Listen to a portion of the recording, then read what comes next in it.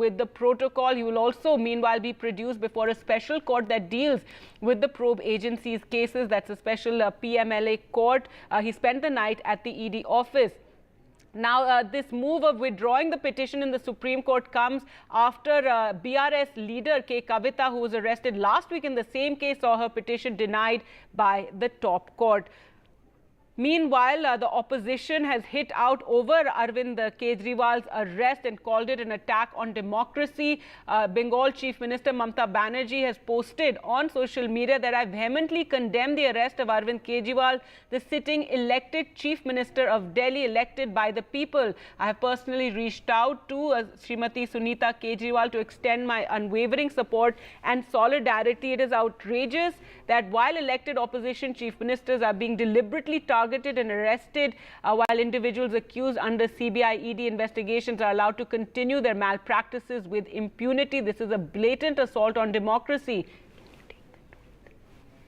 Today, our India Alliance will meet the Election Commission to express our strong objection to the If we can just show Mamata Banerjee's post that she has put on social media, where she has said today our India Alliance will meet the Election Commission to express our strong objection to the deliberate targeting and arrests of opposition leaders, particularly during the period when the model code of conduct is in place. Remember, this is something that Aam Aadmi Party leaders are raising as well, that as the model code of conduct is in place, that action has been taken against Arvind Kejriwal, that he has been arrested in this manner. And now Mamata Banerjee, they're saying that they will approach the Election Commission over Arvind Kejriwal's arrest. Well, let's go across now to our reporters, and we're joined by Vedant and Sunil for more. And Sunil, first, the developments in the Supreme Court. The petition, the plea by Arvind Kejriwal has been withdrawn from there. That's right. The plea of Arvind Kejriwal has been withdrawn from the Supreme Court because the writing was on the wall. As we've been saying right from this morning at 10:30, when the Supreme Court heard his plea before the Chief Justice of India, and the Chief Justice of India requested and asked him to rush immediately to court number 2, where Justice Sanjeev Khanna and his bench were hearing a matter on a similar issue of K. Kavita's, where they refused to intervene, refused to give relief after Mr. Sibal made a fervent plea for her to get bail. And they said very categorically that just because you have the means, it doesn't, and because you're a politician, we can't be entertaining this. You have to get bail from the trial court. We are not going to entertain this plea. They were very firm. This after Mr. Sibal tried every possible legal trick, from saying he's upset to explaining that this history will be written about this not being a golden period, and every possible attempt to influence the court to ask them to hear Kavita's case. Then Mr. Singhvi came rushing to the court number 2, which had already got up, and then waited for it to reassemble again. But before that, it understood that if they did hear this matter, there would be some strong observations. It would create unprecedented situation for Mr. Kejriwal, who's already in ED custody, will be hearing it in the trial court, and so as to ensure that there is no adverse remark, strategically withdrawing. And now, following that procedure, as the bench has indicated in Kavita's case, to go to the trial court and wait and see how the process goes. But as you rightly pointed out, the opposition parties are saying democratic institutions are under attack. They are planning to petition the Election Commission about the model code of conduct. At the best, with Mr. Arvind Kejriwal being arrested, it's going to create not only a constitutional crisis in Delhi if he does not resign, because there has been no precedent of this ever before. More importantly, it creates a situation where when opposition parties say that the model code of conduct, one of their star campaigners for the Aam Aadmi Party will be behind bars and will not be able to participate in the democratic process which is underway and will carry on till June the 1st.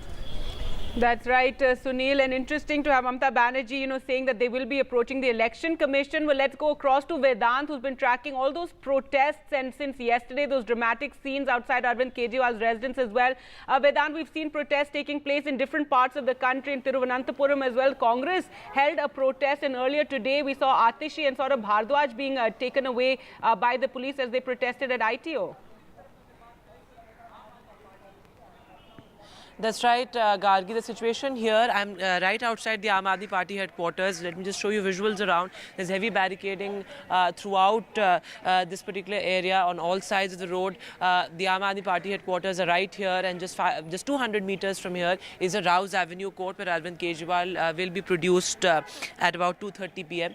So the situation here is under control, but of course unprecedented security measures. This entire area has almost been cordoned off. But of course what we are picking from Aam Aadmi Party sources very quickly. What is going to be the Aam Aadmi Party's strategy going ahead? You see, while on one end it's fighting a legal battle, the sort of legal fight is going on, it's also looking at its political strategy, which is why Bhagwant Mann has arrived in the national capital. Now, Bhagwant Mann becomes a key player now in the Aam Aadmi Party's politics going forward now, because remember, he is going to strategize with Delhi ministers Atishi, Saurabh, Gopal Rai. They will most likely have a meeting at about 5:30 is what we're picking up from sources.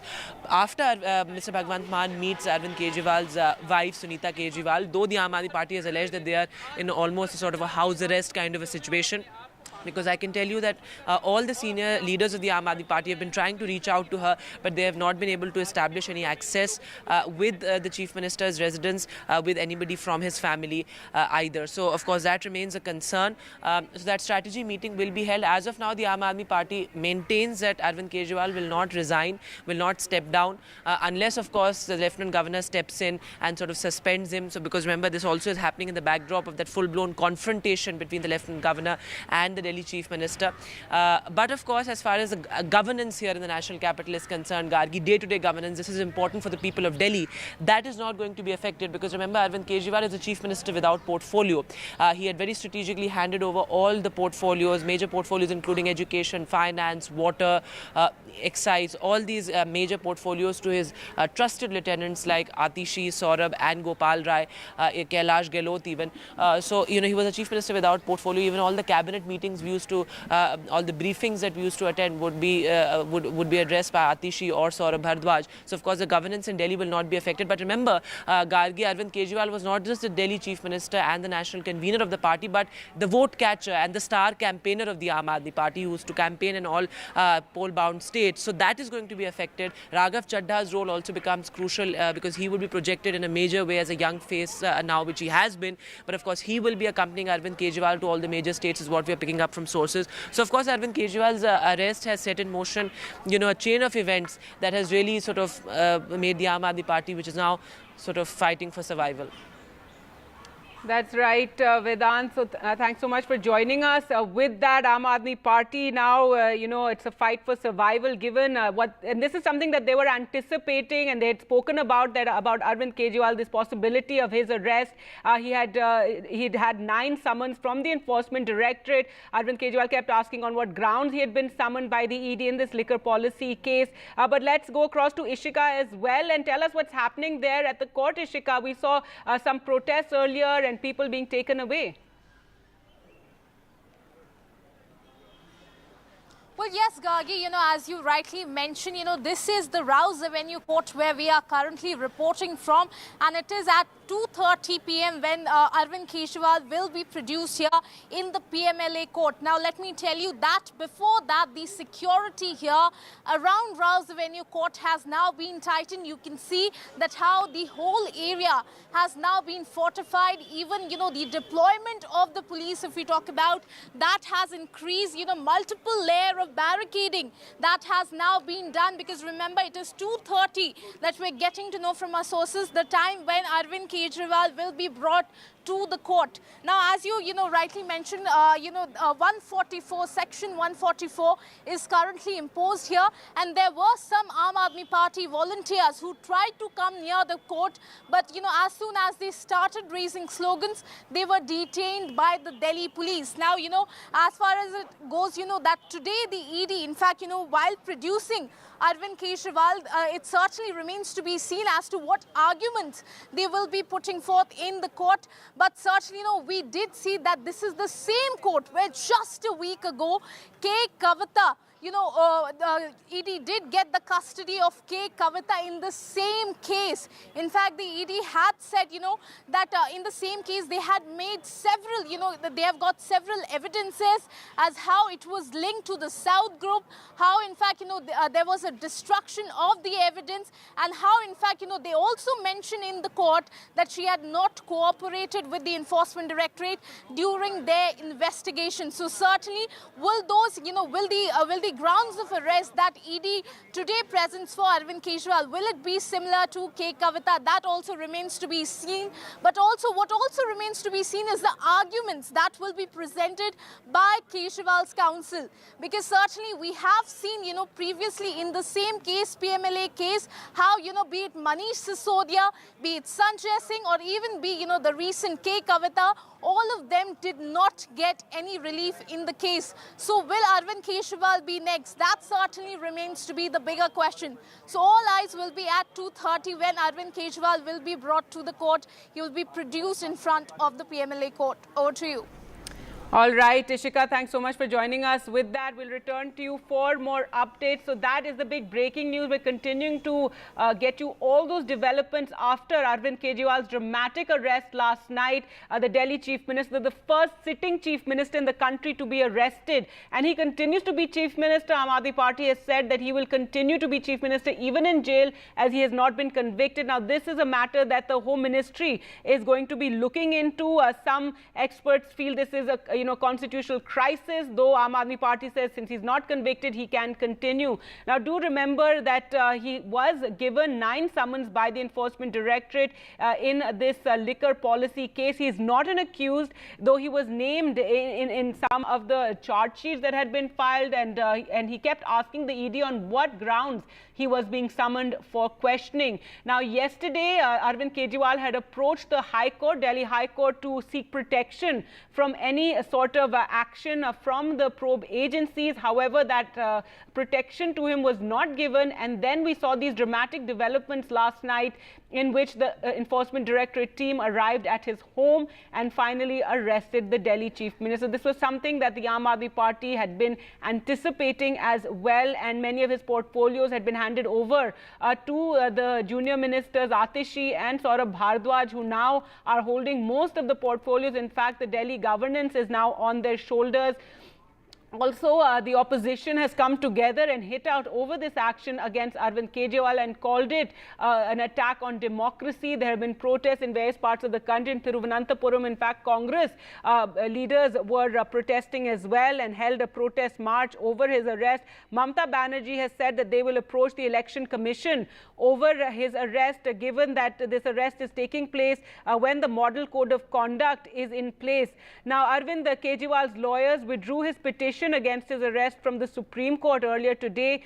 This came hours after BRS leader K. Kavita's plea, a similar plea, had been denied by the Supreme Court. Her petition was denied, and the same bench that had heard Kavita's plea had been assigned to hear Kejriwal's plea as well, and perhaps that's why the lawyers decide to withdraw it from the Supreme Court. K. Kavita had been told to approach the trial court first, that they must follow the procedure, and just because she's a politician, they can't break that procedure, is what the Supreme Court had said. So Abhishek Manu Singhvi then withdrawing that petition from the Supreme Court and approaching the trial court is what we have learned. Also, meanwhile, Kejriwal will be presented before the PMLA court, and the Enforcement Directorate expected to seek his custody. Now, of course, the matter of this PMLA is also very controversial, given that many have questioned how stringent and draconian it is. In 2018, more provisions were added to the PMLA to make it even more stringent, to make it even more difficult to obtain bail under the Prevention of Money Laundering act, the onus is on the individual to prove his innocence and not on the probe agencies to prove the person's guilt. So it's very, very difficult to get bail under the PMLA, and we've seen that already. Arvind Kejriwal is the fourth leader from the Aam Aadmi Party to have been arrested by the Enforcement Directorate. Well, let's take a look at some of the reactions that have been coming in, with the opposition hitting out and calling this an attack on democracy. Meanwhile, the BJP saying that AAP leaders are being arrested for their corruption. One after another Aam Aadmi Party leader, they were arrested for their corrupt practices. And the agencies have done their part. They have given him 9 notices. He never appeared. You must know what governance is, how the last mile delivery has been ensured by the Modi government, and how a clean and transparent government is being run is the clear example of the Modi government. In the last 10 years, there is not even a single case of corruption.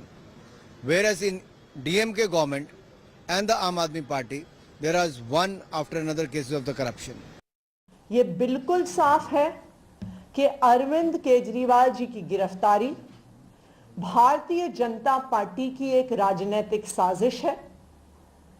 ED का उपयोग करके एक विपक्षी दल के राष्ट्रीय नेता को गिरफ्तार करना, एक ऐसे केस में जिसमें 2 साल की इन्वेस्टिगेशन के बाद भी 1 रुपए की भी recovery of proceeds of crime नहीं हुई है, एक ऐसे केस में गिरफ्तार करना जहां पर आज तक ईडी कोर्ट्स के सामने कोई भी सबूत नहीं रख पाई है, सिर्फ और सिर्फ ये दिखाता है कि ये भारतीय जनता पार्टी का डर है, ये प्रधानमंत्री नरेंद्र मोदी जी का डर है।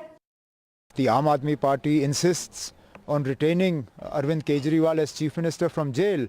The centre will use this as an excuse and quite possibly impose President's rule in New Delhi. I mean, like I said, Arvind Kejriwal is not the first, and I fear he won't be the last. This will happen. I think it's truly a shocking development. Not only have they arrested a sitting chief minister of a state, but he's also the president of a national political party that has entered the electoral fray. So essentially, at a time when the model code of conduct kicked in a week ago, you are taking steps that creates not only not a level playing field for all the parties, but obliges 2 of the opposition parties, the Congress whose accounts have been frozen, and Mr. Kejriwal's party, the Aam Aadmi Party, to enter that unlevel playing field with their hands and feet tied. Now, what's the point of a so-called free and fair election if 2 of the parties are handicapped in entering the race? Meanwhile, Anna Hazare, who was one time a comrade of Arvind Kejriwal in their fight against corruption, has taken a dig at him and said he's upset with him. He said we raised our voice against liquor and now he's making a liquor policy. मुझे बहुत दुख हुआ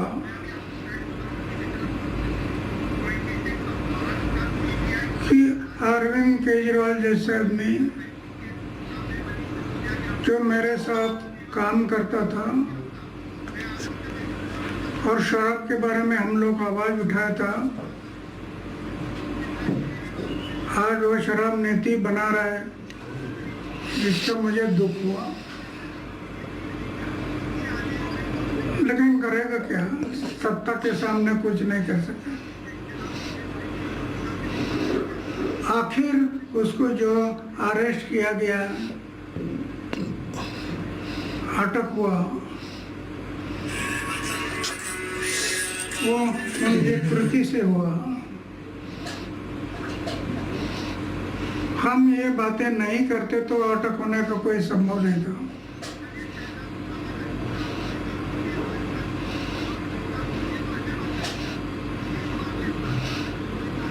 तो जो अटक हुआ है, अभी कानून के तौर पर जो होगा वो होगा।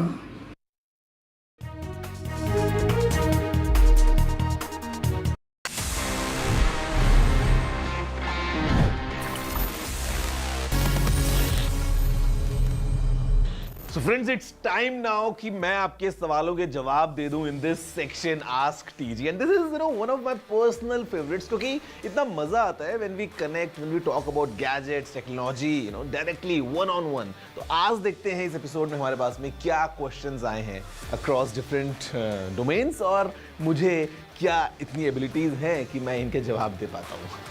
Hi Technical Guruji. So my question is, how can we monetize Instagram posts? Okay, the monetization on Instagram works in two different ways. One is that you enable subscriptions and all that, but I would say the second method is much more effective, would give you much more returns, and this is when you grow at a certain level and then you do partnerships with different brands.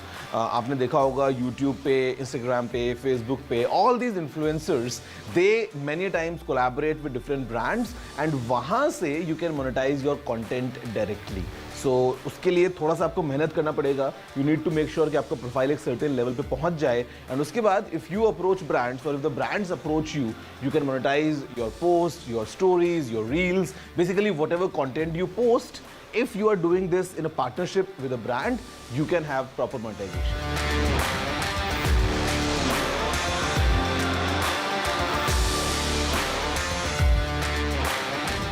Well, अब जाके हो सकता है. In the beginning, when brands just removed the accessories like chargers from the box, तो उस time पे not everyone had these chargers, और sometimes हम देखते थे कि जो केबल्स हैं वो अलग हैं, कहीं पे लाइटनिंग, कहीं पे USB-C, कहीं पे micro USB, on the other side sometimes USB-C, sometimes USB-A वगैरह वगैरह. But now with USB-C coming in place, and now that it's been 2-3 years, जब थोड़ा टाइम हो चुका है, काफ़ी ब्रांड्स चार्जर्स रिमूव कर चुके हैं, तो अब मुझे लगता है कि हाँ, इसका फ़ायदा हो सकता है. For example, if I talk about my self, तो I have this charger from one of my old laptops, और ये आई थिंक 3 या 4 साल पुराना चार्जर है, and even today I use the same charger to charge all my devices. But now going forward, जब सबके पास में चार्जर्स हैं, तो मुझे लगता है कि इसका फर्क पड़ सकता है. Is it okay to install a third-party battery in my MacBook? To be honest, I won't recommend it. The reason is कि आप अगर एक MacBook की बात करते हैं, तो normally the battery should last at least 3 years minimum. उसके बाद अगर आप Mac को और लंबा यूज करना चाह रहे हैं, which the Mac is surely capable of, तो उस टाइम पे if you install a third party battery saving a few bucks here and there, तो उस टाइम पे ठीक है, आपका काम चल जाएगा, but then the experience might not be exactly the same, और शायद आप अपने MacBook की लाइफ स्पैन को थोड़ा सा कम कर दें. तो अगर आप एक एप्पल ऑथराइज्ड सर्विस सेंटर से एक जेन्युइन बैटरी इंस्टॉल करते हैं, which number 1 ensures a good backup, at the same time it ensures good safety as well, because battery is one of those critical components जहाँ पे you do not want to compromise. तो आप अगर एक genuine part लेते हैं, आपको backup भी अच्छा मिलेगा, और आप अगेन आगे आने वाले 2-3 साल तक अपने लैपटॉप को इजीली यूज कर पाएंगे with great battery life.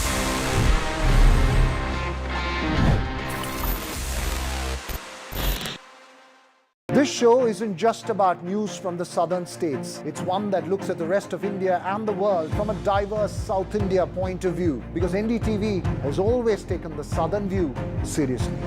The Southern View with Veera Raghav, only on NDTV 24x7.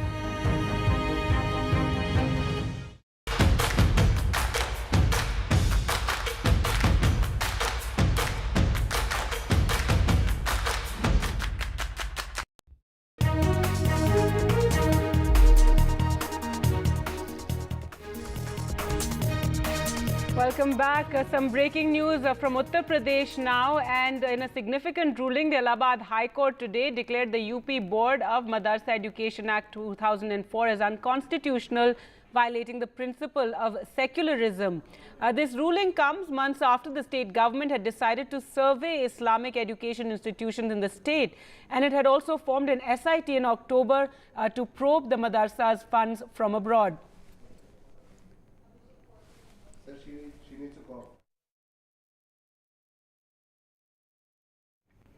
Now, the High Court's ruling has come in a writ petition filed by Anshuman Singh Rathore, challenging the UP Madrasa board as well as objecting to the management of Madrasa by the Minority Welfare Department. So now this verdict by the High Court, in which they have declared the Madrasa Act 2004, they have struck it down and they say it's unconstitutional. Also, that bring the Madrasa students into schools, and they've said the Madrasa Act violates principles of secularism. In fact, the Allahabad High Court had questioned both the centre and the state government as well over this. Let's go across to Ranveer for more. And Ranveer, this is a major ruling by the Allahabad High Court. Give us more details and what the effect of this will now be.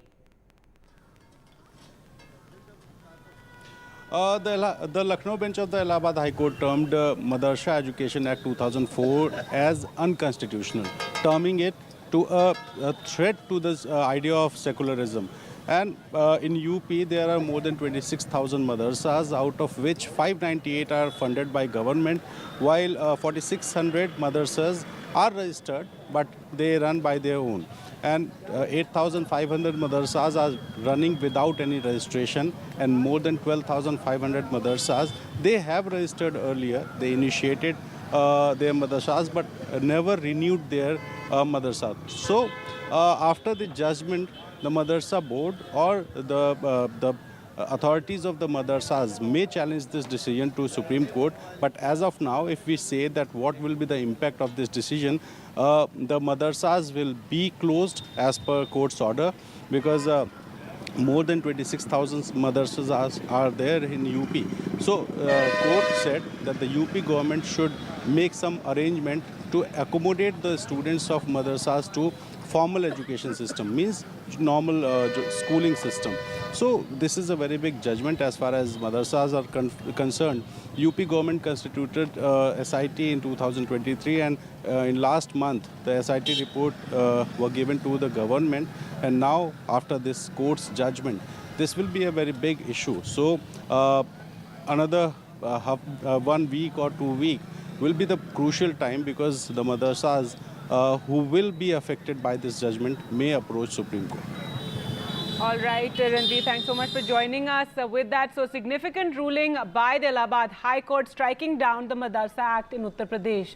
But moving on now to the big breaking news, we continue to track the arrest of Delhi Chief Minister Arvind Kejriwal, the first sitting Chief Minister to be arrested by the Enforcement Directorate in the excise policy case, in the liquor policy case. This is after 9 summons had been issued to him. He was arrested finally yesterday evening by the Enforcement Directorate. Now, as far as his family goes, AAP leaders have been claiming that Arvind Kejriwal's family is in some kind of house arrest. They're not being allowed to leave. But just a short while ago, Punjab Chief Minister Bhagwant Mann has arrived at the Delhi Chief Minister's residence, and he's gone in to meet with the family. There you can see visuals of protests in different parts of the country today, in Bengaluru, in Delhi. The Congress also holding a protest in Thiruvananthapuram.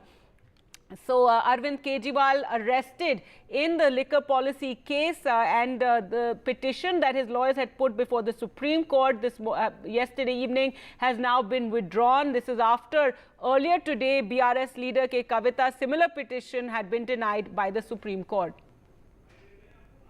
Well, let's go across to Sri Rupa now for more. She joins us from outside Arvind Kejriwal's residence. Tell us what's happening there. The Punjab Chief Minister has gone in. Yeah, Gargi, the Punjab Chief Minister Bhagwant Mann just arrived a few minutes ago. He was allowed in. You can see that there are these ropes that were made just to make sure that his entry was smooth. There was no kind of a issue with the security. We spoke to a few security personnel as well who were at the spot. They told us that when we asked them about why the family members are not being allowed to meet anyone, or what are the security protocols in place, they told us that only after permission from the family are they allowing people to enter, and that is exactly why they allowed Bhagwant Mann to enter. However, today in the morning, Delhi Minister Gopal Rai had come, and he faced a few difficulties having to go into this lane of civil lines where he wanted to meet the family members.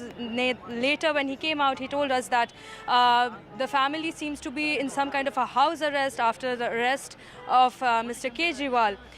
He also claimed that the allegations that the ED has made are baseless, and as you can, like he was saying, and our colleagues were reporting, that there have been massive protests across Delhi, across India regarding this arrest. Apart from that, I would like to show you the security measures that these visuals are of Chief Minister Arvind Kejriwal being taken from the ED office. He will be now taken to the Rouse Avenue Court, the special PMLA court, where the ED is going to ask for his custody for questioning. Yes, Shrirupa, returning to you, give us more details of what's happening at Arvind Kejriwal's residence. Unlike yesterday, Gagi, when there was a huge unrest unfolding here, massive protests, heavy security deployment, today the security deployment is a little lower, and there is no protest, at least near the CM's residence. But still, you can see that this heavy barricading is done. There is heavy security deployment on the other side of the barricade. Many women police personnel were also brought in today in the afternoon, and many of the police officers have been here since last night. The security is tightened because the police says that the Section 144 is still in place, and in order to maintain the law and order situation and to make sure that no miscreant or any other kind of an unrest takes place here. Back to you. All right, thank you so much for joining us there, Shrirupa. Well, let's go across to Aishwarya now, who joins us from the ED office. And Aishwarya, Arvind Kejriwal has now been taken to be, he's been taken to the court where he will be presented and his custody sought. This is after his arrest last night and having spent the night at the ED office.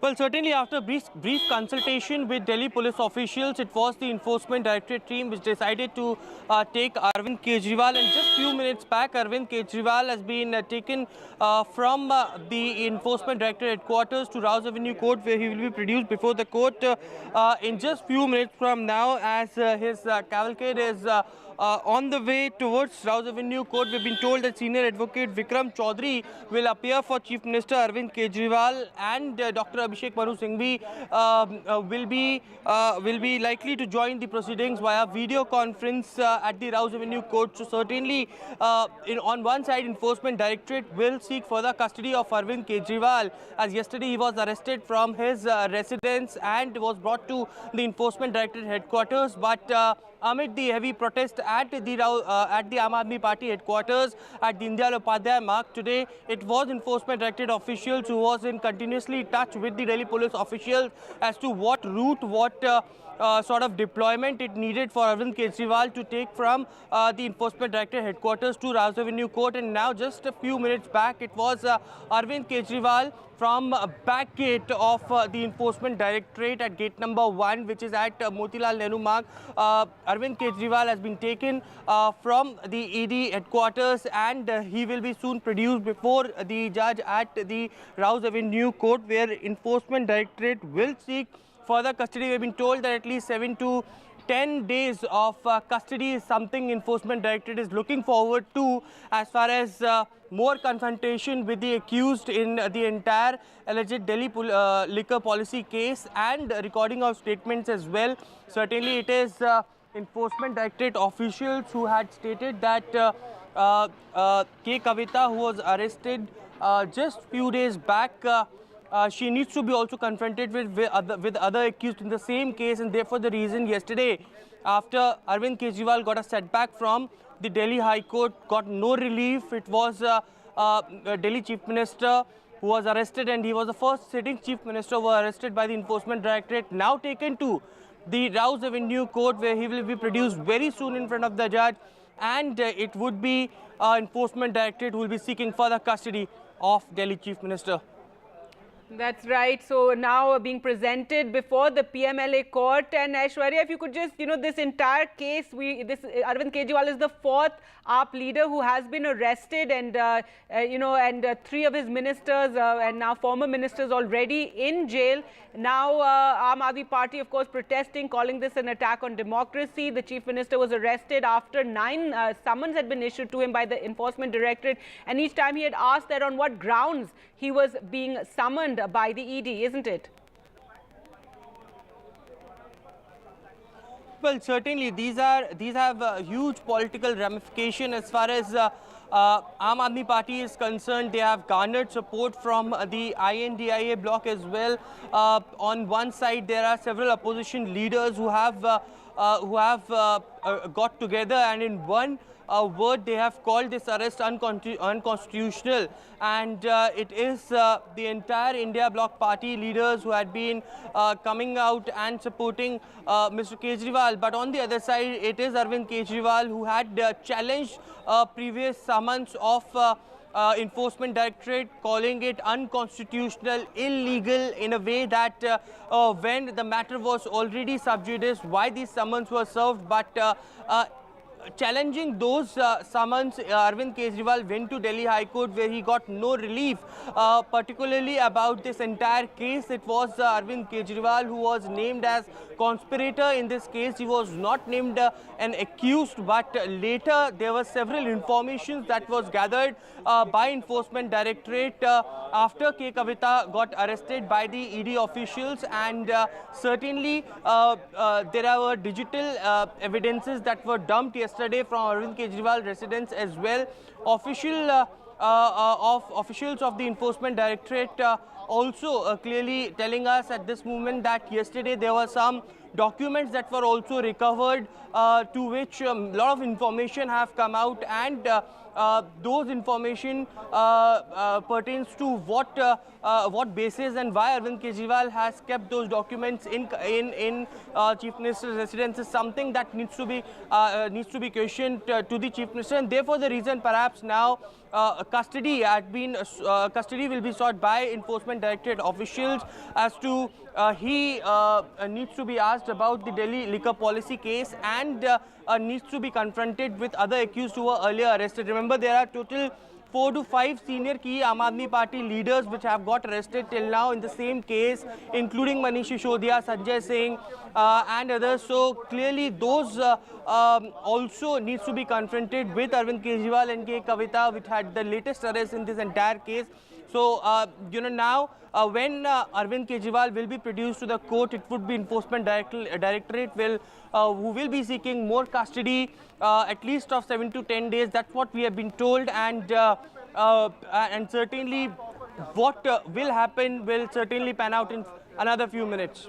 That's right. Let's go across to Ishika as well, who joins us from the Rouse Avenue court. And Ishika, tell us what's happening there. Has Arvind Kejriwal arrived? In a short while, he will be presented before the judge. Well, Gargi, let me tell you that what is happening right now. In fact, as you can see that just in few minutes, Arvind Kejriwal is going to reach, in fact, the Rouse Avenue court ED team will be producing Arvind Kejriwal in the PMLA court. We are expecting that in 1 to 2 minutes, ED team with Arvind Kejriwal will be reaching the Rouse Avenue court. And in fact, it will be very interesting to see as to what will be the arguments that will be presented by the Enforcement Directorate, and also what will be the grounds of arrest of Arvind Kejriwal that today ED will be saying in the court. Because remember, just a week ago, we did see how K. Kavita was sent to the ED custody in the same court, in the same case, because Enforcement Directorate has said that the grounds of her arrest was destruction of the digital property, as well as her not in fact participating in the investigation of Enforcement Directorate. And in fact, we are showing you the visuals that we are getting as of now from the Rouse Avenue court. Just any time now, Arvind Kejriwal will be produced in the court. What we are also getting to know from our sources is that, in fact, the Enforcement Directorate will be seeking a 10-day custody of Arvind Kejriwal. Because what the Enforcement Directorate so far says that, in order to know more about his role in this alleged liquor policy scam, he needs to be confronted with all those who have been arrested till now. So certainly, especially with K. Kavita's remand also coming to an end tomorrow, it is also likely that Enforcement Directorate will be seeking an extension in that case also, because they will be saying, that a confrontation needs to be done between Arvind Kejriwal and K. Kavita as well. So certainly, what will be the arguments from both the sides, not just from the ED, but also from the Kejriwal's counsel, that also will be interesting, because so far, we have seen how Kejriwal, skipping all the 9 summons, he had termed them as illegal and unconstitutional. So certainly, we are showing you the visuals. In any minute now, we are expecting Arvind Kejriwal will be brought to, in fact, to the Rouse Avenue court, to the PMLA court. So certainly, we will be giving you the details, because just after he is produced in the court, the hearing will begin. Over to you. All right, Ishika, thanks so much for joining us with that. So that is the big story. We continue to track Arvind Kejriwal to be presented before the PMLA court at Rouse Avenue court there. This after his arrest last night by the Enforcement Directorate, and after he had skipped 9 summons by the Enforcement Directorate in the liquor policy case. So Arvind Kejriwal there arrested last night. He spent the night in jail. His lawyers approached the Supreme Court earlier today. They were directed to a 3-judge bench. However, given that same 3-judge bench had refused to give any relief to BRS leader K. Kavita, who was also arrested a few days ago in the same liquor policy case, well, there you can see visuals of Arvind Kejriwal as he is being taken there by the Enforcement Directorate team after his arrest last night. Arvind Kejriwal there arriving in court, and this after his arrest by the ED in the liquor policy case. Today there have been protests in various parts of Delhi, in the country as well. There were protests in Bengaluru. There were protests as well by the Congress held a protest march in Thiruvananthapuram, and there you can see State Minister Atishi being taken away by the police earlier today as they attempted to sit in protest at ITO. And remember, the Aam Aadmi Party has said that Arvind Kejriwal will continue to be the chief minister. Is that even possible? Now, these are unprecedented developments, really, to have a sitting chief minister arrested in this manner. Earlier, Jharkhand Chief Minister Hemant Soren was arrested, but he did resign before his arrest. So in recent times, 2 chief ministers there facing Enforcement Directorate action. Remember, opposition parties have alleged that these agencies are being used against the opposition to stifle them. They have called this a sort of undeclared emergency, an attack on democracy. These are the sort of terms being used by opposition leaders. And Bengal Chief Minister Mamata Banerjee has even said that they will approach the Election Commission over Arvind Kejriwal's arrest during a time when the model code of conduct is in place. There you can see visuals of Arvind Kejriwal in court as he has arrived before and he will be presented before the PMLA court in the liquor policy case. In the excise policy case, the Enforcement Directorate is going to be seeking his custody for 7 to 8 days is what we've been told. And meanwhile, his lawyers will be approaching the trial court to a petition against his arrest. With that, we'll slip into a short break. More news on the other side. All the latest. Do stay with us.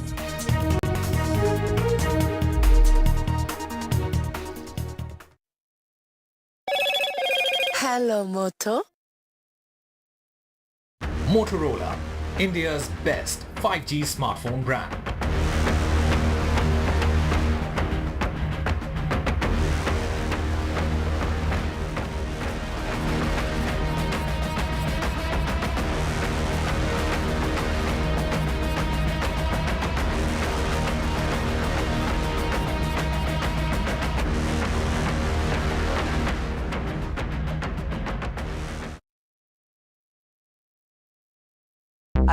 There's too much talking but very little being said. Too many voices but hardly any being heard. You turn to a show that puts you front and center. A show that headlines the stories of the people, by the people, for the people.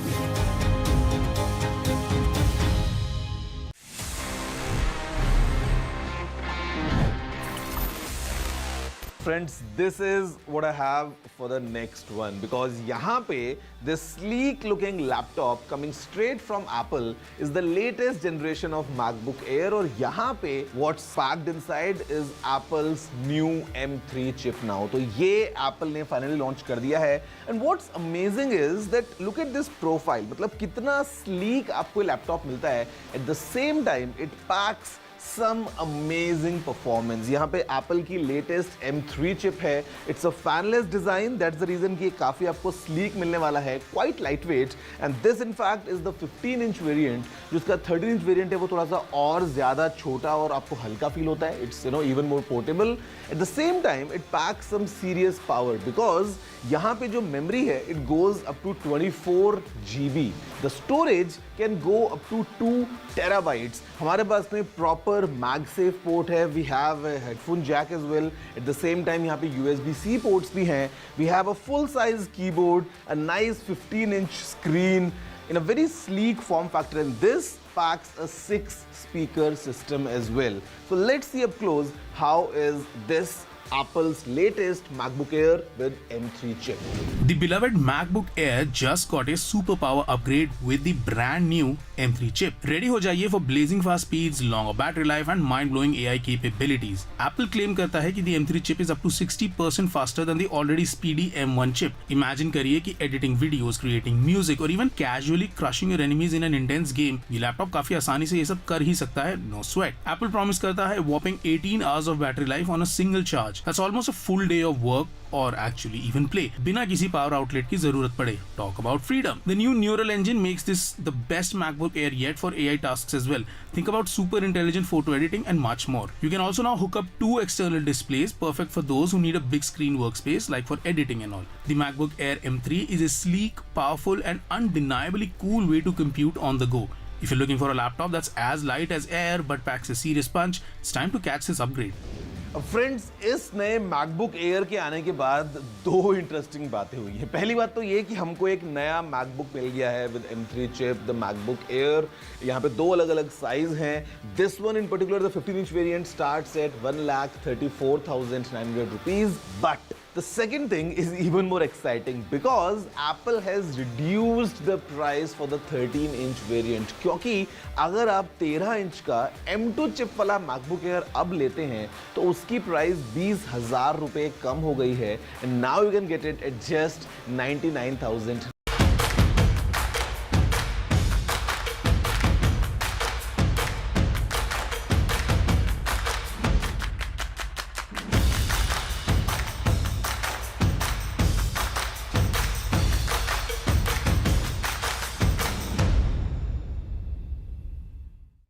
Stay informed and entertained. Producer Kejriwal before the PMLA court. CM Kejriwal, remember, was arrested in the liquor policy case.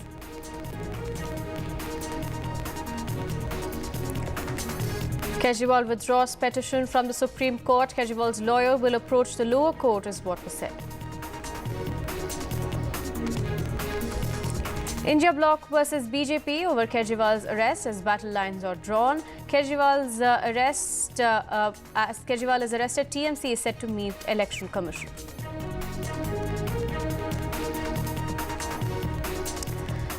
Massive protests erupt over Kejriwal's arrest. Protests from Bangalore to Delhi. Cops versus Aam Aadmi Party showdown in the national capital.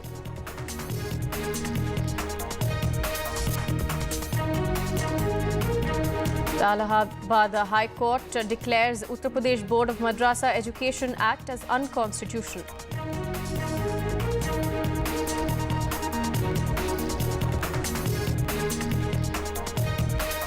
After top court wraps Tamil Nadu governor, he buckles as Ponmudi is now going to be sworn in as a minister.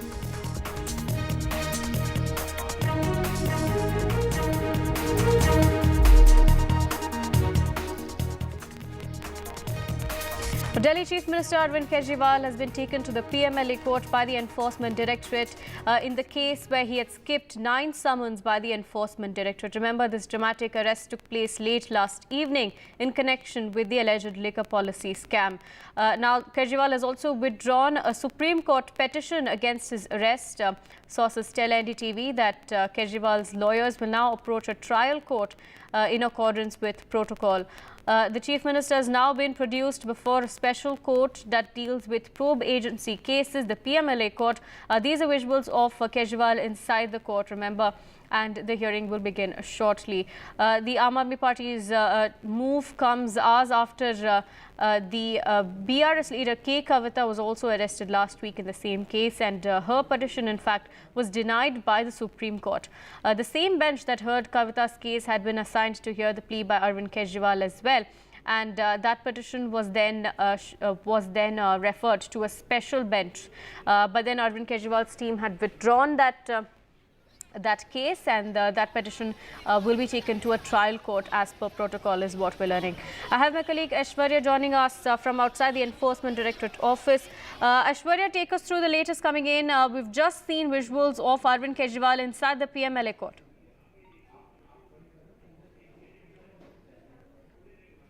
Well, Arvind Kejriwal has been taken from Enforcement Directorate headquarters and he has been produced before the PMLA court at Rouse Avenue.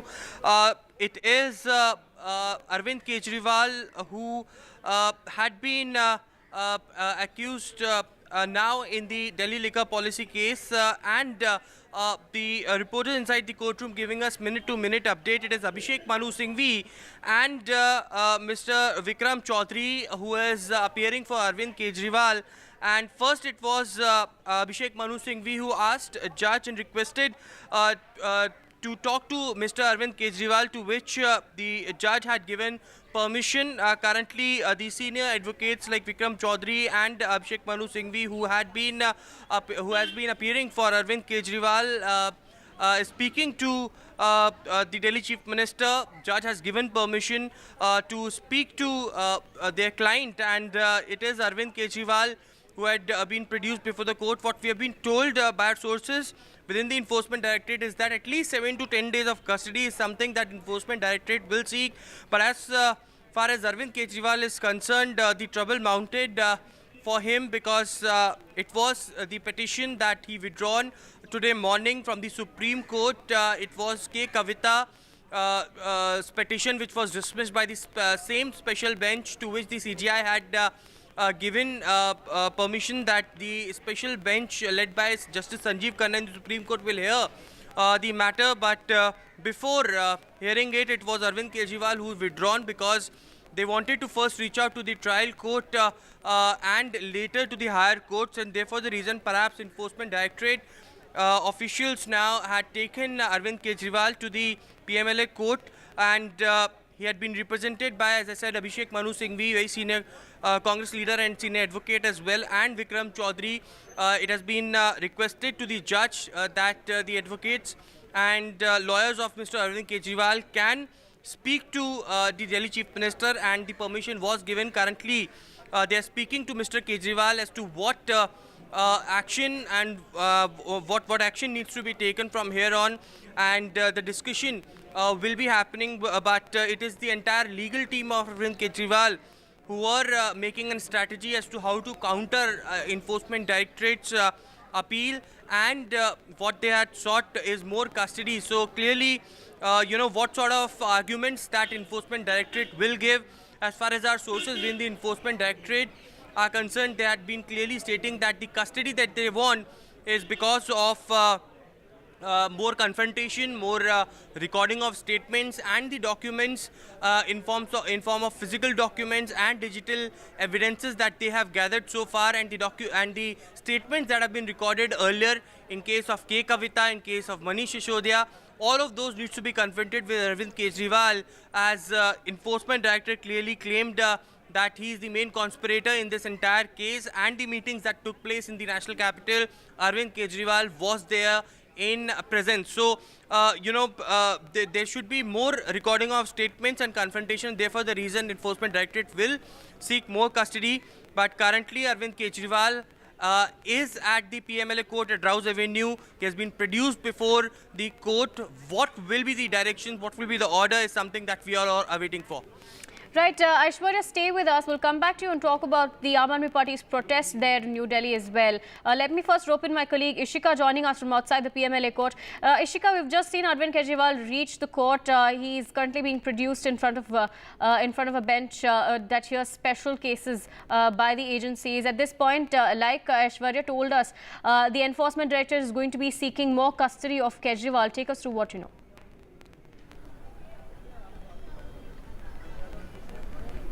Well, yes, certainly, as you rightly mentioned just a few minutes ago, we did see how, in fact, the Enforcement Directorate team had, in fact, produced Arvind Kejriwal in front of the PMLA court. Let me tell you that, the bench has assembled, but certainly at this point of time, in fact, the counsel, the lawyers of Arvind Kejriwal had sought, time to talk to Arvind Kejriwal, who's their client. So currently, that is happening. Arvind Kejriwal's lawyer, like Abhishek Manu Singhvi and, in fact, Vikram Chaudhary, are talking to him certainly regarding the arguments that they will be putting forth today. Now remember, in fact, that just 1 week ago we did see how, in fact, K. Kavita also, after arrest, she was produced in the court, and in fact even in the same case, she was sent to the Enforcement Directorate custody. So certainly, what remains to be seen, that will this time Arvind Kejriwal's counsel argument be stronger than that, because we have seen in previous cases of PMLA how, in fact, it has quite been, quite easy for the agency to get the custody, be it of, Sanjay Singh, be it of Manish Sisodia, or be it of recently of K. Kavita.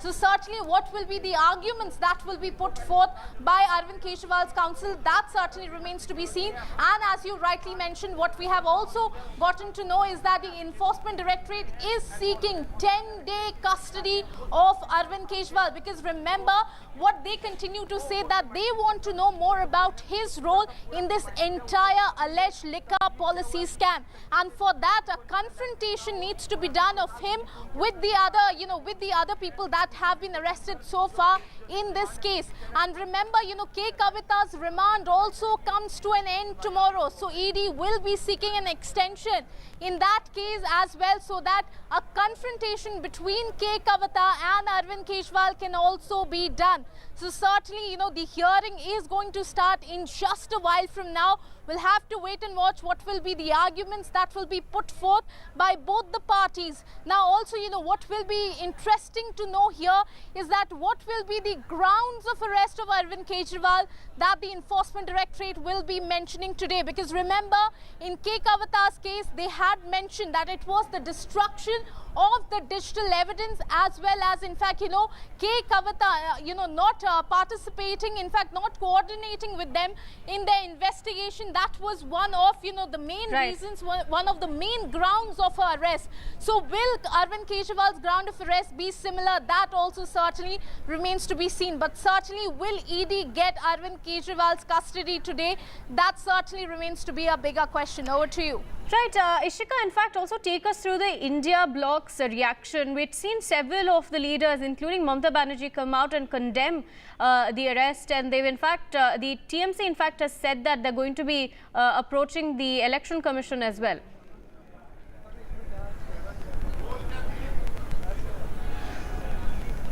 Well, yes, as you rightly pointed out, we did see when Arvind Kejriwal was yesterday, in fact, later evening yesterday by the Enforcement Directorate, we did see how, support from the India bloc parties was pouring in for him. We also did see how Priyanka Gandhi, Vadra, Rahul Gandhi, they both tweeted in his support.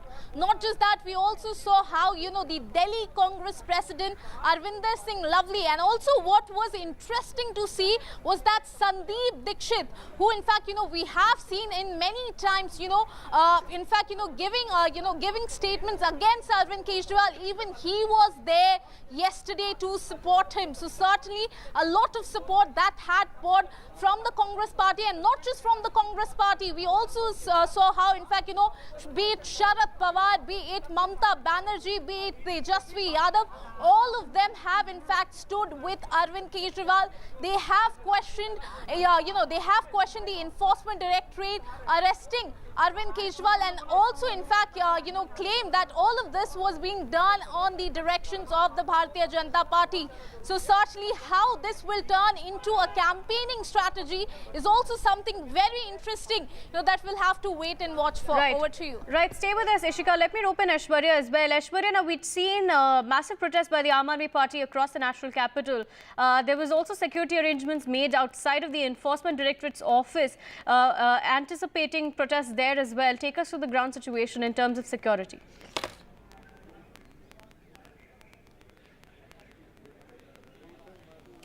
Well, it was a call by Aam Aadmi Party to its cadres to have mass mobilization at the Aam Aadmi Party headquarters. Of course, there were a call of Aam Aadmi Party to gherao the Bharatiya Janata Party headquarters as well, and that's where we saw how councillors to mayors to cabinet ministers of Delhi and Aam Aadmi Party senior leaders arrived at the ITO, where the road was completely blocked, but they protested, and lastly they were taken into the custody. Huge protests taking place just not in the national capital but in other parts of the country as well, where Aam Aadmi Party cadres have a strong base. In fact, in Punjab also there was protest that was seen in Mohali specifically, and also in Bangalore and in Bombay at some parts as well. The opposition party is clearly calling it unconstitutional, and Aam Aadmi Party calling it as illegal arrest. Atishi, senior Aam Aadmi Party leader, has stated that when there is no money trail, no evidence that has been found till now in the entire case, why Arvind Kejriwal has been arrested, and this is just a political witch hunt, a political vendetta on the part of central government. So that's the allegation that has been levelled by the Aam Aadmi Party leaders as well. But for the benefits of our viewers, let's take back to what's happening inside the courtroom where Arvind Kejriwal is at the PMLA court. Latest updates coming in, minute to minute proceedings. Are reporters inside the courtroom clearly sending us. As far as the Enforcement Directorate is concerned, it is Zohaib Hussain and Additional Solicitor General S.V. Raju who will be appearing for the Enforcement Directorate side, and it will be Abhishek Manu Singhvi who will be appearing for Mr. Kejriwal. Because Mr. Raju has not yet come to the court, it was requested by Mr. Hussain on the part of Enforcement Directorate that please wait for 5 minutes, that there had been barricading and it is very difficult for Mr. Raju to step into the court, and therefore the reason what we are seeing is delay happening in the proceedings. Still, the hearing has to begin very shortly, but it is Abhishek Manu Singhvi and Mr. Hussain who will be appearing for Mr. Kejriwal and Enforcement Directorate respectively, will be arguing this. Of course, Enforcement Directorate will be certainly seeking more custody of Arvind Kejriwal, who is the first sitting Chief Minister being arrested by the Enforcement Directorate. But on what grounds is something that remains to be seen, and whether there is more custody that Enforcement Directorate gets from here on is something that remains to be seen. Right, absolutely. Thank you, Aishwarya and Ishika, for joining us and bringing us those details. Continue tracking those updates for us, and we'll come back to you when there are more developments. For now, we take a short break.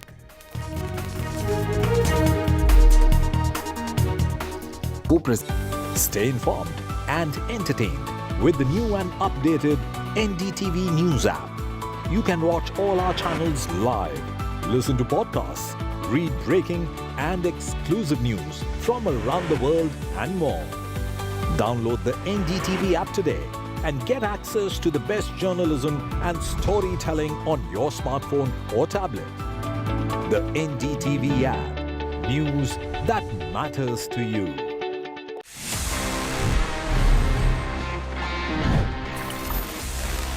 Friends, moving ahead for the top story, I've got not one, but in fact two different new smartphones. These are from the Samsung Galaxy A series. What I have with me is the all-new Samsung Galaxy A35. साथ में Galaxy A55 भी है. Both are, of course, 5G smartphones, interesting design, interesting configuration और काफी fresh लग रहे हैं दोनों phones, coming straight from Samsung. और यहाँ पे Samsung is promising a few things. सबसे पहले एक काफी इंटरेस्टिंग और प्रीमियम डिजाइन।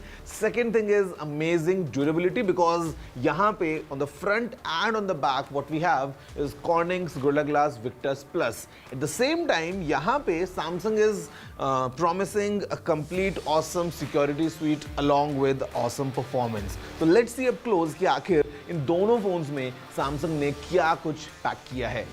रेडी हो जाइए for cutting edge features and A seamless Android experience. Samsung ने इंडिया में ऑफिशियली डेब्यू किया है the Galaxy A55 5G and Galaxy A35 5G, bringing powerful performance and impressive technology to the popular A series lineup. Both devices boast stunning 6.6-inch Super AMOLED displays जो जाने जाते हैं for their vibrant colors and immersive visuals. With an ultra smooth 120 Hz refresh rate, you'll enjoy buttery transitions and log-free scrolling whether you're gaming या फिर catching up on shows. Plus, Corning Gorilla Glass Victus Plus offer करता है superior protection against those accidental drops and scratches. Capture your world with incredible detail. दोनों smartphones pack करते हैं a triple rear camera setup with the A55 5G sporting a 50 megapixel primary sensor featuring optical image stabilization for blur-free shots, and the A35 5G भी disappoint नहीं करता है, offering its own OIS-equipped 50 megapixel primary camera with lenses that support versatility, stunning selfies and expandable storage. ये phones आपके photography game को definitely elevate करेंगे. You can now even leave your low battery anxiety behind because दोनों phones आते हैं massive 5000 mAh batteries के साथ and support 25 watts का fast charging.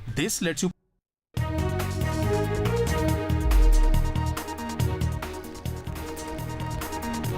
Welcome back. Now, mentor Anna Hazare has in fact slammed protege Kejriwal, and he says he's upset that Kejriwal in fact was promoting liquor policy while they fought together against liquor. Now, Anna Hazare also said that the arrest in fact is Kejriwal's own fault. Listen in to what he had to say. मुझे बहुत दुख हुआ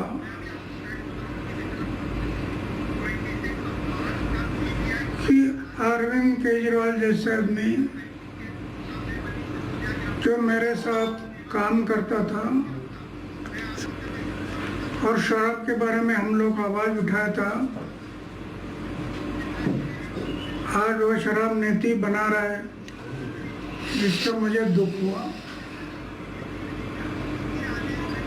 लेकिन करेगा क्या, सत्ता के सामने कुछ नहीं कर सकता। आखिर उसको जो अरेस्ट किया गया, अटक हुआ, वो उनकी कृति से हुआ। हम ये बातें नहीं करते तो अटक होने का कोई संभव नहीं था।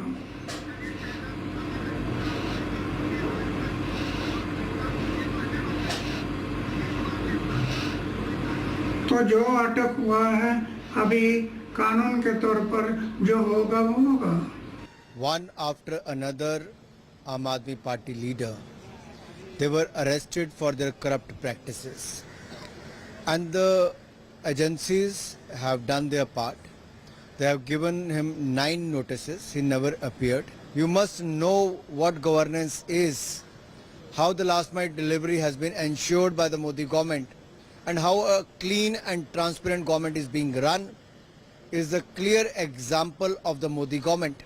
In the last 10 years, there is not even a single case of corruption. Whereas in DMK government and the Aam Aadmi Party, there is one after another cases of the corruption.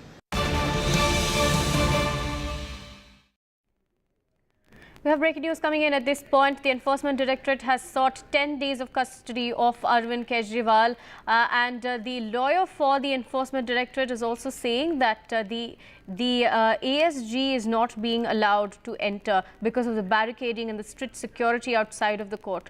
That is the latest update that we're bringing for you from the court. Judge Kaveri Baweja is the one hearing the case as well, and the ED has at this point sought 10 days of custody of Arvind Kejriwal. Now, whether the court will grant 10 days of custody is yet to be seen, but remember in cases earlier as well. When it comes to other Aam Aadmi Party leaders who were similarly arrested and taken to court, the custody was granted in those cases. But in this particular case, based on Arvind Kejriwal's defense and the arguments put forth by the lawyers, it is yet to be seen if Arvind Kejriwal's custody through the Enforcement Directorate will be granted by the court or not. But remember, Arvind Kejriwal was arrested late last evening in the liquor policy case, where he was then taken to the Enforcement Directorate office, and he's at this point been produced in the PMLA court, where the Enforcement Directorate has sought 10 days of custody. I have my colleague Aishwarya joining us from outside the Enforcement Directorate office. Aishwarya, we're learning that the Enforcement Directorate has,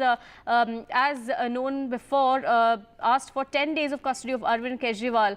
Now, on what grounds we're yet to know, but this is the latest coming in from the court. What more can you tell us?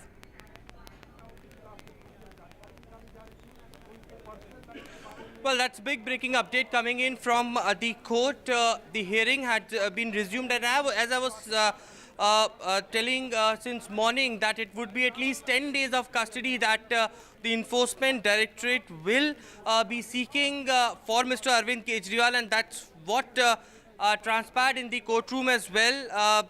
It is ASG SV Raju who had entered the courtroom, and the hearing has now been resumed. We have been told that the first submission that is being made by the Enforcement Directorate lawyer is that the accused was arrested at 9:05 p.m. yesterday in the night, and he's produced within 24 hours. They have given an application for remand for 10 days of custody is what is being told to the judge, and it is also transpiring in the courtroom that the medical report that has been taken at the Enforcement Directorate headquarters while the team of doctors was called in from the RML hospital, that medical report of Arvind Kejriwal is also being submitted to in front of the judge. Now, the Solicitor General, Additional Solicitor General SP Raju is appearing for the Enforcement Directorate, also had told to the court that they have complied with Section 19 of the PMLA. His relatives have been informed about the arrest, and copy of the remand application have also been given on the grounds of arrest furnished to Mr. Kejriwal in writing as well. So all those compliances had been done under Section 19 of the PMLA. That's been also being informed to the judge as far as the earlier submissions of Additional Solicitor General SV Raju is appearing for the Enforcement Directorate. All the informations are being given. The remand application was also given to the relatives of Mr. Kejriwal last night, and the grounds of arrest were also furnished to Mr. Kejriwal in writing. You know, this is a basic process that takes place whenever any accused is being arrested. The grounds of arrest needs to be undersigned by the accused, and that's what had been complied with the rules as far as Enforcement Directorate is concerned, and that's what they are informing the judge. 10 days of custody is being sought by Enforcement Directorate, and that's what we were telling our viewers on NDTV since morning, that at least 7 to 10 days of custody is something that the Enforcement Directorate will demand for, and that was the same case with K. Kavita as well. It was 7 days of custody that was granted to Enforcement Directorate after she was arrested from Telangana. More submissions being done by SV Raju. It has been informed to the judge that as far as subsection 2 is concerned, which requires sending of the educating authority the sealed envelope copy of the order of arrest, they have complied that too. So all the processes that needs to take care as far as rules of PMLA under different sections, that had been complied for, and that's been informed to the judge after filing an application in front of judge that 10 days of custody is something that the Enforcement Directorate is seeking for. And now certainly it would be very interesting to see that on what grounds the Enforcement Directorate asks for custody is something that will be presented, but it is Abhishek Manu Singhvi who is appearing for Arvind Kejriwal, and what sort of grounds and what sort of appeals that he will make is something that is very interesting to see. Right. Right, stay on with us and track these details for us, Aishwarya. That is the ASG SV Raju saying that they've complied with all of the rules of the PMLA court when they've arrested Arvind Kejriwal. We'll bring you more on the story. For now, short break.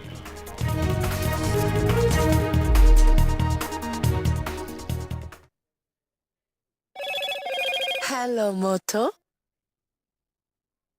Motorola, India's best 5G smartphone brand.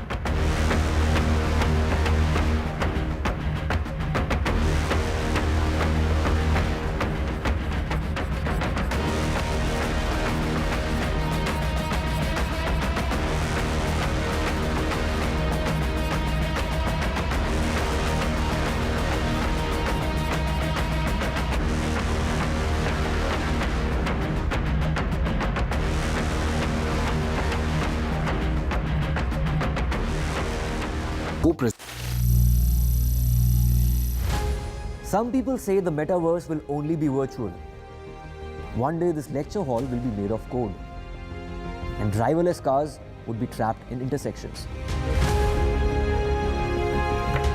But even in this maze of the future, you can't wish away health. It's time to become more resilient.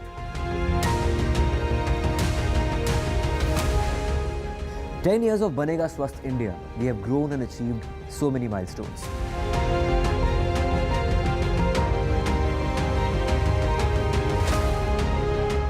And now I have a plan to beat the urgency, to stop breathing with difficulty, to relieve getting choked with inactivity.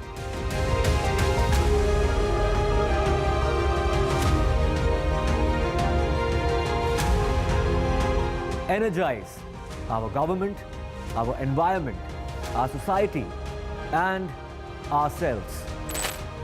Everyone, everywhere, every day.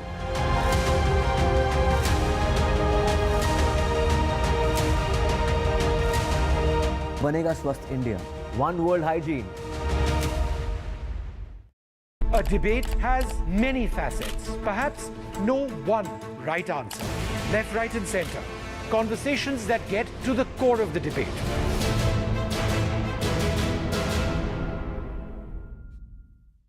Chief Justice D.Y. Chandrachud, NDTV, big exclusive. We provide justice to common citizens, and there is no case which is too small even for the highest court of the nation. CGI का काम करने का अलग अंदाज. Sometimes I get emails even in the middle of the night, and I'm always available to answer those emails. 25 crore final judgments and orders. This data is available online. As on 29 February 2024, 3.09 crore cases have been heard on video conferencing mode. Chief Justice Chandrachud से जुड़ी अनसुनी बातें. 3:30 बजे सुबह मेरा दिन शुरू हो जाता है. My best friend.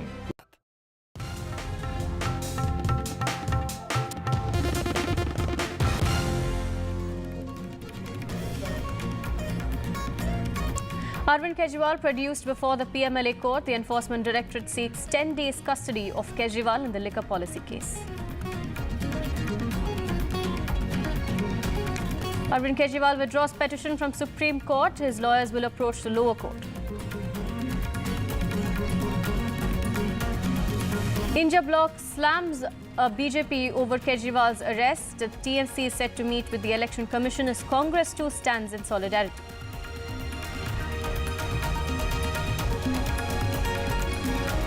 Massive protests against Kejriwal's arrest. Protests from Bengaluru to Delhi. Cops versus Aam Aadmi Party showdown in the national capital. Allahabad High Court declares Uttar Pradesh Board of Madrasa Education Act as unconstitutional.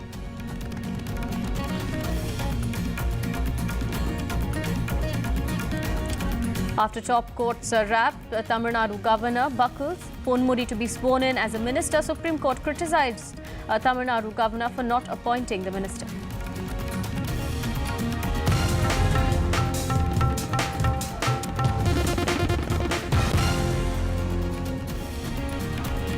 Delhi Chief Minister Arvind Kejriwal has been produced in front of the PMLA court where the Enforcement Directorate has sought 10 days custody of the Chief Minister in the liquor policy case. Remember, he was arrested late last evening and he's now been produced in front of the PMLA court, which hears special cases by the agencies. The Enforcement Directorate has now sought 10 days custody. The hearing is still underway in the court. What we're hearing at this point is that the ASG has in fact provided a copy of the Sendil Balaji case judgment to of the Supreme Court in this case to the judges hearing this case.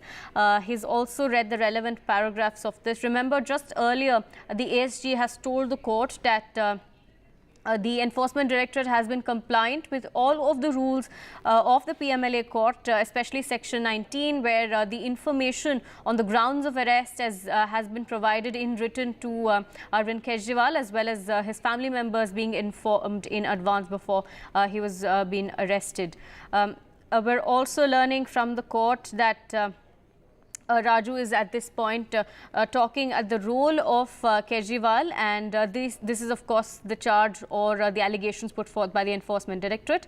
Arvind Kejriwal is the kingpin of the Delhi excise scam is what the ASG is saying. He's also saying he's directly involved in the implementation of the policy and giving favours to the South group. According to what the charges the Enforcement Directorate is putting forward. I have my colleague Aishwarya joining us with more details. Aishwarya, now more details coming in from the court. And I'm also being joined by Ishika as well, who's right outside the Raz Avenue court. Let me first start with Aishwarya. Aishwarya, details coming in from the court. ASG Raju now talking about Kejriwal's role or the allegations put forth by the Enforcement Directorate. Take us through what he's saying.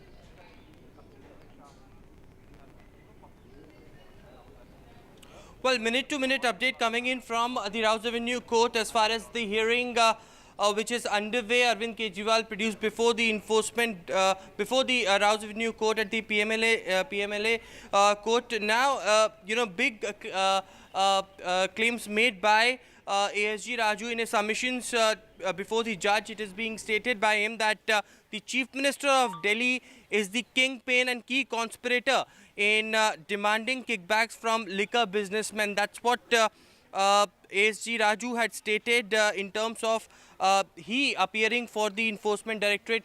Now, this was also, remember, stated in that particular press release as well, where it was mentioned that he is the main conspirator and he knows about the entire liquor policy case. He was present in those meetings that were held in the national capital. Although just before that, it was ASG Raju who was stating to the court and informing the judge that they had complied with all the rules under different sections, and therefore nobody can call this arrest as illegal. The remand copy was given. The charges framed on the grounds of the arrest was undersigned by Mr. Arvind Kejriwal, and also it is now the judgment copy of the Supreme Court, which has been handed over. The relevant sections were read by by ASG in this case as well. The very important submission that is taking place currently. ASG Raju, who is appearing for the Enforcement Directorate, also tells the judge that look at the role of Arvind Kejriwal. He is the kingpin of Delhi excise scam. He is directly involved in implementation of the policy and giving favor to the South group. ASG Raju also had stated that he is being informed in the use of proceeds of crimes, and he knew about each and every detail, and therefore the reason perhaps what Enforcement Directorate is calling him as the kingpin and main conspirator. And on those grounds, the Enforcement Directorate yesterday arrested Mr. Kejriwal. Further, they have sought 10 days custody into this case as well. Now, very interestingly, it is Additional Solicitor General S.V. Raju, who is appearing for the Enforcement Directorate, also read out the para 2 of the application that mentions the FIR and also the offence that has been done. Even otherwise, it has been stated that other complaints and supplementary complaints are concerned, and court needs to take cognizance of all of those. It has been also now stated by S.V. Raju that Vijay Nair, who was staying in the house adjacent to the house of Mr. Kejriwal, he is attending regularly from that house, and he was the media in charge of Aam Aadmi Party at that point of time. Vijay Nair, remember, had been arrested earlier in this case as well. And the meetings that took place where Arvind Kejriwal was in presence, he knew about each and everything about the implementation of the Delhi liquor policy, and therefore the reason perhaps the framework and the implementation is something that that leads to tell the judge that it is Aam Aadmi Party Supremo Arvind Kejriwal, the kingpin and the main conspirator in the entire case. So certainly, the basic grounds on why Arvind Kejriwal was arrested yesterday is being informed to the court.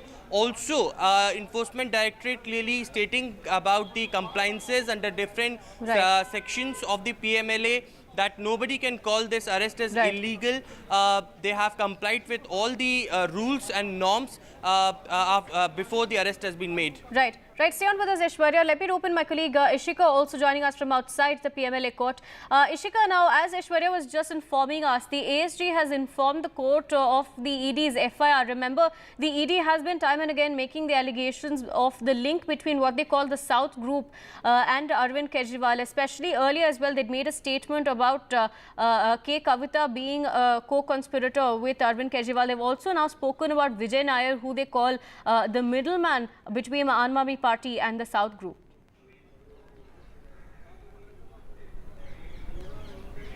Well, yes, certainly, as you rightly mentioned, big statements that are now being made by the Enforcement Directorate inside the court. In fact, the big statement that is being made right now is that the ED has informed the court regarding the role of the Arvind Kejriwal. They have said that the Chief Minister of Delhi is the kingpin and the key conspirator in demanding the kickbacks from the liquor businessmen. Not just that, let me tell you that, in fact, the ED's counsel has also informed the court that Arvind Kejriwal was directly involved in the formation of the excise policy.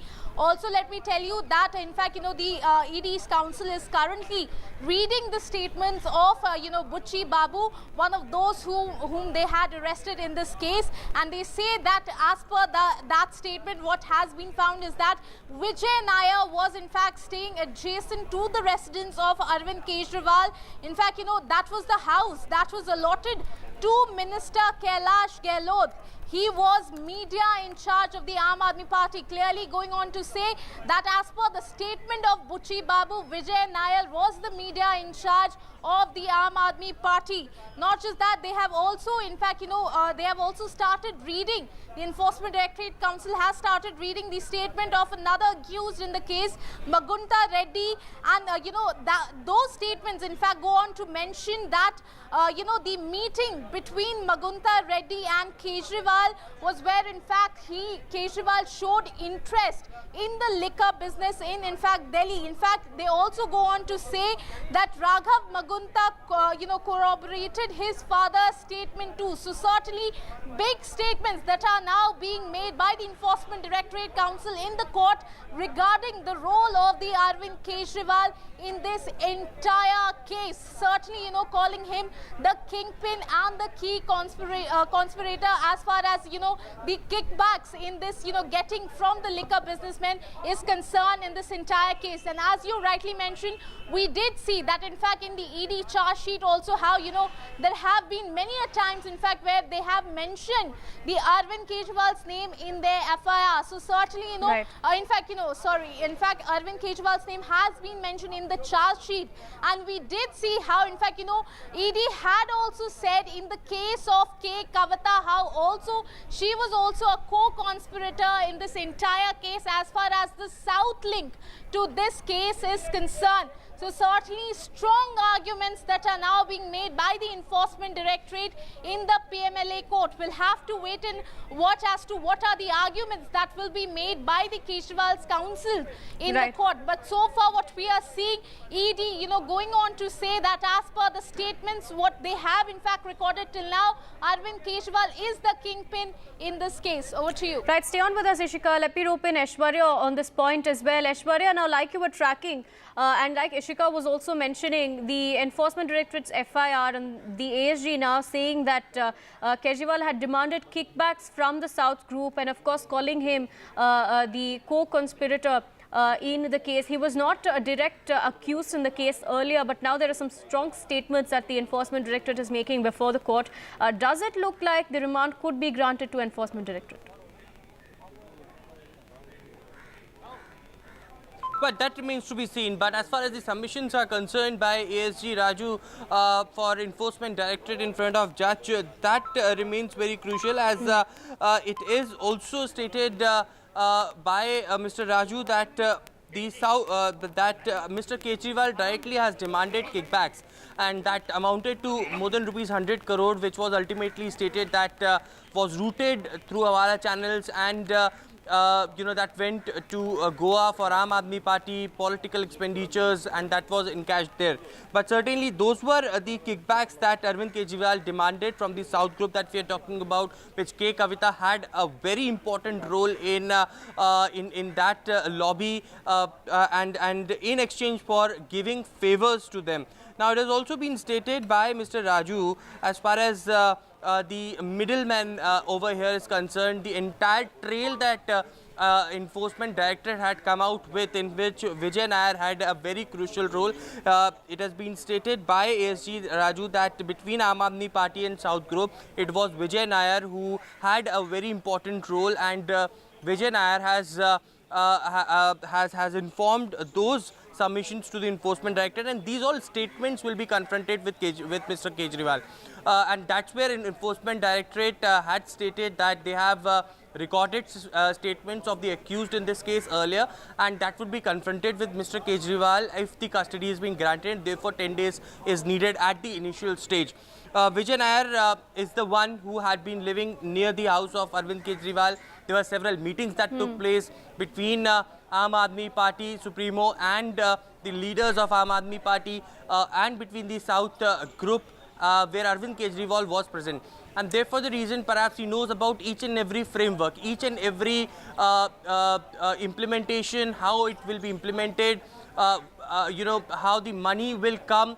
And therefore Enforcement Directorate is calling Mr. Kejriwal as kingpin in this case and main conspirator. That's a big charge that has been leveled, in fact, in front of the judge. Also, Surat Reddy, one of the very important person in this entire case which has emerged.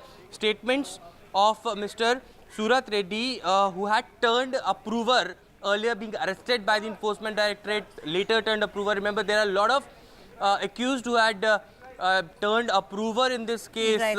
And I remember in the last hearing at the Rouse Avenue, when Manish Sisodiya and Sanjay Singh was brought, it was the Enforcement Directorate lawyers who stated to the judge that now many accused are turning approvers, and at last whether these approvers or these accused will remain in this case or not is something that remains to be seen.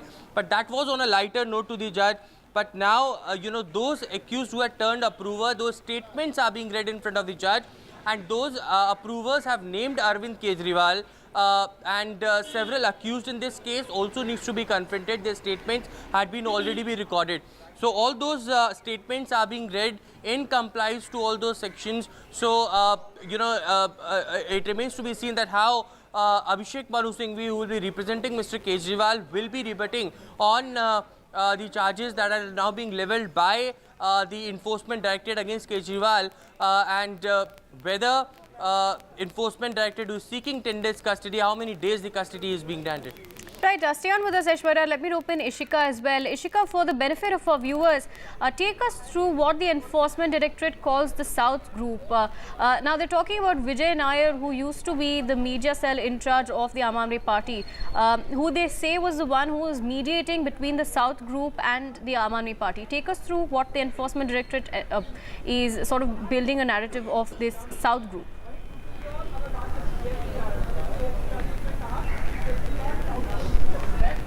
Well, yes, Aarti, in fact, currently, let me tell you that the ED Council, that is the ASG Raju, is in fact reading the statements of all that has been recorded till now by the Enforcement Directorate in this investigation. And there, as per the statements, they mentioned that Vijay Nair received 100 crore kickbacks on behalf of Arvind Kejriwal, and this he received from the South Group. Now, remember that during the case of K. Kavita, after she was produced post her arrest, there also in fact they had said that she was the key conspirator when it came to the South Group. Now remember, they said that this South Group was the one who were giving kickbacks to in fact the other accused from the Delhi in this Delhi liquor policy case. So certainly clearly in fact the Enforcement Directorate trying to give the link between the South Group and in fact as to how Vijay Nair, whom they call as per the statements that they have recorded so far as the media head of the Aam Aadmi Party, Vijay Nair was responsible for in fact arranging the meetings between the South Group and and here that is the Delhi party here in this Delhi liquor policy case. In fact, the Enforcement Directorate, as per the statements that they are reading in the court, it is mentioned that be it the Manguta Reddy statement, it has been mentioned how Arvind Kejriwal had also met them. Arvind Kejriwal has also met them regarding how this Delhi liquor policy will, take place, and also very big statement here that Vijay Nair had received 100 crore rupee kickbacks from the South Group on behalf of Arvind Kejriwal. So certainly the statements that have been recorded and that are now being read by the ED Council is certainly very shocking, but also very strong arguments is what we are seeing from the Enforcement Directorate side. Let me also tell you that the ED Council goes on to say that in exchange of the kickbacks they were granted favorable policies. This they are talking about the South Group, that in exchange of the kickbacks that they gave, they were getting favorable policies when it comes to the Delhi liquor policy. Right. So certainly trying to connect between the South Group and the Delhi party and how meetings were arranged by Vijay Nair, also the kickbacks that were received by Vijay Nair from the South Group. Over to you. Right, stay on with us, Ishika. Aishwarya, now more details coming in from the court. The ASG in fact saying proceeds of crime of about 45 crores was received from the South Group and used in the Goa campaign by the Aam Aadmi Party. Now, this is something that we've heard before as well, allegations made by the Enforcement Directorate in the case that the campaign of the Aam Aadmi Party in Goa was funded by funds embezzled through this policy. Take us through more details. Well, that's the charge that was levelled by the Enforcement Directorate team, that the kickbacks that was received to the Aam Aadmi Party was routed to the political campaigning of Aam Aadmi Party in Goa, and that amounted to 45 crore rupees. More numbers popping up in the submissions being made by ASG Raju. It is also being stated by ASG Raju that Manish Sisodiya called Vijay Nair at the residence of Mr. Arvind Kejriwal and gave him policy documents. Satyendra Jain was also present in that policy document and had material related to the wholesalers which was not in the draft policy.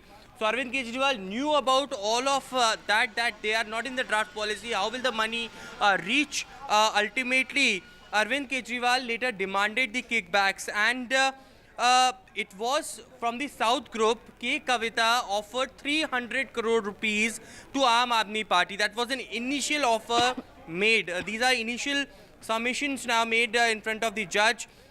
Charges levelled against K. Kavita was that she offered 300 crores.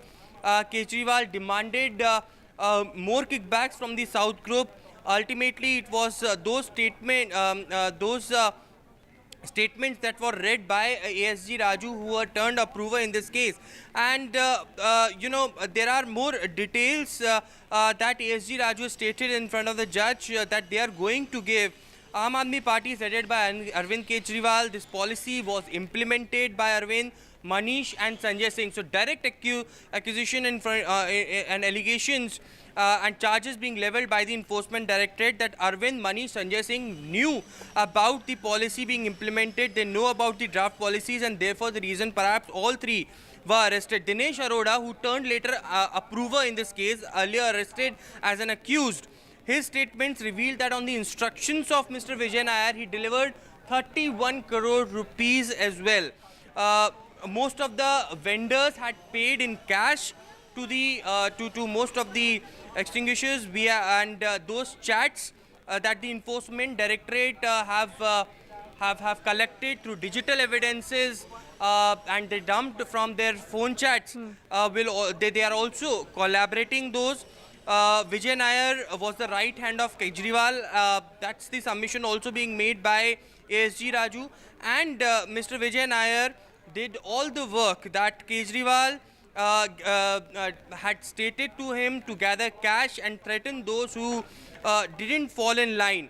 45 crores were sent to Goa through Hawala channels, and that's where the charges strongly being leveled by the Enforcement Directorate, directly naming Arvind Kejriwal, Manish Sisodiya, Sanjay Singh as the kingpin, and also they knew about the policy making, implementation of it, how the money will be routed from the South Group, will be sent to Goa, each and everything they knew, and therefore they are being called main conspirators. Right, stay on with us, Aishwarya. Ishika, now let's sort of follow the money trail as per the Enforcement Directorate's case in the court.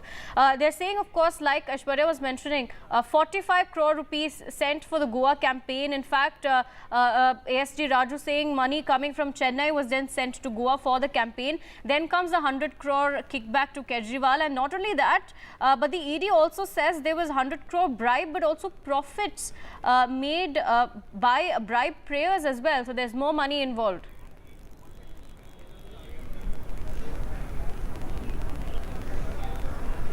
Well, certainly, as you rightly mentioning, this is what the ED is in fact arguing in the court, that in fact they go on to say that the Hawala trails of 45 crore rupees till now have been traced, and the ASG Raju, he goes on to say that this was used in Goa elections. Not just that, as you rightly mentioned, that ED's counsel goes on to say that there were 100 crores that were received by Vijay Nair on behalf of Arvind Kejriwal. So certainly ED saying that they have a part of established the money trail, and in fact there is, as you rightly pointed out, more money, and for that they are seeking the 10-day custody of Arvind Kejriwal, because remember, to further know their role, Arvind Kejriwal's role, and for the more investigation to go on, a questioning, confrontation needs to be done of Arvind Kejriwal with the other, others who have been so far been arrested by the Enforcement Directorate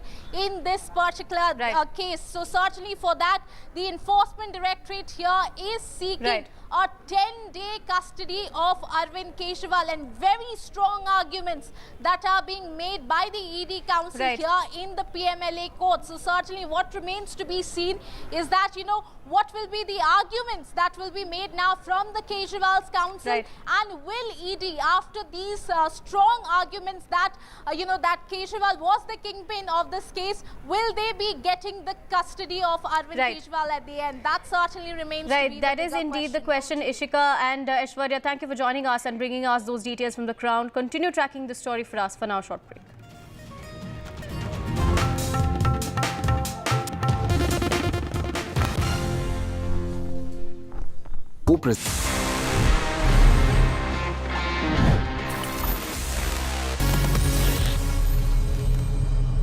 So friends it's time now कि मैं आपके सवालों के जवाब दे दूं in this section ask TG and this is one of my personal favourites क्योंकि इतना मजा आता है when we connect when we talk about gadgets technology directly one on one. तो आज देखते हैं इस एपिसोड में हमारे पास में क्या क्वेश्चंस आए हैं अक्रॉस डिफरेंट डोमेन्स और मुझे क्या इतनी एबिलिटीज हैं कि मैं इनके जवाब दे पाता हूँ।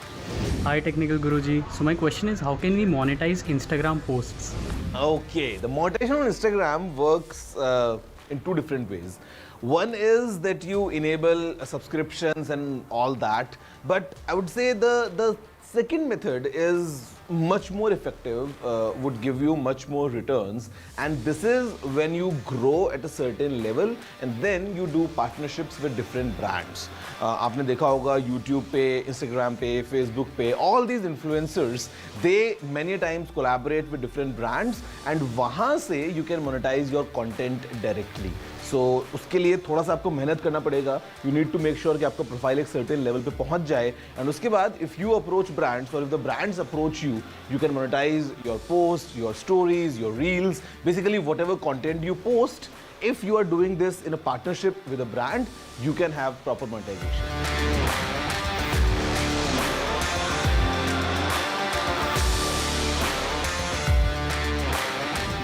Well, अब जाके हो सकता है. In the beginning, when brands just removed the accessories like chargers from the box, तो उस टाइम पे not everyone had these chargers और समटाइम्स हम देखते थे कि जो केबल्स हैं वो अलग हैं, कहीं पे लाइटनिंग, कहीं पे USB-C, कहीं पे micro USB, on the other side sometimes USB-C, sometimes USB-A वगैरह वगैरह. But now with USB-C coming in place and now that it's been 2-3 years, जब थोड़ा टाइम हो चुका है, काफ़ी ब्रांड्स चार्जर्स रिमूव कर चुके हैं, तो अब मुझे लगता है कि हाँ इसका फ़ायदा हो सकता है. For example if I talk about my self, तो I have this charger from one of my old laptops और ये आई थिंक 3 या 4 साल पुराना चार्जर है and even today I use the same charger to charge all my devices. But now going forward जब सबके पास में चार्जर्स हैं तो मुझे लगता है कि इसका फ़र्क पड़ सकता है. Is it okay to install a third-party battery in my MacBook? To be honest, I won't recommend it. The reason is कि आप अगर एक MacBook की बात करते हैं तो normally the battery should last at least 3 years minimum.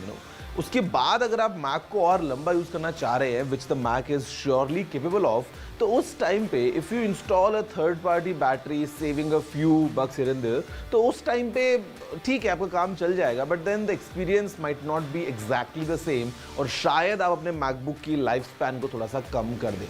तो अगर आप एक एप्पल ऑथराइज्ड सर्विस सेंटर से एक जेन्युइन बैटरी इंस्टॉल करते हैं, which number 1 ensures a good backup, at the same time it ensures good safety as well, because battery is one of those critical components जहाँ पे you do not want to compromise. तो आप अगर एक genuine part लेते हैं, आपको backup भी अच्छा मिलेगा और आप अगेन आगे आने वाले 2-3 साल तक अपने लैपटॉप को ईजिली यूज कर पाएंगे विद ग्रेट बैटरी.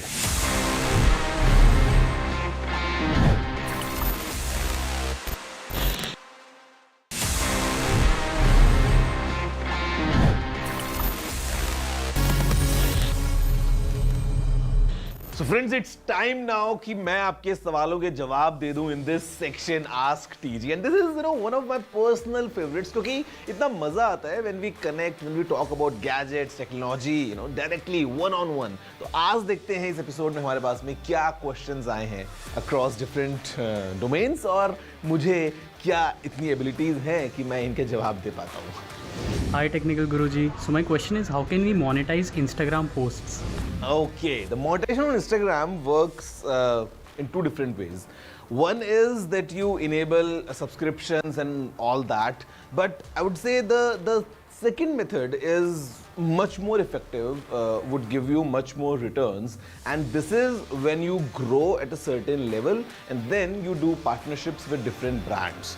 आपने देखा होगा YouTube पे, Instagram पे, Facebook पे, all these influencers, they many times collaborate with different brands and वहाँ से you can monetize your content directly. So उसके लिए थोड़ा सा आपको मेहनत करना पड़ेगा. You need to make sure कि आपका प्रोफाइल एक certain level पे पहुंच जाए and उसके बाद if you approach brands or if the brands approach you, you can monetize your posts, your stories, your reels, basically whatever content you post. if you are doing this in a partnership with a brand, you can have proper monetization.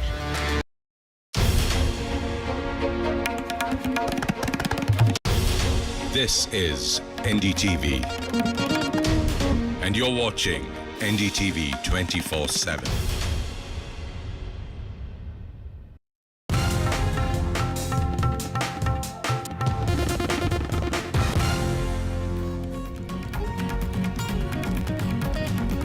The Enforcement Directorate calls Delhi Chief Minister Arvind Kejriwal kingpin and key conspirator in the liquor case, seeks 10 days custody after presenting him in the PMLA court. He was arrested last night in the liquor policy case.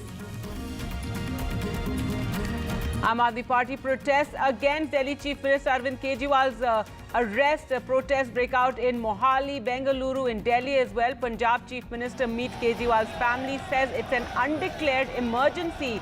Bengal Chief Minister Mamata Banerjee says we will meet the poll body over Arvind Kejriwal's arrest.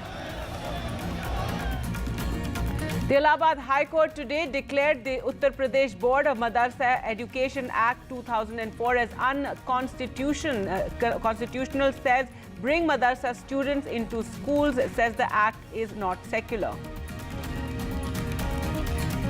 After the Supreme Court rap and stern words, the Tamil Nadu Governor Ravi Buckles Ponmudi will be sworn in as a minister in the state government. The Supreme Court had criticized the Tamil Nadu Governor for not appointing him as minister.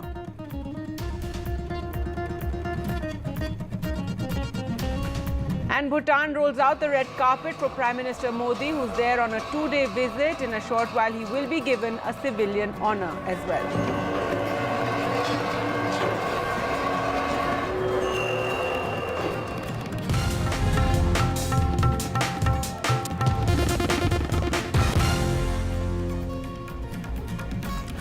Hello and welcome. You're watching NDTV. I'm Gargi Rawat, and the big story we're tracking, Delhi Chief Minister Arvind Kejriwal, who was arrested last night by the Enforcement Directorate in the liquor policy case, was produced by the Enforcement Directorate at the PMLA court at Rouse Avenue, where the Enforcement Directorate said that Arvind Kejriwal was the kingpin and key conspirator in the liquor policy case. He was produced at the Rouse Avenue court, and the ED has sought a 10-day remand for the Chief Minister with the ASG, SV Raju, telling the court that Kejriwal was involved in the use of the proceeds of the crime and was directly involved in formulation of the policy. The excise policy or the liquor policy was made in such a manner that enabled the taking of bribes. That Vijay Nair, one of those who was also arrested earlier, was the middleman between the Aam Aadmi Party and the South Cartel, a key exponent of which was K. Kavita, the BRS leader, who was earlier arrested in the same case. So various claims being made by the Enforcement Directorate, also saying that Aam Aadmi Party spent 45 crores that they had gained from the liquor scam, from the liquor case kickbacks in the Goa election. So various claims they're being made by the Enforcement Directorate. Arvind Kejriwal is the first sitting Chief Minister to be arrested. Opposition has called it and said that this is democracy in crisis. They've hit out over his arrest, and Aam Aadmi Party has said there is no evidence, and protests have broken out in various parts of the country, in Delhi as well, and in Punjab, in Bengaluru. The Congress also held a protest march in Thiruvananthapuram against Arvind Kejriwal's arrest. Bengal Chief Minister Mamata Banerjee has said that they will be approaching the Election Commission over this arrest, saying that this is a blatant assault on democracy, and I vehemently condemn the arrest of Arvind Kejriwal. Let's take a look at some of the opposition reactions. Punjab Chief Minister Bhagwant Mann visited Kejriwal's family a short while ago. AAP leaders had said that Kejriwal's family was not being allowed to leave the residence, that they were in some kind of house arrest, but Punjab Chief Minister Bhagwant Mann meeting with them, and he said that the situation in the country is like an undeclared emergency. कोई भी विपक्ष का कोई leader अगर BJP के जुल्म जबर के खिलाफ बोलता है तो उसके घर पे ईडी आती है, उसके घर पे सीबीआई आती है, इनकम टैक्स आती है, और ये अनडिक्लेयर्ड इमरजेंसी की तरह देश के हालात हो गए हैं। लोगों को अलग अलग थानों के अंदर डिटेन किया गया है। हम लोग अभी अलीपुर थाने में डिटेन्ड हैं और अभी पुलिस के अधिकारी बता रहे थे कि सबको बवाना में ले जाने का प्रोग्राम है और सारी दिल्ली अरविंद जी के साथ है। और जो लोग अब तक अरविंद केजरीवाल जी को भला बुरा भी कहते थे, वो भी आज ये बोल रहे हैं कि ये तो ज़्यादा हो गया। लड़ाई राजनीतिक थी, राजनीति सालों से देश में चल रही थी, मगर इस तरीके से जेलों में डाल के प्रतिद्वंदियों को सड़ाना जो है, ये तो वैसा हो गया जैसे रूस में, नॉर्थ कोरिया के अंदर किया गया। सवाल तो मैंने आपसे कहा बुनियादी, क्या किसान की आय दोगुनी हो गई? क्या महंगाई कम हो गई? क्या नौजवानों को नौकरी रोजगार दे दिया? क्या आज उत्तर प्रदेश में लोग सुरक्षित हैं? कहाँ घटना नहीं हो रही? क्या आप सोच सकते हैं कस्टोडियल डेथ हो रही हो? जो लोग विश्व गुरु बनाने का संकल्प लेते हो, विकसित भारत को बनाने का सपना लेते हो, वहाँ कस्टोडियल डेथ में वो प्रदेश नंबर 1 हो। The Aam Aadmi Party insists on retaining Arvind Kejriwal as Chief Minister from jail. The centre will use this as an excuse and quite possibly impose President's rule in New Delhi. I mean, like I said, Arvind Kejriwal is not the first, and I fear he won't be the last. This will happen. I think it's truly a shocking development. Not only have they arrested a sitting chief minister of a state, but he's also the president of a national political party that has entered the electoral fray. So essentially at a time when the model code of conduct kicked in a week ago, you are taking steps that creates not only not a level playing field for all the parties, but obliges two of the opposition parties, the Congress whose accounts have been frozen, and Mr. Kejriwal's party, the Aam Aadmi Party, to enter that unlevel playing field with their hands and feet tied. Now, what's the point of a so-called free and fair election if two of the parties are handicapped in entering the race? All right, so those are some of the statements opposition leaders have made over Arvind Kejriwal's arrest. And remember, Bengal Chief Minister Mamata Banerjee has said they'll even approach the poll body over this. But let's go across now to our reporters. And Aishwarya joins us from outside the ED office. Ishika is outside that Rouse Avenue court where that hearing is underway. Ishika, give us details of the hearing and the Enforcement Directorate saying that Arvind Kejriwal is the kingpin and the key conspirator in this entire excise policy case.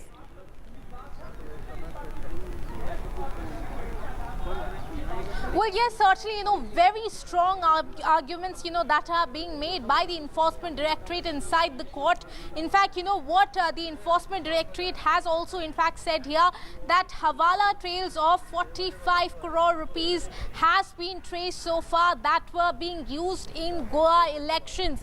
And the Enforcement Directorate Council also says that this has been proved not just by mere statements, but also via call records, that have been taken by the Enforcement Directorate in their investigation so far.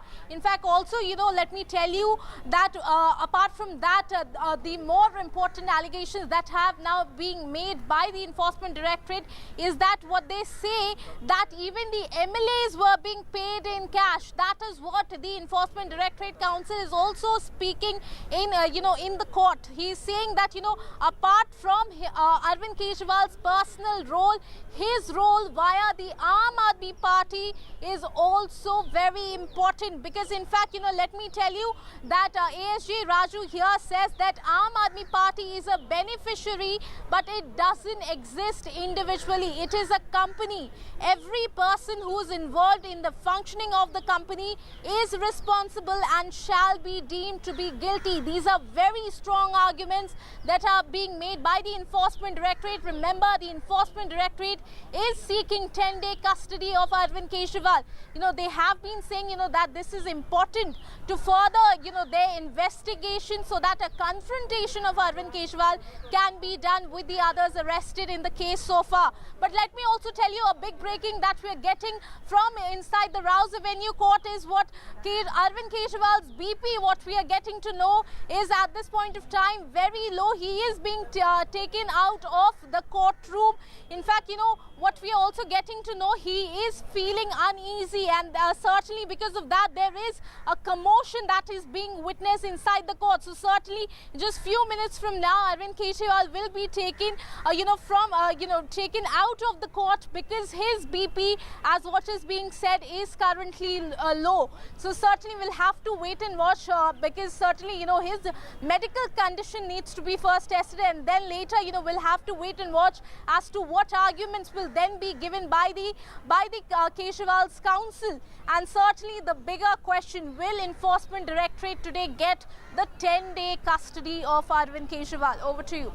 All right, so very concerning news coming in that Arvind Kejriwal has taken unwell. We do know that he is diabetic. That is something that is quite well known about the Delhi Chief Minister. And obviously, there have been these developments of his arrest since last night. He spent the night in ED custody. We do know he was taken for a health checkup there as well. Isn't it, Aishwarya? When he spent the night there at the ED office, he was taken for a health checkup. Very concerning news now coming in that the Delhi Chief Minister has taken unwell as the hearing was underway at the ED court, where the court was being told that he is the key conspirator in this entire matter. Ishika, we'll wait for more updates from you and Aishwarya. So if you can tell us about how Arvind Kejriwal spent the night at the ED office yesterday, and today the ED is demanding 10 days custody.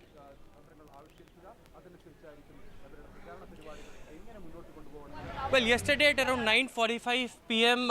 From his residence, he was placed under arrest by Enforcement Directorate, and all the compliances were made as being submitted in front of the judge as well, and different sections of PMLA, and therefore the reason perhaps the Enforcement Directorate had stated that this arrest is legal. They have complied with every rule of the PMLA, and under different subsections there had been signatures which had been also undersigned by Arvind Kejriwal on what grounds he was arrested. But yesterday, after he got arrested, he was directly taken to Enforcement Directorate headquarters, where first the medical checkup was done, as it is a process. Early in the morning today as well, a team of doctors from the RML hospital went inside the Enforcement Directorate headquarters, and the medical checkup was done. Both the medical reports, remember, has been submitted in front of the judge as well, that his vital remains normal, his health checkup is normal, and only after that,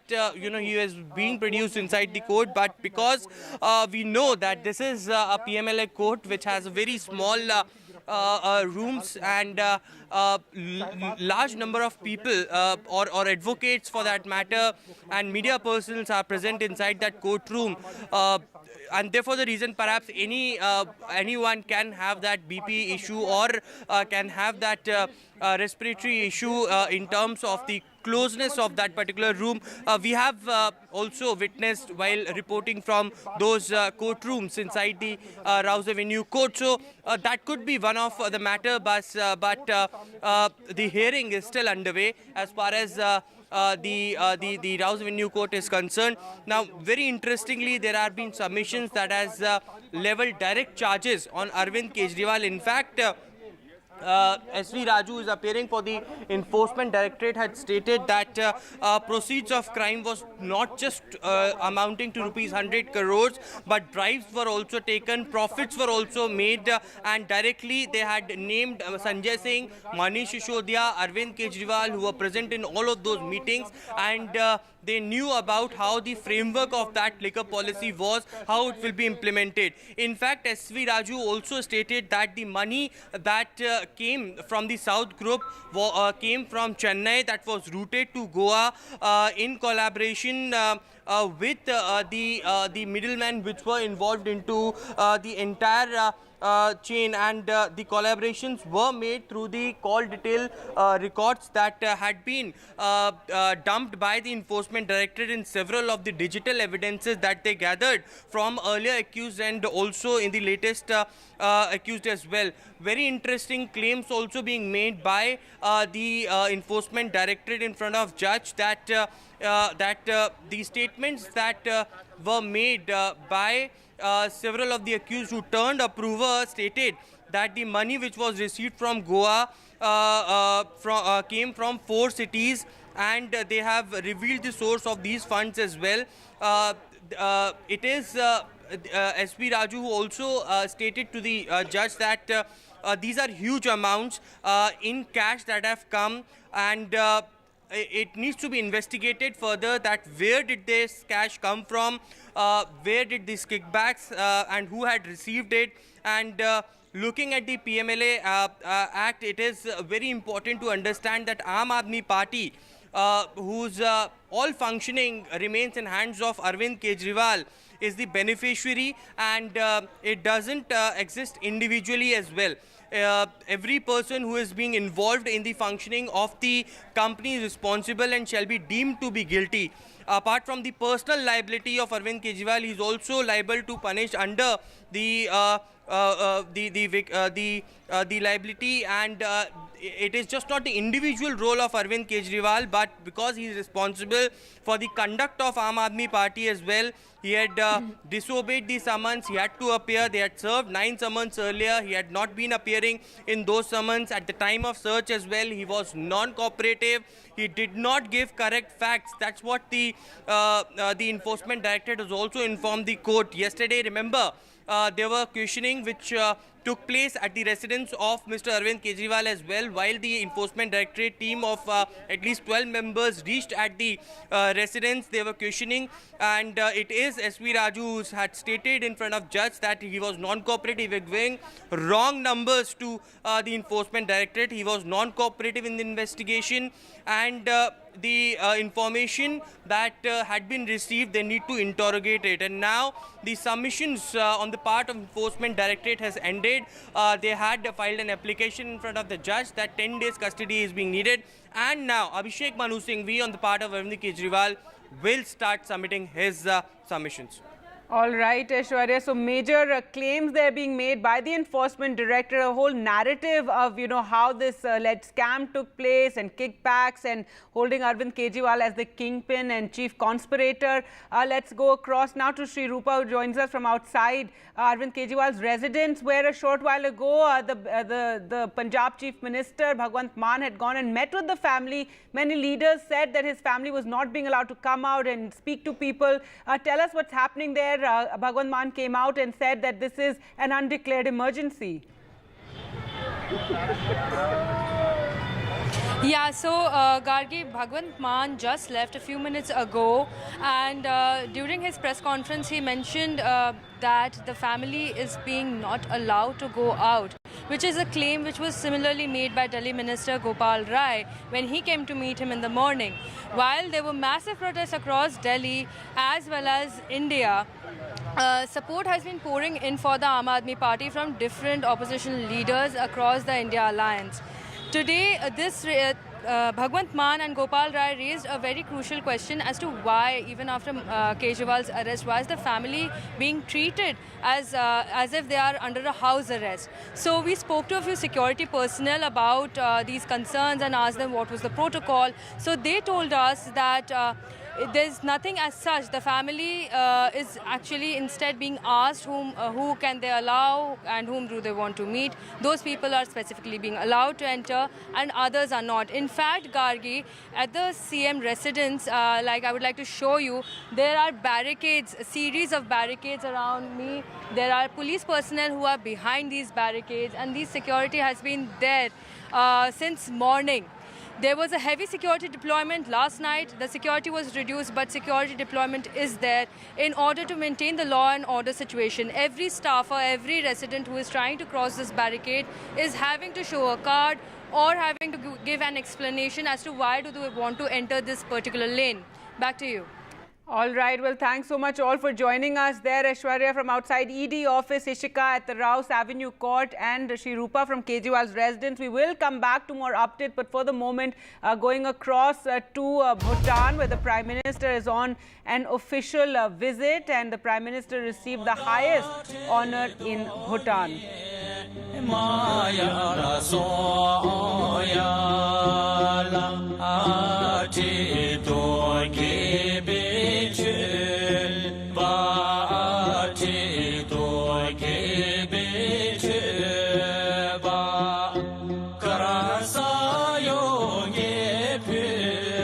Soya, soya, la.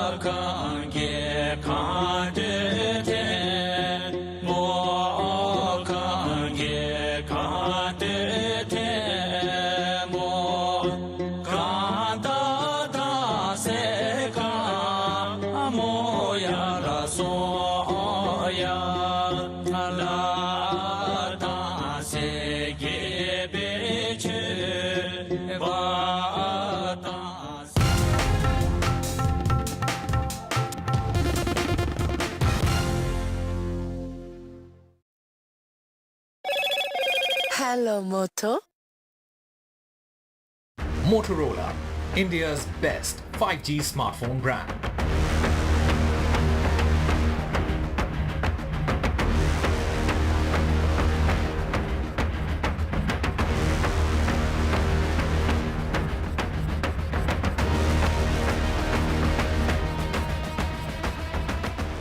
This show isn't just about news from the southern states. It's one that looks at the rest of India and the world from a diverse South India point of view. Because NDTV has always taken the southern view seriously. The Southern View with Veera Raghav, only on NDTV 24x7.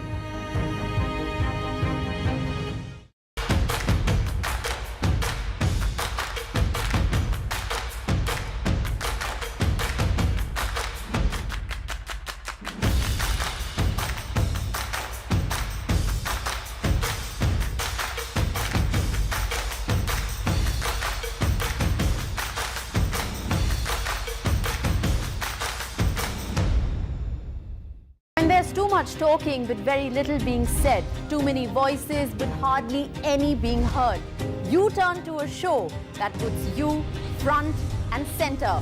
A show that headlines the stories of the people, by the people, for the people.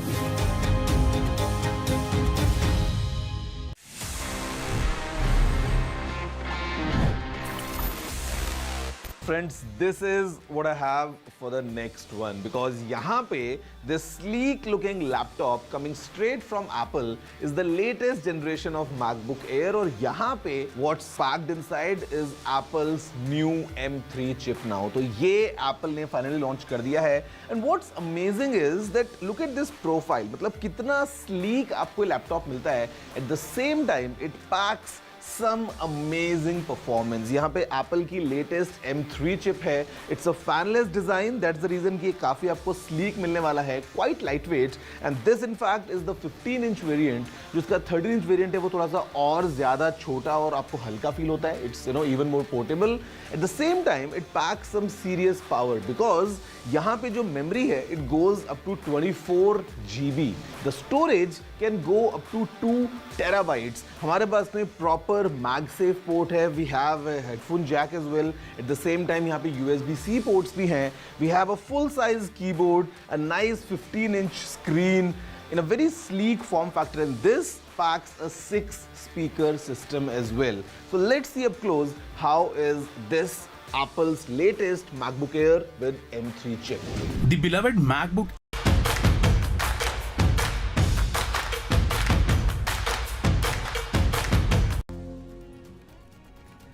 Welcome back. The big story we're tracking now. Delhi Chief Minister Arvind Kejriwal presented by the Enforcement Directorate at the PMLA court after he was arrested last night. He has taken unwell in court is what we are hearing. Remember, the ED also said that Arvind Kejriwal was the kingpin and the key conspirator in the liquor policy case. That there were kickbacks received which were even used in the Goa election. So various claims being made by the Enforcement Directorate that has sought Arvind Kejriwal's custody for 10 days to question him. They've claimed that he is not cooperating. They've pointed out how he ignored 9 summons made by the Enforcement Directorate, though Arvind Kejriwal each time did ask the ED in what capacity he was being summoned for this questioning by them. He was finally arrested last night when the ED team arrived at his residence, and this is after earlier in the day Arvind Kejriwal had failed to get protection from any action by investigating agencies from the Delhi High Court, and it's after that yesterday evening you saw the ED team arriving to arrest him, and the opposition parties have all hit out over this. Many have pointed out the timing of the arrest coming just before the general elections, coming at a time when the electoral bonds issue was very controversial and being highlighted, and as SBI had given details of which companies gave how much money or bonds to which political party. On the same day Arvind Kejriwal being arrested has been questioned by opposition parties who have Bhagwant Mann, the Punjab Chief Minister, has called it an undeclared emergency. So opposite, and Mamata Banerjee, the Bengal Chief Minister, has even said that they are going to approach the poll body, the Election Commission of India, over this, as the model code of conduct is in place, and at such a time you have a sitting Chief Minister being arrested in this manner. Let's just listen into what some of the reactions have been. कोई भी विपक्ष का कोई leader अगर BJP के जुल्म जबर के खिलाफ बोलता है तो उसके घर पे ईडी आती है, उसके घर पे सीबीआई आती है, इनकम टैक्स आती है, और ये अनडिक्लेयर्ड इमरजेंसी की तरह देश के हालात हो गए हैं। लोगों को अलग अलग थानों के अंदर डिटेन किया गया है। हम लोग अभी अलीपुर थाने में डिटेन्ड हैं और अभी पुलिस के अधिकारी बता रहे थे कि सबको बवाना में ले जाने का प्रोग्राम है और सारी दिल्ली अरविंद जी के साथ है। और जो लोग अब तक अरविंद केजरीवाल जी को भला बुरा भी कहते थे, वो भी आज ये बोल रहे हैं कि ये तो ज़्यादा हो गया। लड़ाई राजनीतिक थी, राजनीति सालों से देश में चल रही थी, मगर इस तरीके से जेलों में डाल के प्रतिद्वंदियों को सड़ाना जो है, ये तो वैसा हो गया जैसे रूस में, नॉर्थ कोरिया के अंदर किया गया। आम आदमी party insists on retaining Arvind Kejriwal as Chief Minister from jail. The centre will use this as an excuse and quite possibly impose President's rule in New Delhi. I mean, like I said, Arvind Kejriwal is not the first, and I fear he won't be the last. This will happen. I think it's truly a shocking development. Not only have they arrested a sitting chief minister of a state, but he's also the president of a national political party that has entered the electoral fray. So essentially, at a time when the model code of conduct kicked in a week ago, you are taking steps that creates not only not a level playing field for all the parties, but obliges two of the opposition parties, the Congress, whose accounts have been frozen, and Mr. Kejriwal's party, the Aam Aadmi Party, to enter that unlevel playing field with their hands and feet tied. Now, what's the point of a so-called free and fair election if two of the parties are handicapped in entering the race?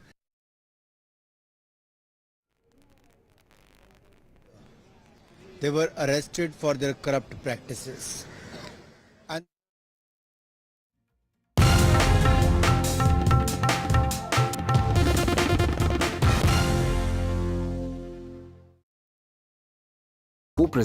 Stay informed and entertained with the new and updated NDTV News app.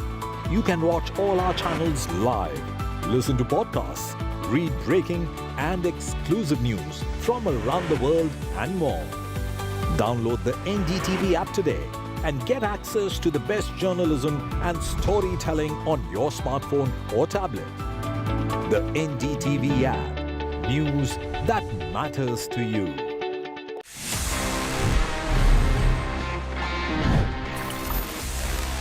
Friends, moving ahead for the top story, I've got not one, but in fact two different new smartphones. These are from the Samsung Galaxy A series. What I have with me is the all-new Samsung Galaxy A35. साथ में Galaxy A55 भी है. Both are, of course, 5G smartphones.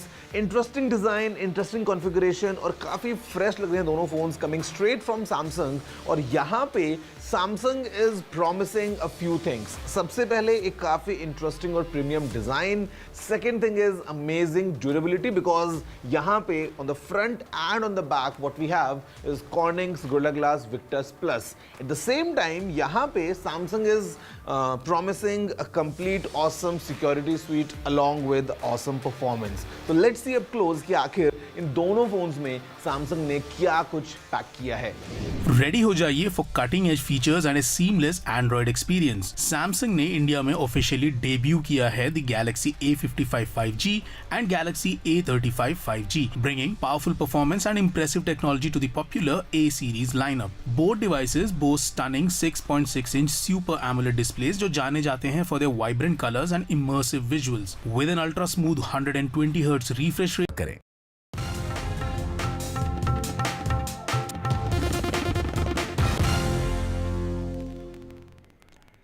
Welcome back. Let's get you the latest on Delhi Chief Minister Arvind Kejriwal as the arguments are going on in the PMLA court at Rouse Avenue after he was arrested last night by the Enforcement Directorate. Now, the Enforcement Directorate have called him the kingpin and the key conspirator in the entire liquor policy case and claimed that kickbacks were received, that these were used in various avenues, that they were used in the Goa elections as well. And as Arvind Kejriwal, was the head of the Aam Aadmi Party, he was in the know of everything. However, now Abhishek Manu Singhvi, who is his lawyer, is arguing on his behalf, and he's argued that you can get the information from the Chief Minister without arresting him. Remember, this is something that has been said again and again as opposition leaders have been arrested. However, the PMLA, the Prevention of Money Laundering Act, is so stringent that once you're arrested, it's very, very difficult for a person to get bail, as the onus lies on the person to prove their innocence. So Abhishek Manu Singhvi saying the first instance of a sitting Chief Minister's arrest, and this is an attempt to create an uneven field for polls as this comes just ahead of election. Let's go across now to Ishika, who joins us from outside the court. Also Aishwarya joining us from outside the ED office. Ishika, first to you, tell us what's happening.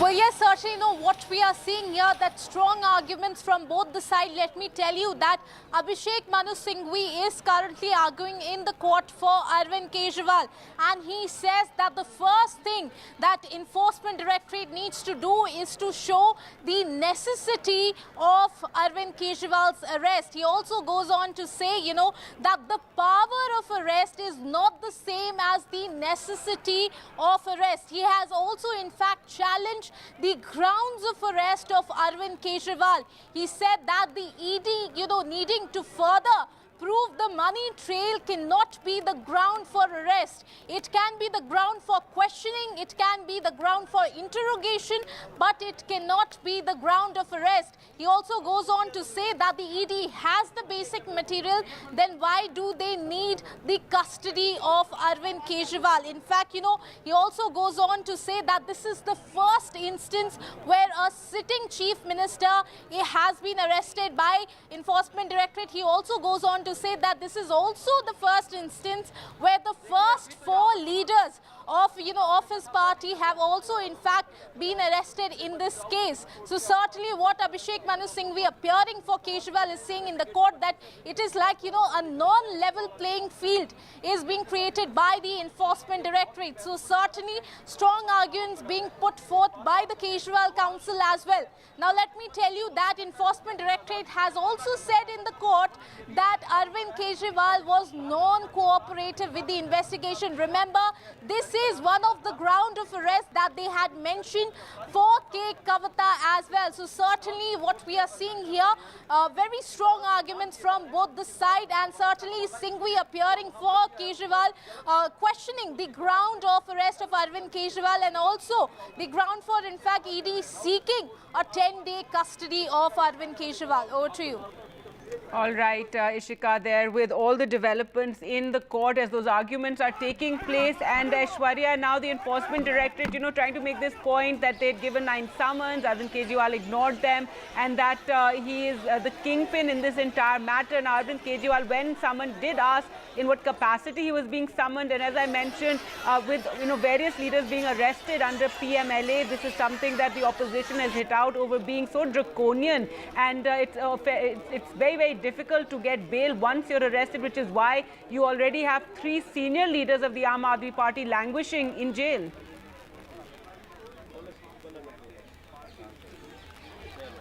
Well, and serious charges being levelled by the Enforcement Directorate during the hearing as well. It was Enforcement Directorate who named Arvind Kejriwal, Manish Sisodiya, Sanjay Singh, and stated that they were in that meeting which took place. Certainly they knew about the implementation and the framework during the policy making. They knew where the money was coming, what was the trail, how much kickback Arvind Kejriwal demanded from the South Group. 100 crores rupees were routed from 4 different cities via cash through Hawala transactions. It went to Goa, and Aam Aadmi Party used it during their campaign back in 21-22. These were several charges that were made, to which now the arguments are being done on the part of Abhishek Manu Singhvi for Arvind Kejriwal.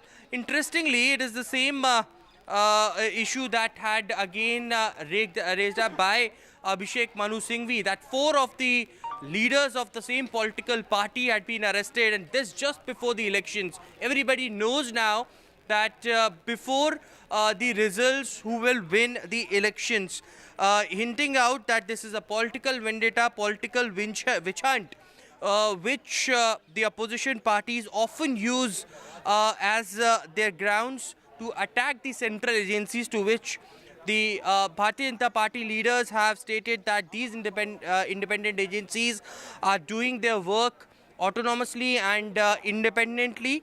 And after being served 9 summons, Arvind Kejriwal had not appeared. Later, he got a setback from the Delhi High Court, to which it was Enforcement Directorate team which went with a search warrant, arrested. But in the court as well, before the judge, it was mentioned by the Enforcement Directorate that he was non-cooperative. He even had given wrong facts to the ED. Yesterday, questioning happened at Arvind Kejriwal's residence as well, and there were several documents that were also recovered, dumped the digital evidences, and those were collaborated and presented in front of the judge. Now, very interestingly, it is Abhishek Manu Singhvi who has also stated that there are alleged grounds and alleged crime in your grounds of arrest. There is no necessity to arrest this man. It's not enough to say that this man used that money. This is just a hypothetical money trail that is being demonstrated to evolve to and this was the very first time that 4 top leaders of the same party had been arrested. This means that you have a verdict before the first vote is cast. Also, Abhishek Manu Singhvi, while presenting his summations in front of the judge, stated that there is neither necessity nor need to get him arrested. Nothing to show that he cannot give the information without arrest. It is for the first time in the history of India that a sitting chief minister had got arrested. Abhishek Manu Singhvi also had submitted the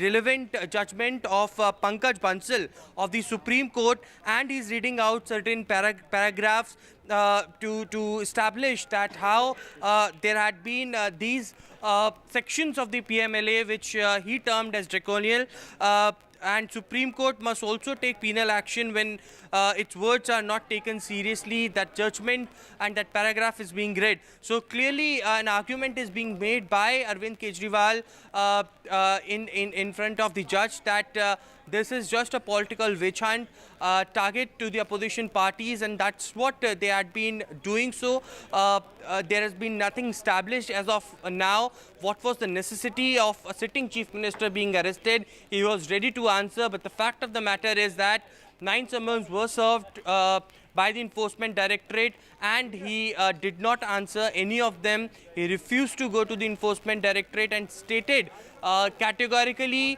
and I quote, that Aam Aadmi Party leaders had stated that these summons were illegal, unconstitutional according to them, as the matter was sub judice, but a setback got and Arvind Kejriwal got finally arrested. It is also Abhishek Manu Singhvi in the court who is stating that any remanding court is not an automatic rubber stamp. It cannot be, and therefore the reason it is the judge who had to give the decision accordingly, and the grounds that Arvind Kejriwal had been arrested so far needs to be presented in a very lawful manner, to which it was earlier Enforcement Directorate, while submitting their arguments, stated that the grounds that were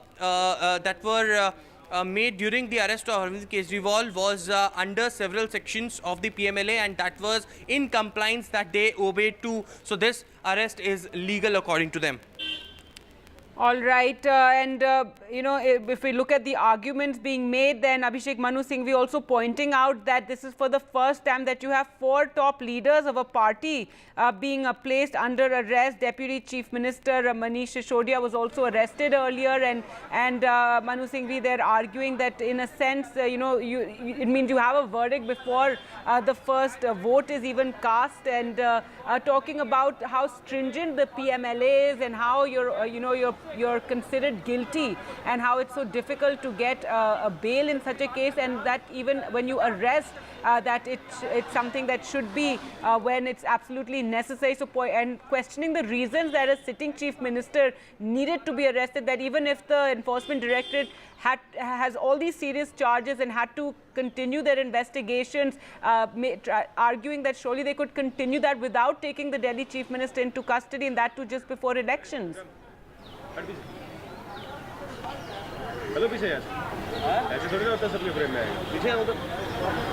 Well, certainly, and that's where you know, the political ramifications also are in place, as different India bloc leaders came together and called this arrest as unconstitutional, standing together with Arvind Kejriwal.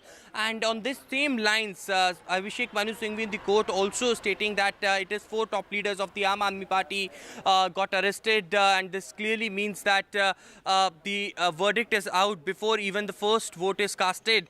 Although the enforcement directorate had leveled serious charges, and they have mentioned it in their charge sheet as well, that how the 4 top leaders who are now being accused in this case know about the framework and the implementation. They were in that particular meeting.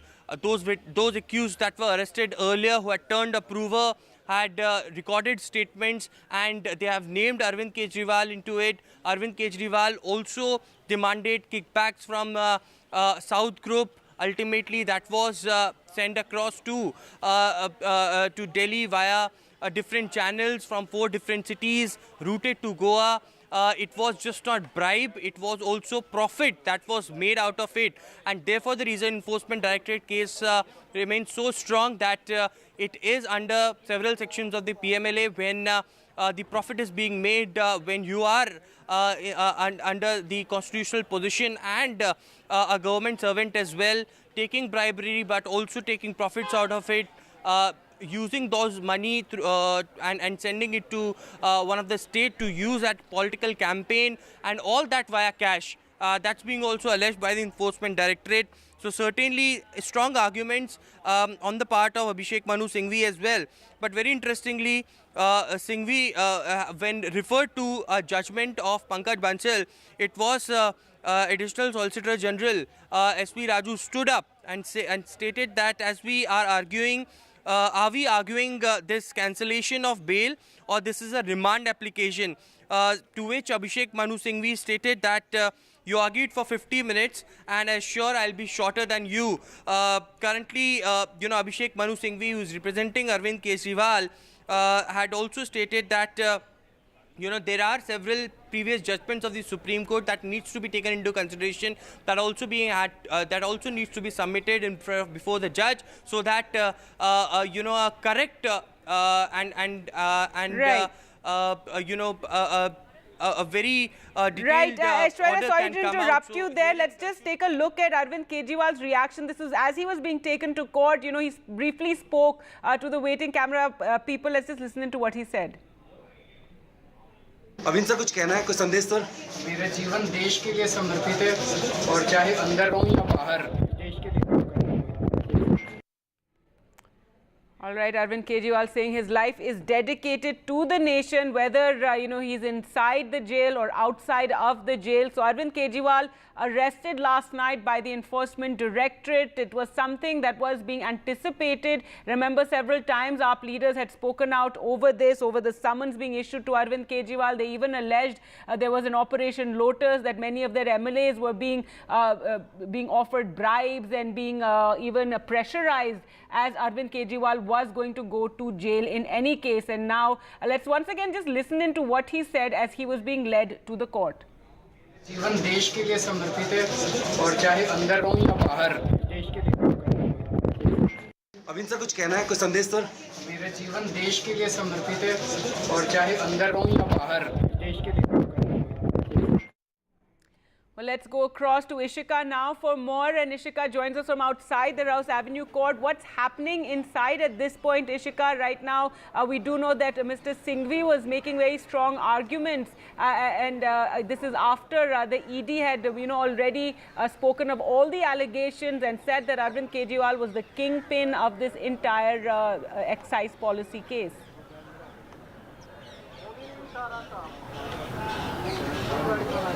Well, certainly, Gargi, what we are witnessing at this point of time, that fierce arguments in front of the court from both the parties, be it the Enforcement Directorate or be it Arvind Kejriwal's counsel.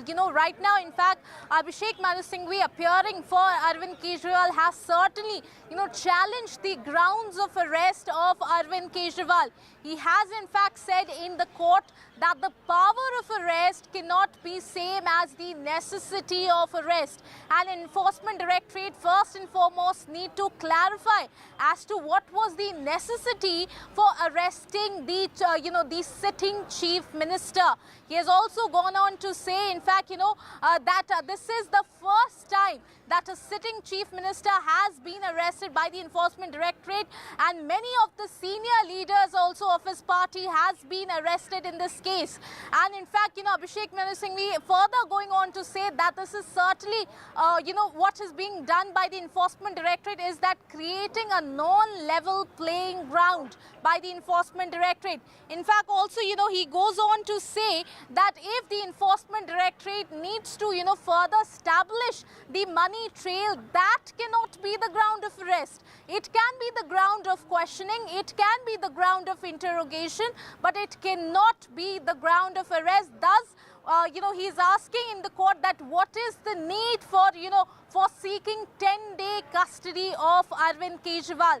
While on the other hand, we also heard very strong arguments coming from the Enforcement Directorate side as well, where they in fact said that Arvind Kejriwal was non-cooperative with their investigation. Certainly, this is a very similar point that they also made, in the case of K. Kavita, and also had mentioned this as one of the grounds of her arrest. So certainly, in the ED, in fact, saying in the court that Arvind Kejriwal, as so far in their investigation, it has been proved that he is in fact the kingpin and the key conspirator in this case.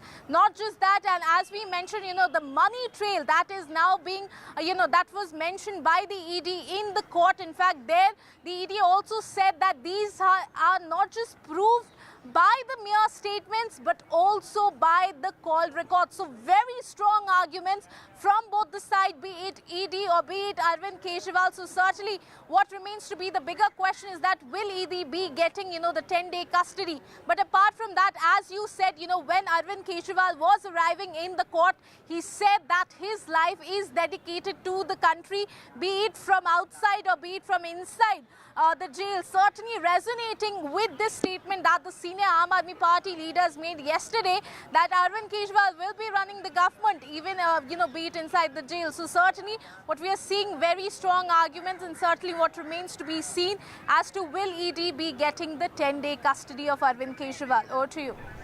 All right, thanks so much, Ishika, for joining us with that. So those arguments taking place in the PMLA court where Arvind Kejriwal has been produced. He was arrested last night by the Enforcement Directorate in the liquor policy case, and he's been called the kingpin by the ED. So those arguments taking place, the opposition has hit out over this. Punjab Chief Minister Bhagwant Mann has called it an undeclared emergency. Mamata Banerjee has said they're going to approach the poll body as the Delhi Chief Minister has been arrested just before the general elections are to take place, and many hitting out over this action being taken against Arvind Kejriwal. Let's just listen in to what he said as he was being led into court. Arvind sir, कुछ कहना है, कुछ संदेश sir? मेरा जीवन देश के लिए समर्पित है और चाहे अंदर रहूं या बाहर देश के लिए काम करना है। अरविंद सर, कुछ कहना है, कुछ संदेश sir?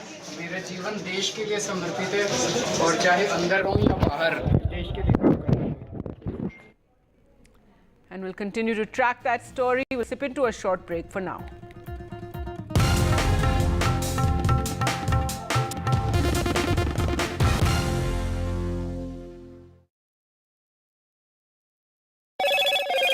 Hello, Moto. Motorola, India's best 5G smartphone brand.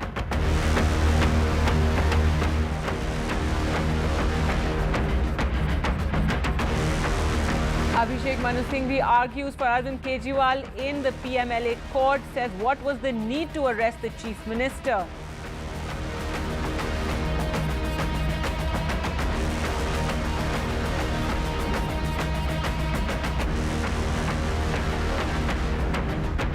Singhvi asks what was the need to arrest Chief Minister Arvind Kejriwal?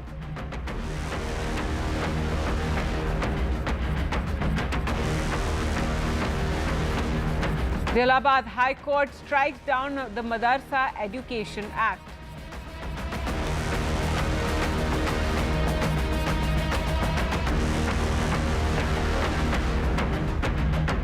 Bhutan rolls out the red carpet for Prime Minister Modi, who's on a 2-day official visit.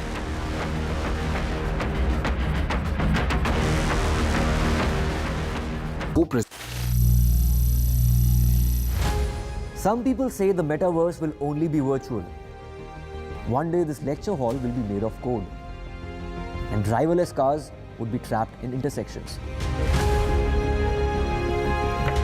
But even in this maze of the future, you can't wish away health. It's time to become more resilient.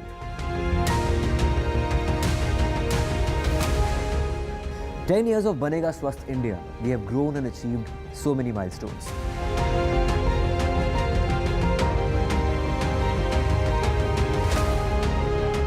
And now I have a plan to beat the urgency, to stop breathing with difficulty, to relieve getting choked with inactivity.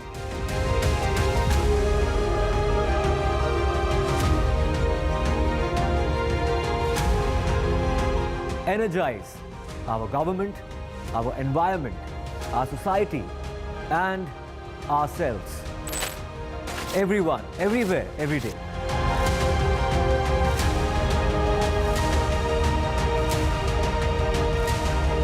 Banega Swasth India. One world hygiene. A debate has many facets. Perhaps no one right answer. Left, right, and center. Conversations that get to the core of the debate.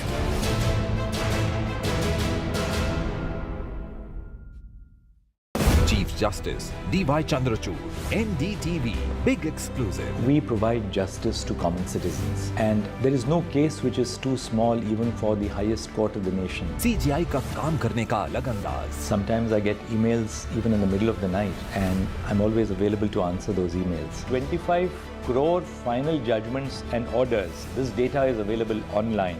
As on 29 February 2024, 3.09 crore cases have been heard on video conferencing mode. Chief Justice Chandrachud से जुड़ी अनसुनी बातें. 3:30 बजे सुबह मेरा दिन शुरू हो जाता है. My best friend, who is my wife, Kalpana, both of us are vegans. खबरों में आपका भरोसा. NDTV.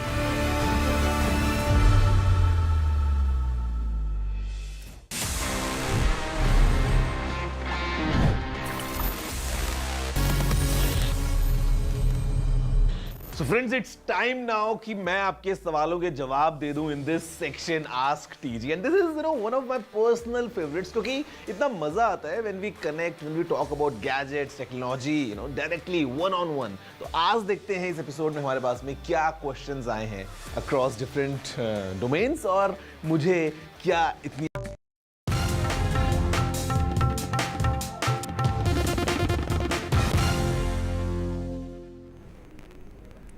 Welcome back. Samarth by Hyundai, in partnership with NDTV, is a movement for equal rights for people with disabilities.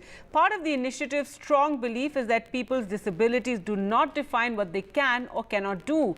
And embodying that is Rigzin Tamchos, whose journey to his dream, the Paralympics, has seen him win an award for his innovation that helps him shoot better.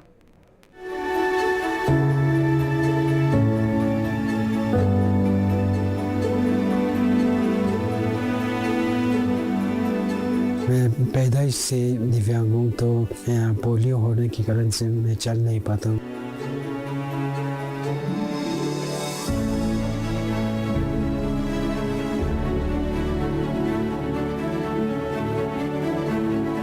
Packet join करने के बाद मैंने traditional art series सीखी। पहले मुझे बहुत दिक्कत होता था क्योंकि उसका साइड जो आर्म रेस्ट वो स्ट्रिंग पर लग जाता था, तो मैंने खुद से आइडिया लगा कर उसको काट के फिर वहाँ पे 2 नट बोल्ट लगा के उसे मॉडिफाई किया।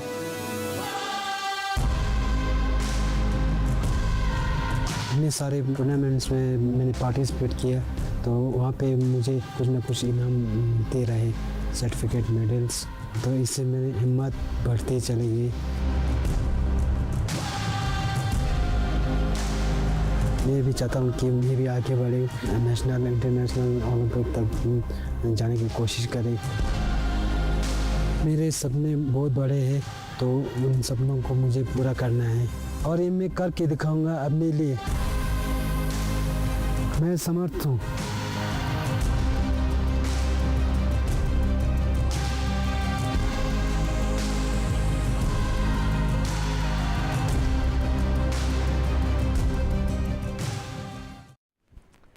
With that, time for us to slip into a short break. More news coming up on the other side. Do stay with us.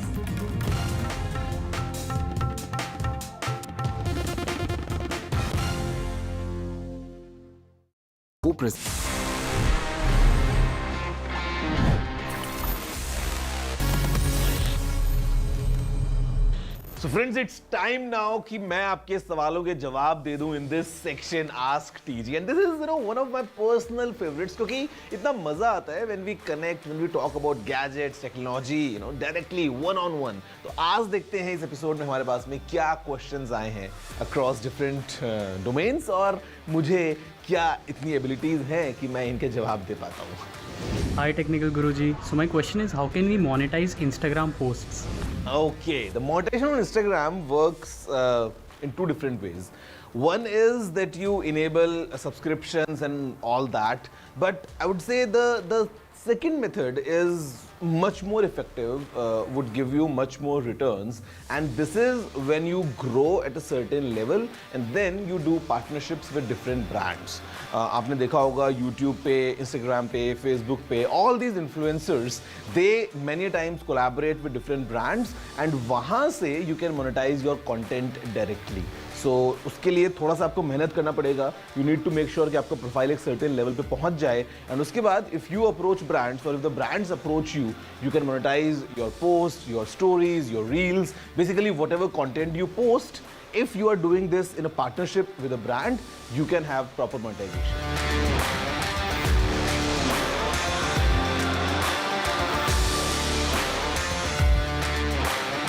Oh, well, अब जाके हो सकता है. In the beginning, when brands just removed the accessories like chargers from the box, तो उस time पे not everyone had these chargers और sometimes हम देखते थे कि जो cables हैं वो अलग हैं, कहीं पे lightning, कहीं पे USB-C, कहीं पे micro USB, on the other side sometimes USB-C, sometimes USB-A वगैरह वगैरह. But now with USB-C coming in place and now that it's been 2-3 years, जब थोड़ा टाइम हो चुका है, काफ़ी brands chargers remove कर चुके हैं, तो अब मुझे लगता है कि हाँ इसका फ़ायदा हो सकता है. For example, if I talk about myself, तो I have this charger from one of my old laptops और ये I think 3 या 4 साल पुराना चार्जर है and even today I use the same charger to charge all my devices. But now going forward, जब सबके पास में चार्जर्स हैं तो मुझे लगता है कि इसका फ़र्क पड़ सकता है. Is it okay to install a third-party battery in my MacBook? To be honest, I won't recommend it. The reason is कि आप अगर एक MacBook की बात करते हैं तो normally the battery should last at least 3 years minimum. उसके बाद अगर आप Mac को और लंबा यूज़ करना चाह रहे हैं, which the Mac is surely capable of, तो उस टाइम पे if you install a third party battery saving a few bucks here and there, तो उस टाइम पे ठीक है आपका काम चल जाएगा, but then the experience might not be exactly the same और शायद आप अपने MacBook की लाइफ स्पैन को थोड़ा सा कम कर दें. तो अगर आप एक Apple ऑथराइज्ड सर्विस सेंटर से एक जेन्युइन बैटरी इंस्टॉल करते हैं, which number 1 ensures a good backup, at the same time it ensures good safety as well, because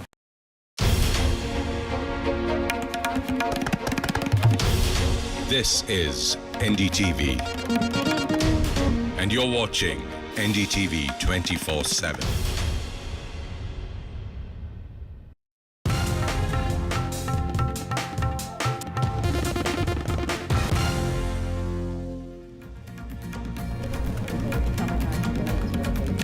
After some tough words from the Supreme Court, the Tamil Nadu governor buckles and Pon Mudi has been sworn in again as the Tamil Nadu minister. The Supreme Court had criticized Governor Ravi for not appointing him as minister.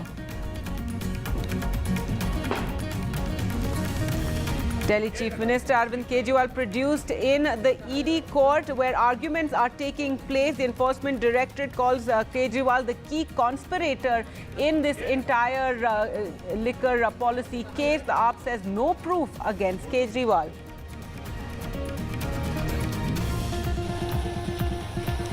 An Aam Aadmi Party protests in various parts of the country. In Mohali, water cannons are used against AAP protesters, and AAP leaders are also detained briefly.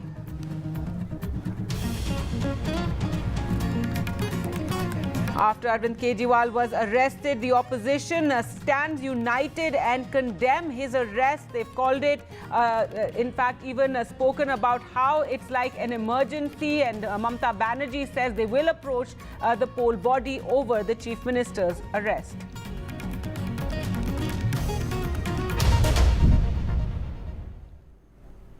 Prime Minister Modi is in Bhutan on a two-day visit. Let's go across and listen to his address. Your Majesty, the fourth King, esteemed members of the royal family, Your Excellency, Prime Minister Tshering Tobgay और भूटान के मेरे प्यारे दोस्तों, नमस्कार।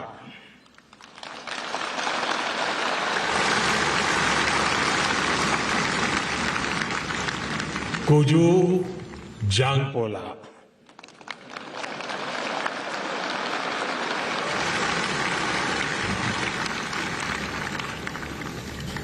Your majesty, आज एक भारतीय के नाते मेरे जीवन का बहुत बड़ा दिन है। आपने मुझे भूटान के सर्वोच्च राष्ट्रीय अवार्ड से सम्मानित किया है। हर अवार्ड अपने आप में विशेष होता ही है, लेकिन जब किसी अन्य देश से अवार्ड मिलता है तो ये भरोसा मजबूत होता है कि हम दोनों देश सही दिशा में आगे बढ़ रहे हैं।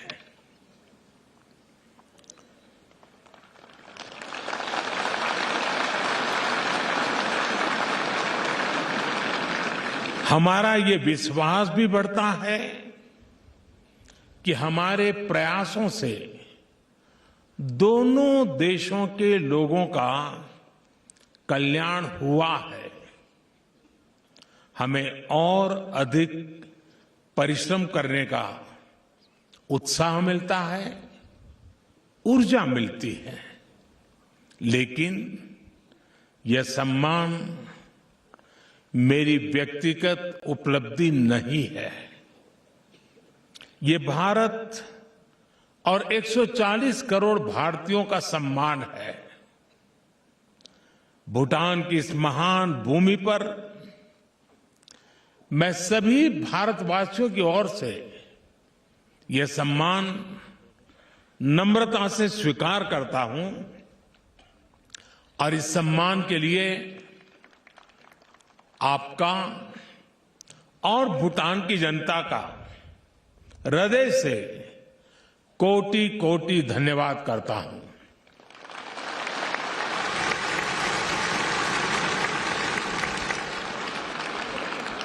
योर मैजेस्टी, 140 करोड़ भारतवासी जानते हैं कि भूटान के लोग उनके अपने परिवार के सदस्य हैं। भूटान के लोग भी यह जानते हैं, मानते हैं कि भारत उनका परिवार है।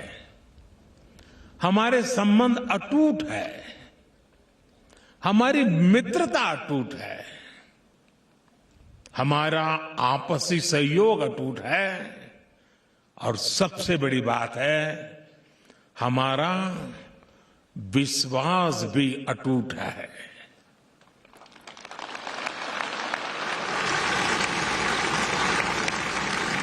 और इसलिए मेरे लिए आज का ये दिन बहुत विशेष है। सुखद संयोग से अभी 3 दिन पहले ही हिज रॉयल हाइनेस का जन्मदिन भी था। 2 दिन पहले ही हमने इंटरनेशनल हैप्पीनेस डे भी सेलिब्रेट किया। मौसम ने थोड़ी सी चुनौती अवश्य दी, लेकिन वो भारत और भूटान की दोस्ती और मेरे यहां आने में बाधा नहीं बन पाया। इसलिए ये अवसर और भी खास हो जाता है। Your majesty, excellencies, friends, Bharat और भूटान के संबंध जितने प्राचीन है उतने ही नवीन और सामयिक भी है।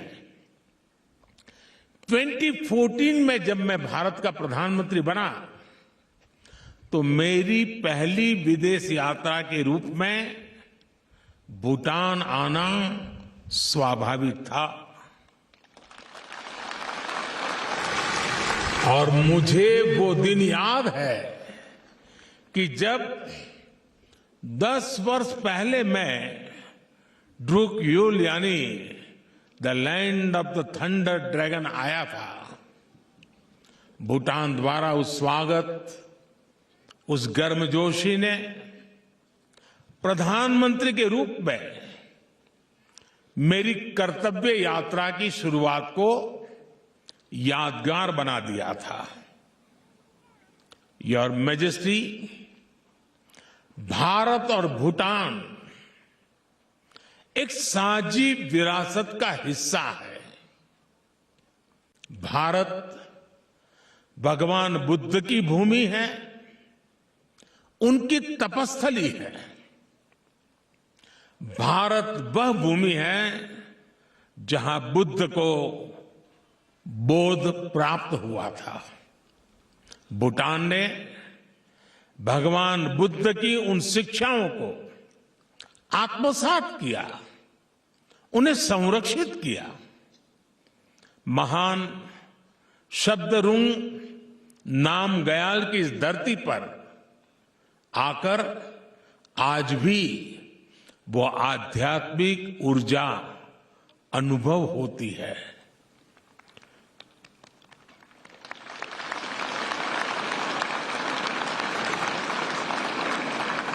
गुरु पद्म संभव के आशीर्वाद से इस धरती ने वज्रयान शिक्षाओं को आज भी जीवंत रखा है।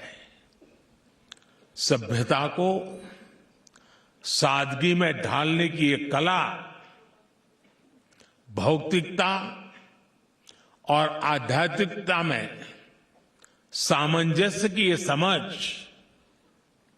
Prime Minister Modi on a 2-day visit to Bhutan. They're speaking in Thimphu after he was conferred the highest civilian honor, talking about the relationship between the two countries.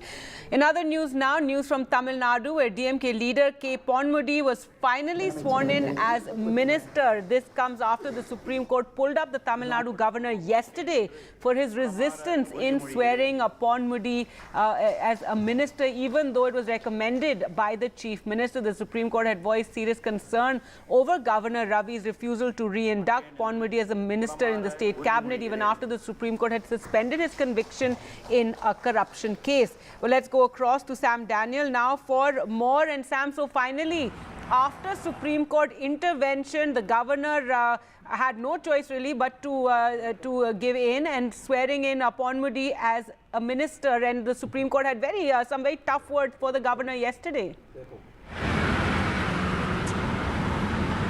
That's right, Gargi. It took a strong observation, a strongly worded statement from the Supreme Court for a U-turn by Governor R.N. Ravi in Tamil Nadu, who had earlier refused to re-induct Ponmudi as a minister even after the Supreme Court had stayed his conviction in a disproportionate assets case.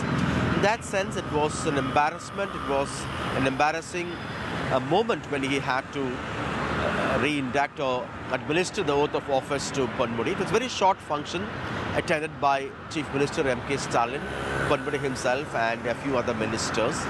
And it all began with Stalin writing to R.N. Ravi asking him to swear Ponmudi as a minister after the Supreme Court stayed. But Governor R.N. Ravi first left for Delhi for a personal visit. And then in his reply, he said he cannot do that, citing constitutional morality, saying that the Supreme Court had merely stayed the conviction and has not set aside. The Supreme Court took strong objection to this kind of defiance by the governor, saying that a stay is as good as treating someone as without any blemish. And it's a kind of a shot in the arm for the ruling DMK, which has been accusing the governor of running a parallel administration, undermining the newly elected government and its powers. And the opposition ruled states, including states like Tamil Nadu, Kerala, West Bengal, Punjab and Delhi, have all moved the Supreme Court at different times, alleging the governor's delay giving assent to the bills. In the case of Tamil Nadu, the governor took a long time to give assent. He mostly turned them down. And when those bills got reenacted, instead of following the rules to give his assent, he chose to send them to the president, further complicating it. In other instances, he had refused to appoint key appointments recommended by the government. He had also diverted or skipped portions of the official speech given to him. And many said the governor is actually misusing the constitutional immunity granted to him. And many hope this would be a turning point in this issue. They hope that the governor, at least from now, would abide by the constitution and abide by the aid and advice of the Council of Ministers. That's something we'll have to wait and watch. Even though another petition by the ruling DMK is still pending in the Supreme Court, asking for a direction by the top court to fix a timeline for governors to dispose bills duly passed by assemblies, particularly in this case, the Tamil Nadu Assembly, Gargi.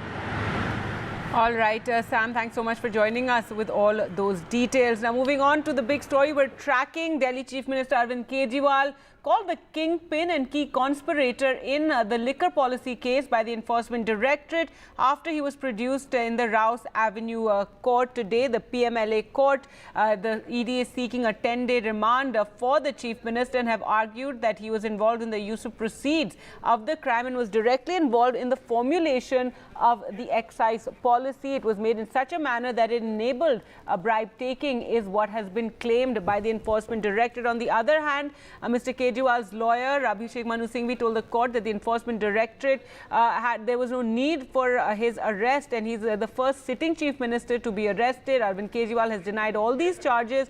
Aam Aadmi Party has repeatedly claimed that the ED has yet to recover any allegedly illegally acquired cash. The Chief Minister, who spent the night at the agency's office, is being represented, as we said, by Congress leader Abhishek Manu Singhvi. And in his first reaction since his arrest, as he was being led into court by the ED, he said, he told reporters, "My life is dedicated to the nation."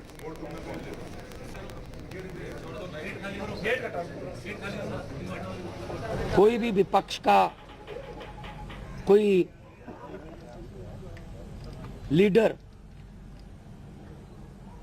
अगर BJP के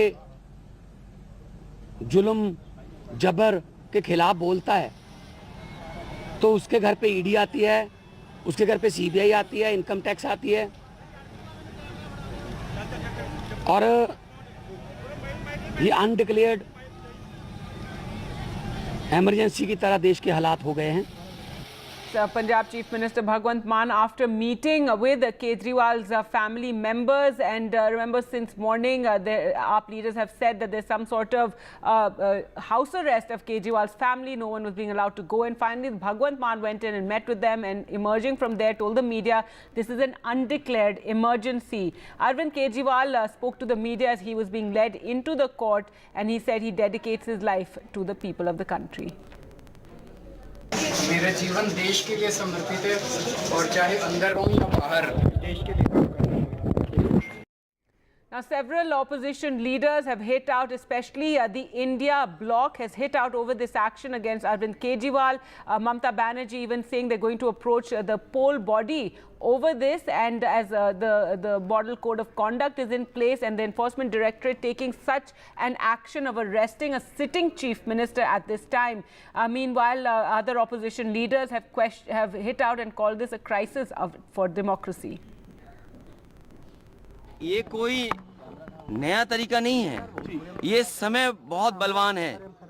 हमने आपने तमाम किस्से सुने होंगे, समय से ज़्यादा बलवान नहीं है, और समय आएगा जब बीजेपी को भी जनता सबक सिखाएगी. केवल जनता इंतजार कर रही है कब उसे वोट डालने का मौका मिल जाए, और केवल मुख्यमंत्रियों को जेल भेजने से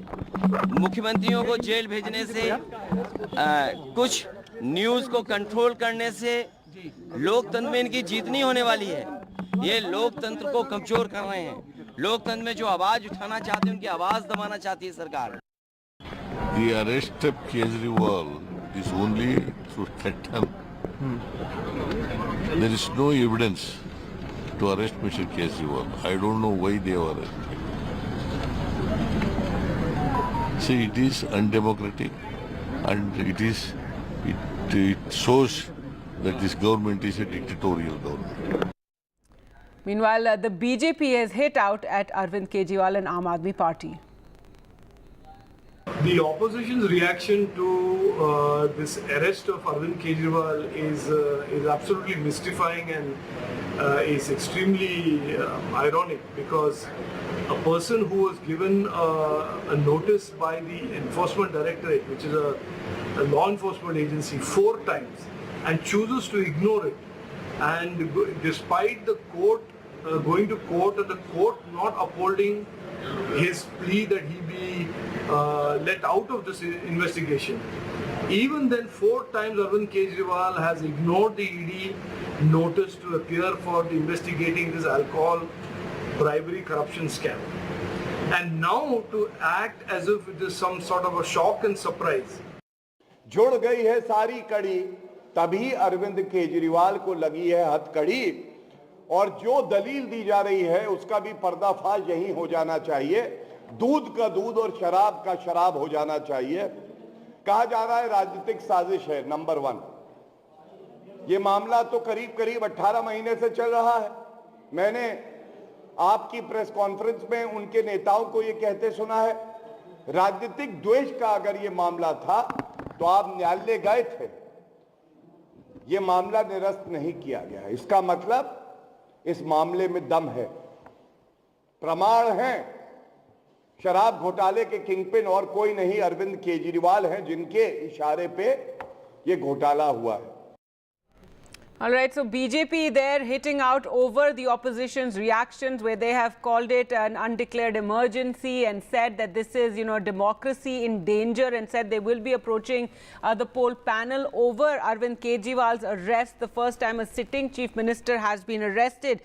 Currently, the arguments are taking place in the PMLA court, and the ED has claimed that Arvind Kejriwal is the kingpin of this entire excise policy case, that he was directly involved in the implementation of the policy and giving favor to the South Group. The South Group is this group from the South, in which case the BRS leader K. Kavita has been arrested as well.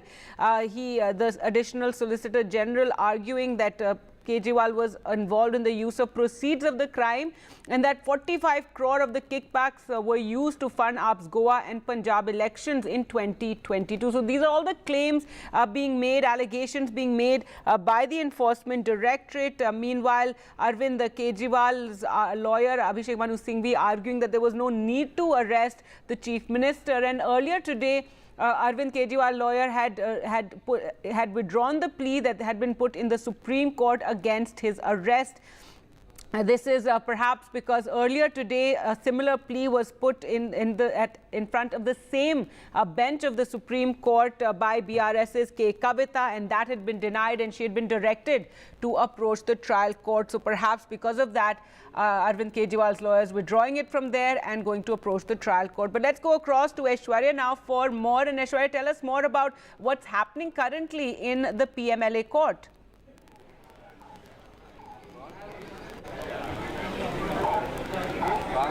Well, Abhishek Manu Singhvi had concluded his submissions, and in his final words, he had stated that there is no direct evidence that clearly suggests that Arvind Kejriwal should be arrested. Of course, this is the first and unprecedented times that the sitting Chief Minister had been arrested. 4 of the leaders of a same political party was arrested, and that clearly shows that the verdict is out before even a first vote is casted, is something what Abhishek Manu Singhvi has stated. After submitting all his remarks, it is Vikram Chaudhary, senior advocate, who is also appearing for Arvind Kejriwal, commences his submissions, to which it is Mr. Vikram Chaudhary who had stated that administration of criminal justice is at stake. This case is of August 2022. Till now, there is one prosecution complaint and 5 supplementary I'm just going to have to interrupt you there. Let's go across to Ishika, who joins us from outside the court. Ishika, tell us what's the latest.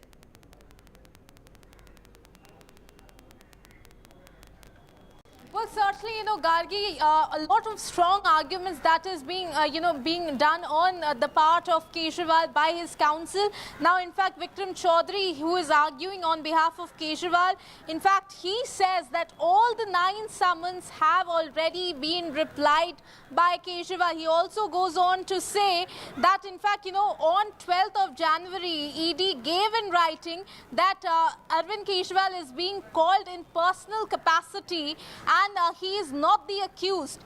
In fact, certainly this is what he is being mentioning here. And also he goes on to say that the opening lines of the remand application destroy the misinterpretation that I was not being called as the Aam Aadmi Party chief and chief minister. This is Arvind Kejriwal counsel that is currently arguing, on behalf of him in the court, certainly saying that, the material was available with the Enforcement Directorate, then why did you not arrest me earlier? In fact, he also goes on to say, were you waiting for the time to stop me from contesting elections? So certainly, this is a very important point that is being made by the Arvind Kejriwal's counsel in the court, saying, again, questioning the timing of the arrest. Vikram Chaudhary, in fact, saying in the court that when the material was already available with the Enforcement Directorate, then why did the arrest not happen earlier? Was the Enforcement Directorate waiting for the elections to happen? Now, certainly, we have already heard these senior Aam Aadmi Party leaders on many occasions saying that this is all being done on, being the only motive is to arrest Arvind Kejriwal and stop him from campaigning in the Lok Sabha election. So, certainly a point being made by Vikram Chaudhary, his counsel in the court, questioning the timing yet again in front of the court. Certainly here what we are seeing, now he also goes on to say, in fact, against the Enforcement Directorate, that the evidence, there is no clear evidence for the arrest of Arvind Kejriwal. This is the point also that has been made by Arvind Kejriwal counsel in front of the court. Now, in fact, let me tell you that, the counsel was interjected by the ED counsel where, you know, the ED Council was saying that this is a remand application.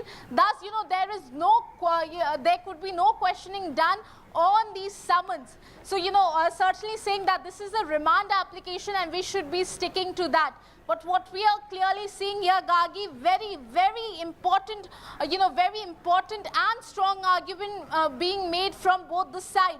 In fact, let me tell you now, senior advocate Ramesh Gupta is also arguing for Arvind Kejriwal. He, in fact, saying, in fact, that why is this arrest being done now? In fact, let me tell you that now, what they are saying is that they have to follow the contours of Section 19. See their application, why they want me to unearth criminal conspiracy. They already consider me as an accused. This is Arvind Kejriwal's counsel, Ramesh Gupta, who's arguing for him, saying, in fact, that they need to follow the contours of Section 19 and they have to specify as to why they want me here. So yet again, what we are seeing, that all the three lawyers that currently are arguing for Arvind Kejriwal, all of them are saying here, are challenging, in fact, the ground of arrest of Arvind Kejriwal and also questioning the time of the arrest here. Over to you.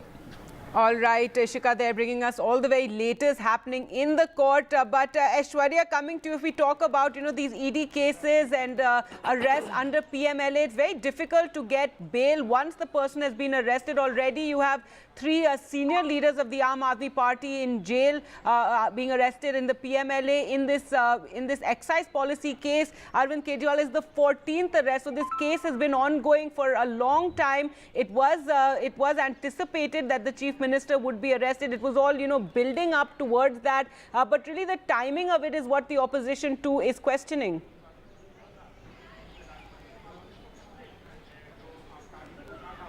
Well, and therefore the reason when 14th arrest is being made, it is Enforcement Directorate who had categorically stated that they have a lot of evidence, they have the money trail, they have documents, they have statements which have been recorded. There are accused which needs to be confronted with each other so that more establishment of facts can happen as far as this entire Delhi police policy of liquor case is concerned. Now it is Arvind Kejriwal was the latest arrest in this case. K. Kavita was arrested just few days back, and there are some accused which had turned approvers as well, who had made statements in front of the Enforcement Directorate which had named Arvind Kejriwal. Remember, it was Abhishek Manu Singhvi also questioned those approvers, saying that you can't believe those approvers who had turned, who were accused earlier and turned approvers later. They can say anything, and you can just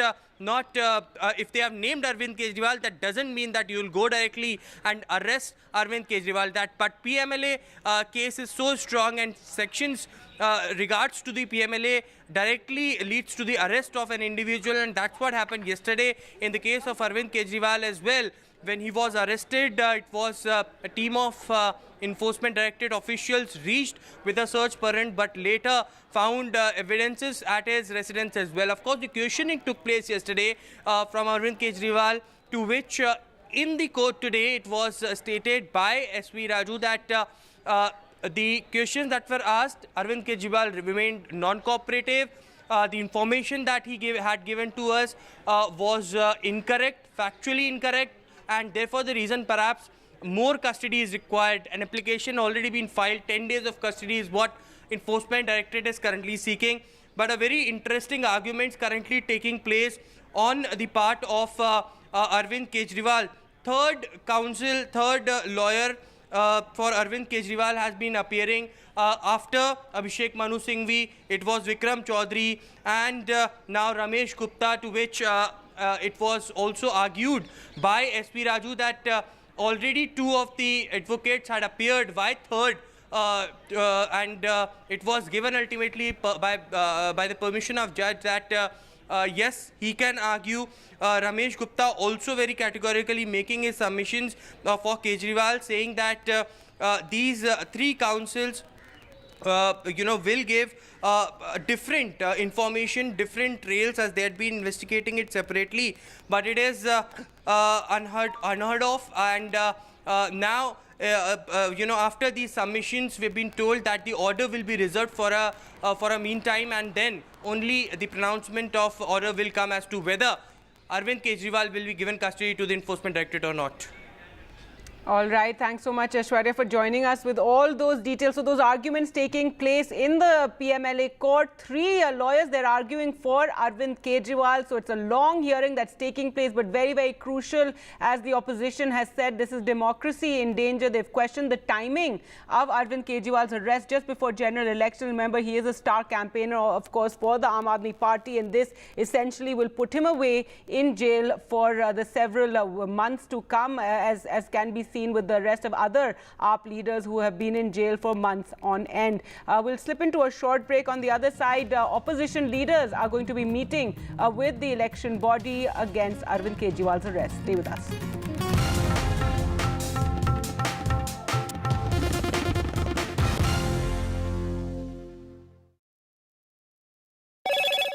Hello, Moto. Motorola, India's best 5G smartphone brand.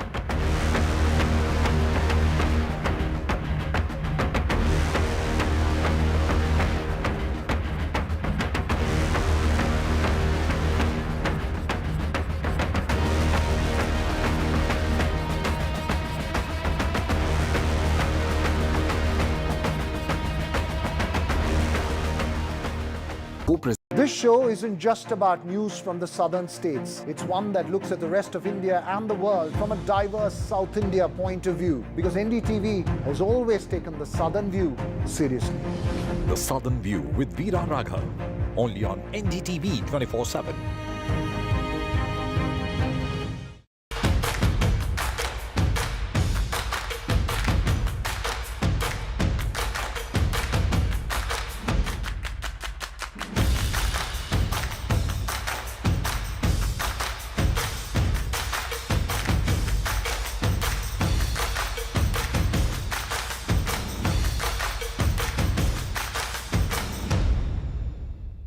There's too much talking but very little being said. Too many voices but hardly any being heard. You turn to a show that puts you front and center. A show that headlines the stories of the people, by the people, for the people.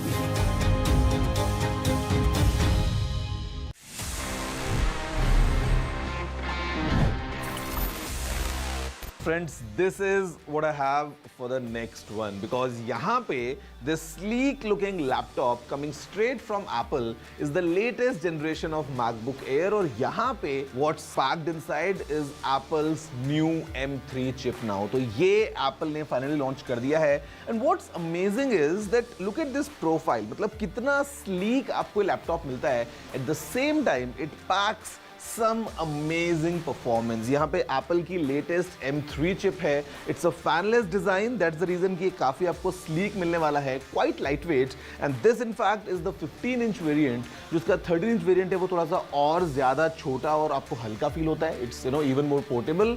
At the same time, it packs some serious power because यहाँ पे जो memory है, it goes up to 24 GB. The storage can go up to 2 terabytes. हमारे पास में proper MagSafe port है. We have a headphone jack as well. At the same time, यहाँ पे USB-C ports भी हैं. We have a full-size keyboard, a nice 15-inch screen in a very sleek form factor, and this packs a 6-speaker system as well. So let's see up close how is this Apple's latest MacBook Air with M3 chip. The beloved MacBook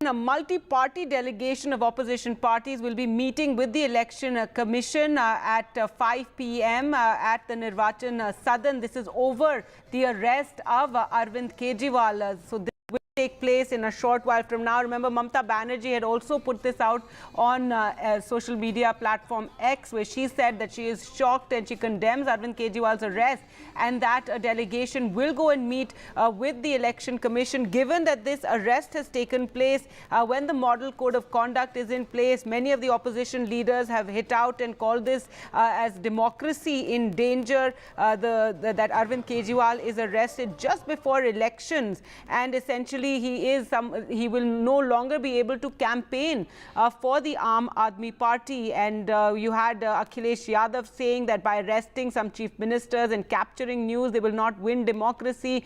Karnataka Chief Minister Siddaramaiah too hitting out over Arvind Kejriwal's arrest, and now a delegation of opposition leaders will be visiting the Election Commission to raise this issue with the EC. Let's go across to Sunil Prabhu now for more and very important development. Sunil, that this multi-party delegation is going to meet with the poll body because first time you have a sitting chief minister being arrested by the ED. That's right, and that's the ground on why the India delegation is going to meet the Election Commission, because they believe that this is going to affect the level playing field at this present moment. That's their ground, and they feel that with the model code of conduct, if the Enforcement Directorate is going to do as it has done, arrest the chief minister, sitting chief minister, freeze the accounts of political parties, ensure that the opposition's voice is made voiceless and not allowed to campaign in the correct sense of the term as equivalent to the BJP, then how are they really going to have and be part of a free and fair election? So it's in this context that this delegation is going to call on the Election Commission, the Chief Election Commission and his two election commissioners, and hoping to see if they will see reason and put their point across to ensure a level playing field. All right, so the opposition condemning this arrest of Arvind Kejriwal and questioning it, and now a delegation of several opposition parties will be meeting with the Election Commission.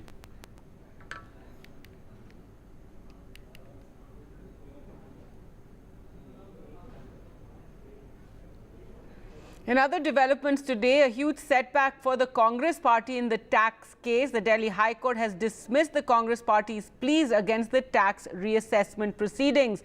The Delhi High Court today dismissed the Congress party's plea, which challenged the Income Tax Department's decision to initiate reassessment proceedings against the party. Remember, notices had been served, and some of these this notice pertained to 30 years ago, and this was questioned by the Congress party, and they alleged that their accounts had been frozen because of this tax notice. And now another big setback for the Congress with the High Court. They're dismissing their plea. Let's go across to Aishwarya for more on this. And Aishwarya, this is a huge setback for the Congress party. We will try and go across to Aishwarya, but remember, yesterday it started with this press conference of the Congress parties that you can see on your screens there. You had Sonia Gandhi making this rare appearance at a press conference where she hit out at the Prime Minister and said that there's this systematic attempt against the Congress party and that their funds have been frozen.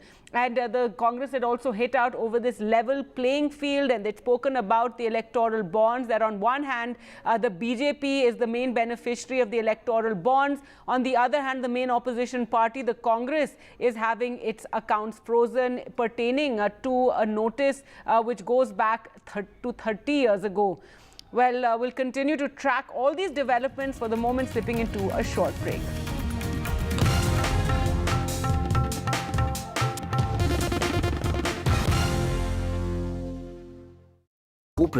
Stay informed and entertained with the new and updated NDTV News app. You can watch all our channels live, listen to podcasts, read breaking and exclusive news from around the world and more. Download the NDTV app today and get access to the best journalism and storytelling on your smartphone or tablet. The NDTV app. News that matters to you.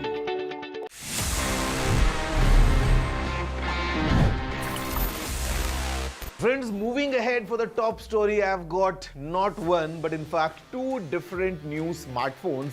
These are from the Samsung Galaxy A series. What I have with me is the all-new Samsung Galaxy A35. साथ में Galaxy A55 भी है. Both are of course 5G smartphones. Interesting design, interesting configuration और काफी fresh लग रहे हैं दोनों phones coming straight from Samsung. और यहाँ पे Samsung is promising a few things. सबसे पहले एक काफी interesting और premium design. Second thing is amazing durability because यहाँ पे on the front and on the back what we have is Corning's Gorilla Glass Victus Plus. At the same time यहाँ पे Samsung is promising a complete awesome security suite along with awesome performance. So let's see up close कि आखिर इन दोनों phones में Samsung ने क्या कुछ pack किया है. रेडी हो जाइए for cutting edge features and A seamless Android experience. Samsung ने इंडिया में ऑफिशियली डेब्यू किया है the Galaxy A55 5G and Galaxy A35 5G, bringing powerful performance and impressive technology to the popular A series lineup. Both devices boast stunning 6.6-inch Super AMOLED displays जो जाने जाते हैं for their vibrant colors and immersive visuals. With an ultra smooth 120 Hz refresh rate, you'll enjoy buttery transitions and log-free scrolling whether you're gaming या फिर catching up on shows. Plus, Corning Gorilla Glass Victus Plus offer करता है superior protection against those accidental drops and scratches. Capture your world with incredible detail. दोनों smartphones pack करते हैं a triple rear camera setup with the A55 5G sporting a 50 megapixel primary sensor featuring optical image stabilization for blur-free shots, and the A35 5G भी disappoint.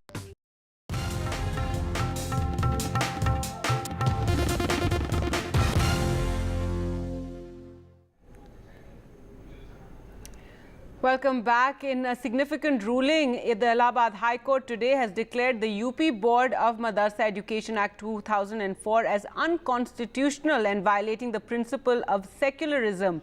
The ruling comes months after the state government had decided to survey the Islamic education institutions in the state, and it had also formed an SIT in October 2023 to probe the madrasa funds from abroad. The High Court's ruling has come in a writ petition filed by one Anshuman Singh Rathore, who challenged the UP Madrasa board as well as objecting to the management of the madrasas by the Minority Welfare Department, both by the Union of India and state government. Well, let's go across to Tanishq now for more. And Tanishq, this will have far-reaching consequences, in the state, given that many poor children study in madrasas. Tell us more about what the High Court has said and what happens now. Well, Gargi, we are still waiting for the official detailed order to come from the Lucknow bench of Allahabad High Court. But of course, the one basic thing, one important fact that was said in the judgment, while pronouncing the judgment, it was said that Madrasa Education Act of 2004, UP Madrasa Education Act of 2004 is unconstitutional and violative of principle of secularism. This was the main point raised while we are waiting for the detailed judgment to come. If I talk about the parties involved in this of course, one is of course a person named Anshuman Singh Rathore who filed the petition in the court. The respondents are of course the UP Madrasa Board, the Minority Welfare Board, the UP government, and of course the Ministry of Education and the Union government as well. So these are the respondents. Now, apart from that, there are several interveners as well. The interveners are basically associations which can be, which can be impacted by the decision as well. So several associations also are acted as interveners in this, like the Madrasa Teachers Association and etc. Now it is being expected that the interveners might reach the Supreme Court also against the ruling of the Allahabad High Court's judgment. But yes, today a very important ruling by the Allahabad High Court. This of course impacts all of the madrasa, all of the education institutes that come under the madrasa board, ranging from junior level up to postgraduate and university level as well. If I talk about how many madrasas are run, so there are around 26,000 madrasas in Uttar Pradesh. But there has always been an issue regarding the registration of madrasas. Around 12,000, more than 12,000 madrasas have not renewed their registration after applying for the first time. There are several madrasas that are run by government aid as well. Some are run by their own funding as well. So around 598 such madrasas are run with the government aid. So of course a very important ruling by the Allahabad High Court. But of course, arguments were raised by both the sides, responding saying that there is no religious bar for anybody to take admission. They in fact presented a list of of students who come across different religious backgrounds and study in madrasas. This was one of the points raised by the respondents. Yes. All right. Thanks so much, Tanish, for joining us with those details. So the Allahabad High Court declaring Madrasa Act as unconstitutional.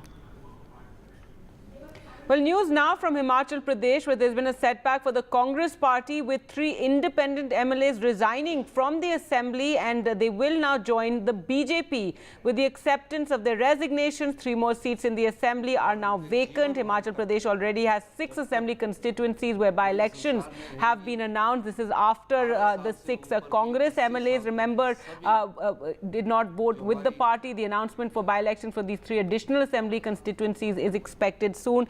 Let's go across to Ghazali now for more. And Ghazali, this Himachal crisis in a sense, continuing, bubbling under. It hasn't come to the fore yet, but now 3 independent MLAs also resigning.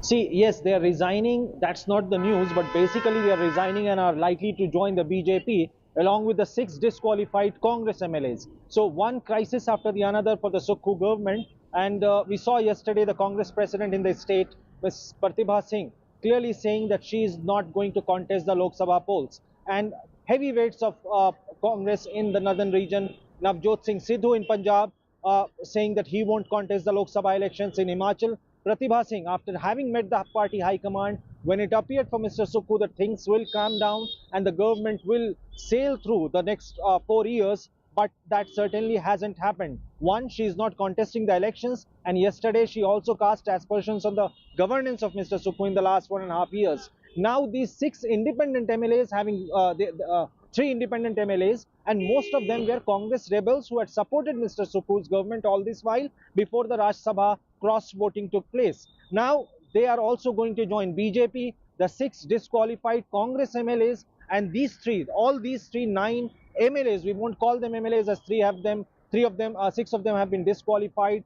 3 have submitted their resignation to the Vidhan Sabha secretary. So now 9 of these leaders are going to join BJP. By evening, we'll get the visuals of these 9 moving to Delhi, to the national capital, and then joining the BJP. But why it is a setback for Mr. Sukhu? Because now Sukhu's government will focus to retain power and focus on the by-polls more than the Lok Sabha polls. Because if the government has every chance of collapsing, now BJP coming out at the forefront that they are going to induct all these leaders into its party fold is certainly an indication that Mr. Sukhu's government faces a lot of credibility test with party's own MLAs getting disqualified. There was no reconciliation as if all the attempts have failed, because we saw Mr.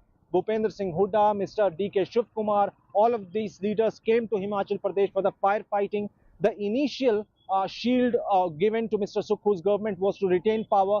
That happened. Most of the Congress BJP MLAs were sort of suspended for that session when the trust vote or the budget or the finance bill had to be passed. Mr. Sukhu's government qualified that, survived that, but now it seems that the big test awaits ahead of the Lok Sabha, Vidhan Sabha by-polls as more legislators are resigning and joining the BJP. Right, so this crisis in a sense continuing, and as you said, Pratibha Singh not contesting the Lok Sabha elections. Also, what of her son? He too had kept the Congress party on tenterhooks.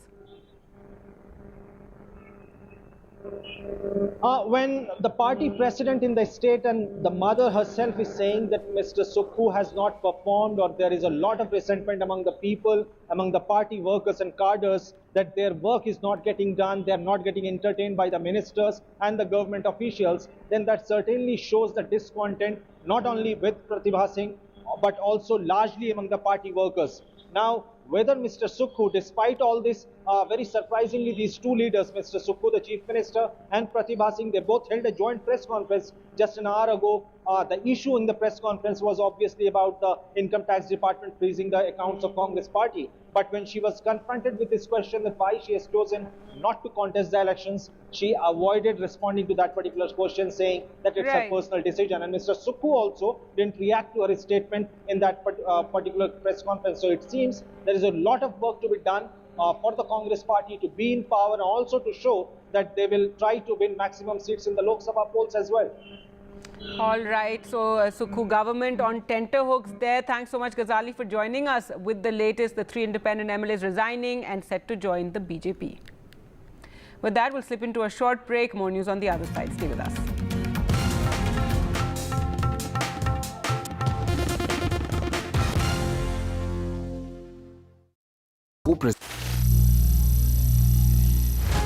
Some people say the metaverse will only be virtual. One day this lecture hall will be made of code and driverless cars would be trapped in intersections. But even in this maze of the future, you can't wish away health. It's time to become more resilient.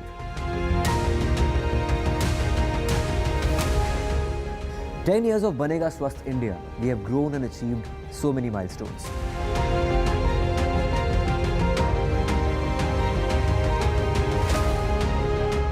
And now I have a plan to beat the urgency, to stop breathing with difficulty, to relieve getting choked with inactivity.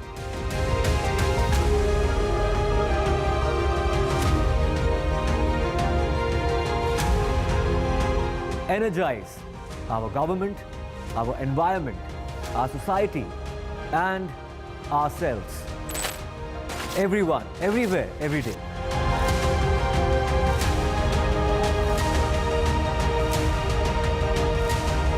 Banega Swasth India. One world hygiene. A debate has many facets. Perhaps no one right answer. Left, right, and center. Conversations that get to the core of the debate.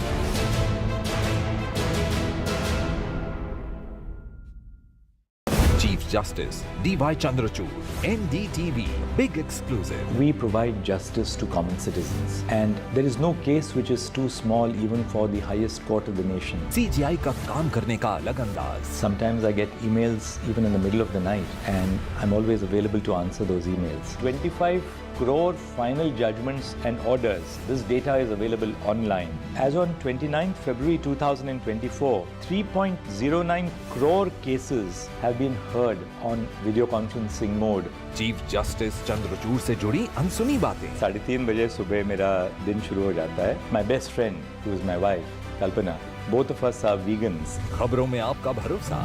NDTV.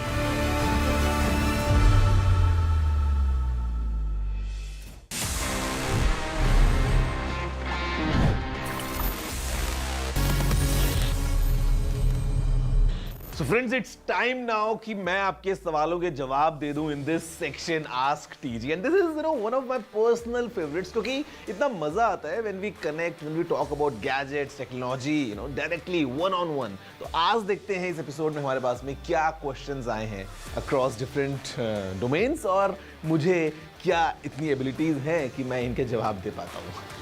Hi Technical Guruji. So my question is, how can we monetize Instagram posts? Okay, the monetization on Instagram works in two different ways.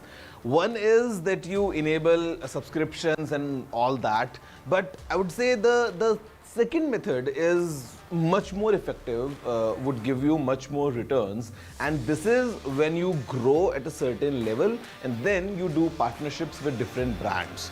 आपने देखा होगा YouTube पे, Instagram पे, Facebook पे, all these influencers, they many times collaborate with different brands and वहाँ से you can monetize your content directly. So उसके लिए थोड़ा सा आपको मेहनत करना पड़ेगा. You need to make sure कि आपका profile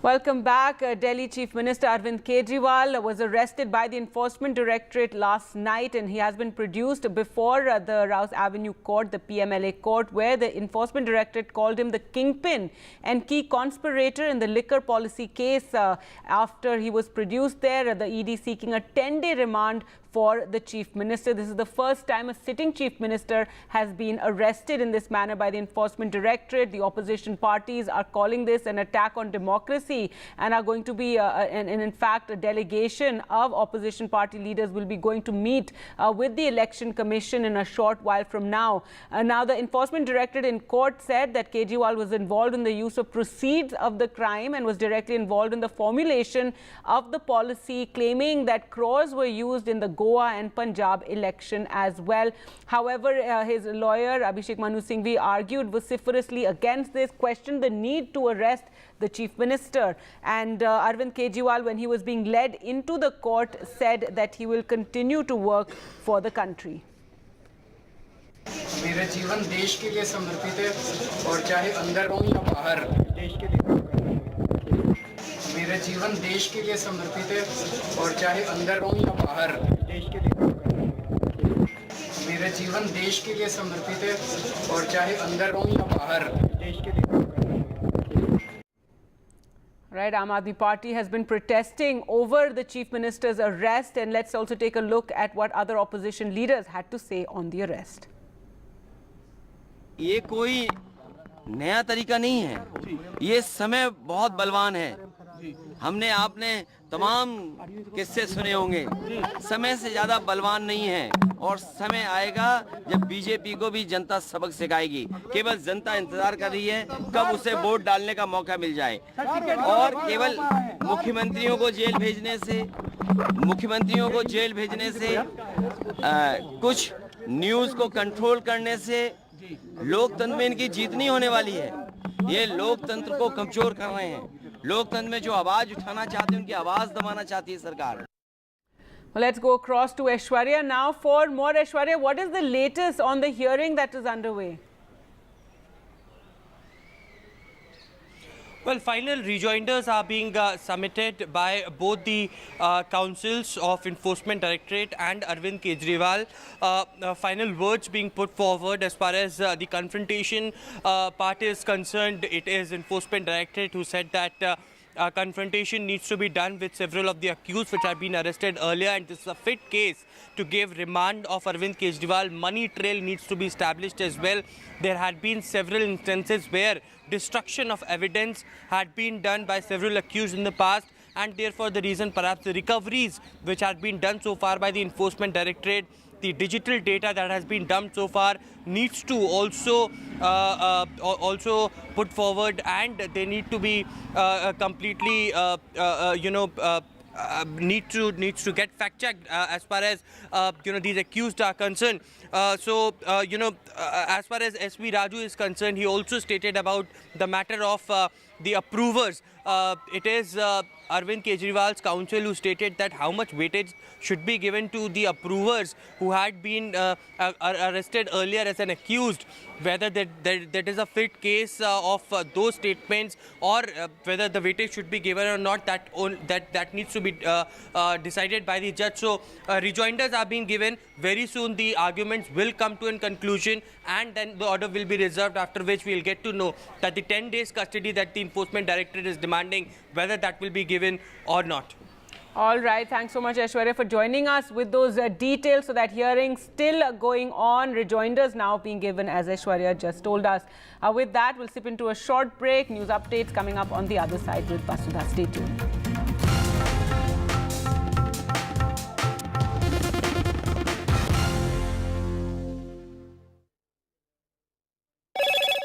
Hello, Moto. Motorola, India's best 5G smartphone brand.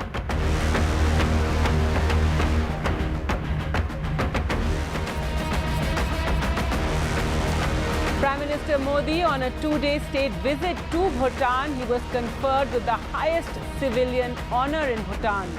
The Prime Minister then addressed the gathering in Thimphu, reiterating the strong relationship between both countries.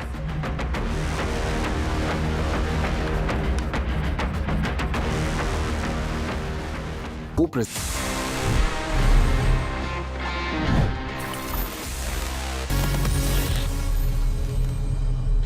friends, it's time now कि मैं आपके सवालों के जवाब दे दूं in this section Ask TG, and this is one of my personal favorites क्योंकि इतना मजा आता है when we connect, when we talk about gadgets, technology, directly one on one. तो आज देखते हैं इस एपिसोड में हमारे पास में क्या questions आए हैं across different domains और मुझे क्या इतनी abilities हैं कि मैं इनके जवाब दे पाता हूँ. Hi Technical Guruji. So my question is, how can we monetize Instagram posts? Okay, the monetization on Instagram works in two different ways. One is that you enable subscriptions and all that, but I would say the second method is much more effective, would give you much more returns, and this is when you grow at a certain level and then you do partnerships with different brands. आपने देखा होगा YouTube पे, Instagram पे, Facebook पे, all these influencers, they many times collaborate with different brands and वहाँ से you can monetize your content directly. So उसके लिए थोड़ा सा आपको मेहनत करना पड़ेगा. You need to make sure कि आपका प्रोफाइल एक certain level पे पहुँच जाए, and उसके बाद if you approach brands or if the brands approach you, you can monetize your posts, your stories, your reels, basically whatever content you post. If you are doing this in a partnership with a brand, you can have proper monetization.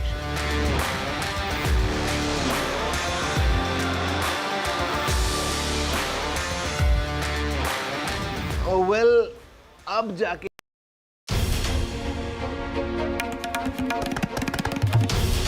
This is NDTV, and you're watching NDTV 24x7.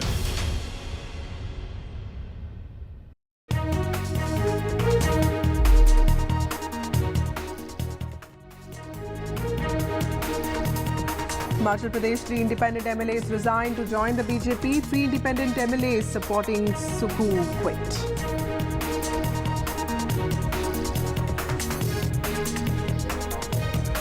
After top court wrap, Tamil Nadu Governor buckles. Ponmudi has been sworn in again as Tamil Nadu Chief Minister. In fact, Supreme Court had criticised Tamil Nadu government for not appointing the minister. Another setback for the Congress party. Congress's tax review plea dismissed. Delhi High Court dismisses Congress's plea.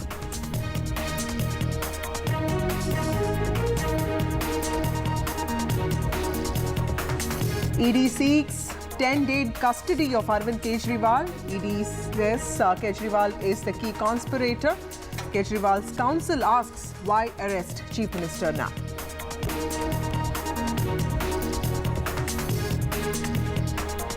Delhi Chief Minister Arvind Kejriwal has reacted for the first time post his arrest last night. Kejriwal has said my life is dedicated to the nation. Kejriwal arrested, opposition stands united, opposition delegation to visit EC today.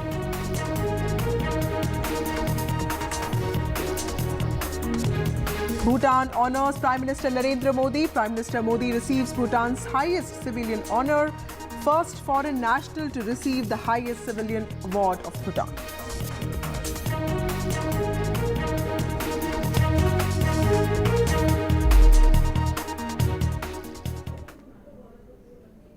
Three independent MLAs in Himachal Pradesh who had voted in favour of the BJP candidate in the recent Rajya Sabha elections submitted their resignation to the Assembly Secretary on Friday. One of them, in fact, told the reporters that they would join BJP and would also contest elections on the party's ticket. The 3 MLAs, Ashish Sharma from Hamirpur, Hoshiar Singh from Dehra and KL Thakur from Nalagarh, reached Shimla. Today morning, they met Leader of Opposition Jairam Thakur and thereafter submitted their resignation. Now, these independent MLAs said Chief Minister Sukhwinder Singh Sukhu had stooped to such a level that he was targeting MLAs and their families by registering false cases against them. This was the big allegation that they raised. The 3 independent MLAs, along with 6 Congress rebels, voted in favour of the BJP candidate in the Rajya Sabha elections held last month. The fate of the 15-year-old Sukhwinder Singh Sukhu-led government, Congress government in Himachal Pradesh, now depends on the outcome of the assembly by polls in the 6 seats. According to the ECI, voting for the assembly will be held on the 1st of June. I have my colleague Mohammad Ghazali joining us with more details on this. Ghazali, the Congress won a comfortable victory, last year, but then situation changed with the cross-voting by 6 MLAs in the Rajya Sabha polls held recently. Today, the 3 independent MLAs have resigned. What picture does this show for the Congress government that is holding on very thin ice right now? What are the prospects? See, the party insiders believe that no matter how much Mr. Sukhu, the Chief Minister of Himachal Pradesh, tries to control the rebellion or tries to pacify the rebellion, until everybody is on board, this firefighting is not going to be enough. What we saw during the Rajya Sabha polls was that 6 rebel MLAs were in the knowledge of the party high command that they are upset and they may cross-vote, and yet nothing could be done to sort of avoid that situation. And Mr. Singhvi lost the Rajya Sabha poll because the 6 rebel MLAs voted for the BJP candidate. Now, these 3 independent MLAs who have submitted their resignation, and very likely they are going to join the BJP by tonight, had supported Mr. Sukhu's government when it came to power. Now, what happened? Why they are upset with Mr. Sukhu? Perhaps the independent MLAs were also expecting that if not they are accommodated in the government, perhaps the government will sort of have a very lenient view towards them, or sort of have their influence considered inside the government or within the government affairs, that these MLAs are also being heard of by the Chief Minister or the officers. Sorry, but perhaps that didn't happen, and that has upset those independent MLAs as well, and that is why the BJP is sniffing a chance there, is now trying to poach them, is now trying to get them into their own party fold. And once these 9 seats now goes to by-polls, the focus of Mr. Sukhu would be to retain power, to focus more on by-polls than the Lok Sabha polls for the 4 seats in Himachal Pradesh. Right. Thank you, Ghazali, for joining us with those details. More political trouble for the Sukhwinder Singh-led government, Sukhwinder Sukhu Singh-led Congress government in Himachal Pradesh that came to power last year, but of course has been running into trouble since the dissent by some MLAs. Moving on to some news from the south of India, DMK leader K. Ponmudi has been sworn in as a minister again. This after Supreme Court pulled up the Tamil Nadu governor for his resistance in doing so. The Supreme Court had voiced serious concern yesterday over Governor R.N. Ravi's refusal to reinduct Ponmudi, a minister in the state cabinet, even after the Supreme Court had suspended his conviction in a corruption case. Now, the court had directed him to take action within 24 hours. Despite Chief Minister M.K. Stalin's recommendation, the governor had earlier refused to reinduct Ponmudi, whose conviction and 3-year sentence in a disproportionate assets case was stayed by the Apex Court recently. Observing that R.N. Ravi was defying the top court's order, a 3-judge bench had wondered how could the governor say that Mr. Ponmudi's reinduction will be against constitutional values. I have my colleague Sam Daniel joining us with more details on this. Sam, this is some relief for the DMK government that has seen some of its leaders being jailed in the last few months, and also this comes close to the election. And of course, this is also a marker of the state government's ongoing tussle with R.N. Ravi. Tell us what is the latest on this. Well, Vasudha, politically it's a shot in the arm for the ruling DMK, which has been waging a constant tussle with the governor on issues of the governor delaying assent to bills, not appointing the recommendations of the chief minister for key positions. And this happened after the governor refused to reinduct Ponmudi, even after the Supreme Court had stayed his conviction in a disproportionate assets case, and he wrote back to the chief minister saying constitutional morality does not allow him to reinduct him. And that had touched a row. Now the government moved the Supreme Court, and the Supreme Court took a strong exception. There were strong comments and observation made by the Chief Justice of India saying that the governor is defying the Supreme Court order and also acting against the constitution. He was given 24 hours time, and this morning he invited Ponmudi to be sworn in. It was a moment of embarrassment, a bit of shame that he had to do a kind of a U-turn. And the larger pattern, of course, is all the opposition ruled states, including states like Kerala, West Bengal, Delhi and Punjab, allege that governors in these states run a parallel administration, undermining duly elected governments and their rights, and they scuttle development, and they put up obstacles in terms of their smooth functioning. And even as we speak, there's another petition still pending in the Supreme Court with the Tamil Nadu government asking for a direction to fix a timeline for governors to dispose newly passed bills from the Assembly.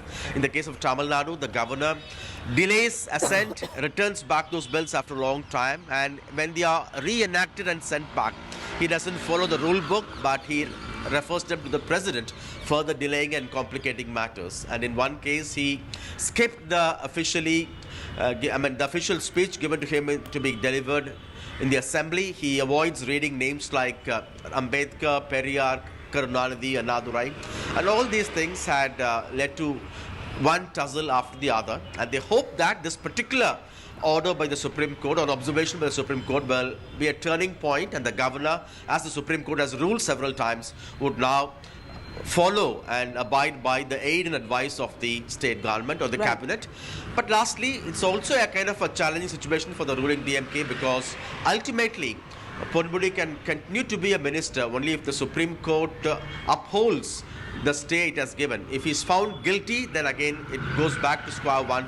He'll have to step down. That's something we'll have to have in mind. But at the moment, it's certainly a huge victory and a shot in the arm for the ruling DMK and an embarrassment for the governor, Vasudha. Also, Sam, to give some context to our viewers, can you explain to us the political relevance and importance of somebody like K. Ponmudi? You know, this is a strong man from Viluppuram. PMK has an alliance with the BJP now. Tell us something about K. Ponmudi, the man who's in the center of this controversy, somebody who has been in the education ministry, and also somebody who's been a minister even with MK Karunanidhi.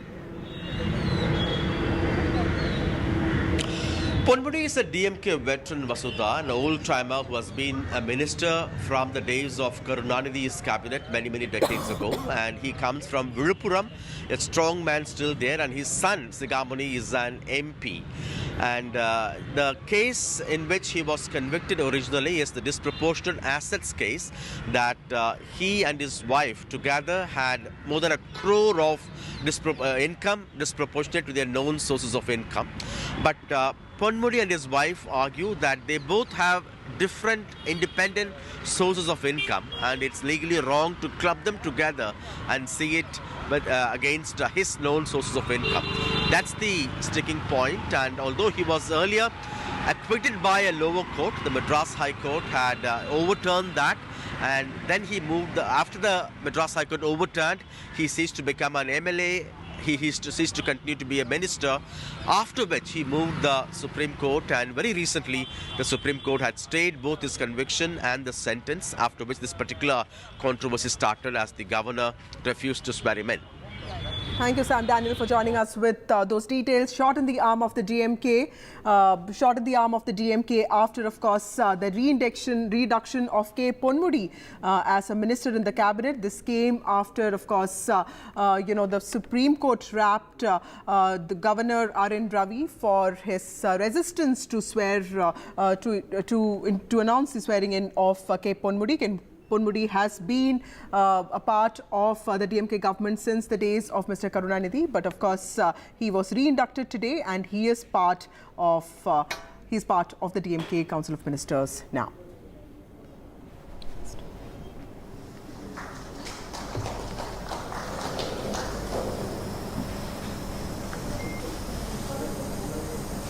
So my colleague Veera Raghavan has A. Raja, DMK MP, with him, and let's listen in to the conversation. Thanks very much, Vasudha. Obviously, those developments with the CBI, with the court allowing the appeal of the CBI in the 2G case. Joining me now, Mr. A. Raja, DMK MP from Nilgiri. Sir, your first reactions to this? Hello. After hearing the both side arguments, High Court came to a conclusion that let it be had a reassessment and reappreciation of evidence. This is quite natural. Okay, as a student of law, we are ready to sail along with the due process of law. Hello. So you don't see any kind of impact because of this decision? No, this is quite natural due process of law. Acquittal has been given, but no negative comments that has been observed. He says it is a very sensible court says it is a sensible case which tried conduct that. There will be no prejudice on either parties if the appeal is taken on file. That's all. All right, you are with the Chief Minister as you're launching a DMK campaign, as he launches his campaign in Tamil Nadu. This is going to be an election. Who do you see as the major rival for the DMK even now, whether it's the BJP or the AIADMK on the ground there? No, the fight will be between Dravidian parties. We will win all 40. You're saying that the fight will be between Dravidian parties. Those are your... Yes. We will win in 40. Our rival party only will be ADMK, not BJP.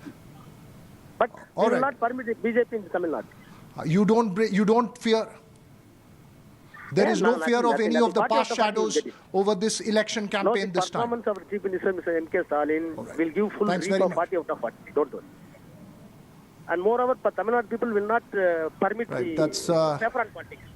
Tamil Nadu people will not permit saffron politics in this land. Okay. Thanks. That's A. Raja there, categorical in that statement as all the political action unfolds there in Tamil Nadu. Vasudha, obviously this is a reaction to those developments in the court that we've been reporting. Right. Thank you, Veera, for joining us. That was A. Raja, DMK MP, claiming that the fight in Tamil Nadu is only going to be between Dravidian parties. Moving on, Delhi High Court has dismissed Congress Party's pleas against tax reassessment proceedings. Senior lawyer Abhishek Manu Singhvi, representing the Congress Party, had submitted that tax reassessment proceedings are barred by limitation and the IT department could have gone back to a maximum 6 assessment years. The High Court had reserved its order on the 20th of March on the pleas filed by the political party against the tax reassessment proceedings initiated against it by the authorities for 3 successive years from 2014 to 2017. Now, the IT department, however, asserted that there was no violation of any statutory provision by the tax authority and that as per material recovered by the escaped income by the party is more than 520 crore rupees. Recently, the High Court had also refused to interfere with the order of the ITAT, declining to stay a notice issued by the IT department to the Congress Party for recovery of outstanding tax of more than 100 crores. Now, the assessing officer had raised a tax demand of more than 100 crore for the assessment year of 2018-2019 when the income was assessed to be more than 199 crore. Remember, this is an ongoing case. The Congress Party has been accusing the IT department of blocking its bank accounts. The IT department, however, has asserted that there was no violation of any statutory provision by the tax department and that as per the material that has been found, the escaped income by the party is more than 520 crore. I have my colleague Sunil Prabhu joining me with more details on this.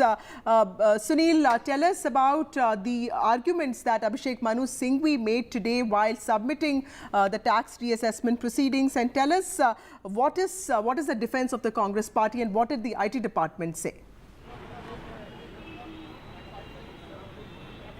Well, I won't get into the specifics because the Delhi High Court has dismissed all those 3 assessment petitions. But what the lawyers are saying is that look at what is happening in the country. You are asked, suppose you and me have to contest in a race, and you cut the hands and you cut the legs, and then it's going to be clearly not a level playing field. You don't give me the money, you don't give me the wherewithal to run that race. Then how is it going to be an equal contest? It's in this context that they've said on various grounds, and this of course can be challenged at a higher court, but if you are not going to give us reprieve and there's a clear brief, then this is definitely for the party. So they did, because the income tax laws are very, very complicated, and I don't want to confuse the viewer, but it's simple and straight.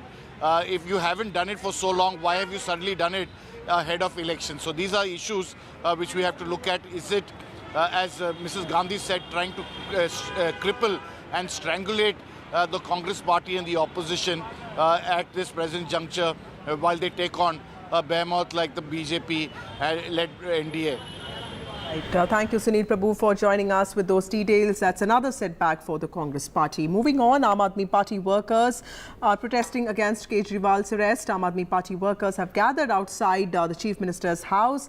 In fact, Arvind Kejriwal's house is seeing a lot of protests outside the residence. Aam Aadmi Party workers hit streets against Kejriwal's arrest. Remember, Mr. Kejriwal was arrested last night and the hearing on his remand application is still underway. The AAP chief was also taken to the court earlier today and he was also examined for health.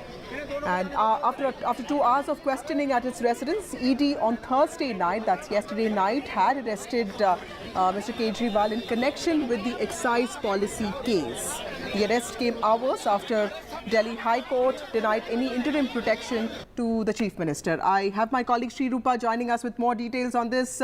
Sri Rupa, Arvind Kejriwal's house has been seeing a lot of protests by Aam Aadmi Party workers. Tell us, what is the latest on that?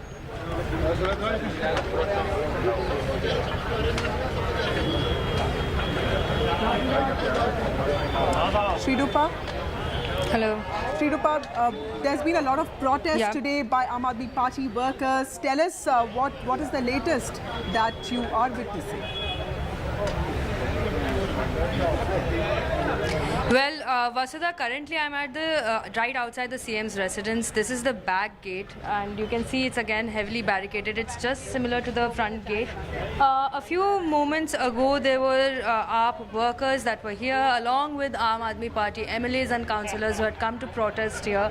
They were not being allowed to enter and they came in support of Mr. Kejriwal's family. They wanted to meet him, but the police, as per them, denied them any kind of an entry. However, a few of the leaders and MLAs were allowed, including Mayor Shelley Oberoi, who were allowed inside to meet Mr. Kejriwal's family today. Apart from that, today in the morning we saw Delhi Minister Gopal Rai before he joined the protest at ITO. He had come to visit Kejriwal's family, but at the same time he had some difficulties getting in to the civil line lanes, this particular area.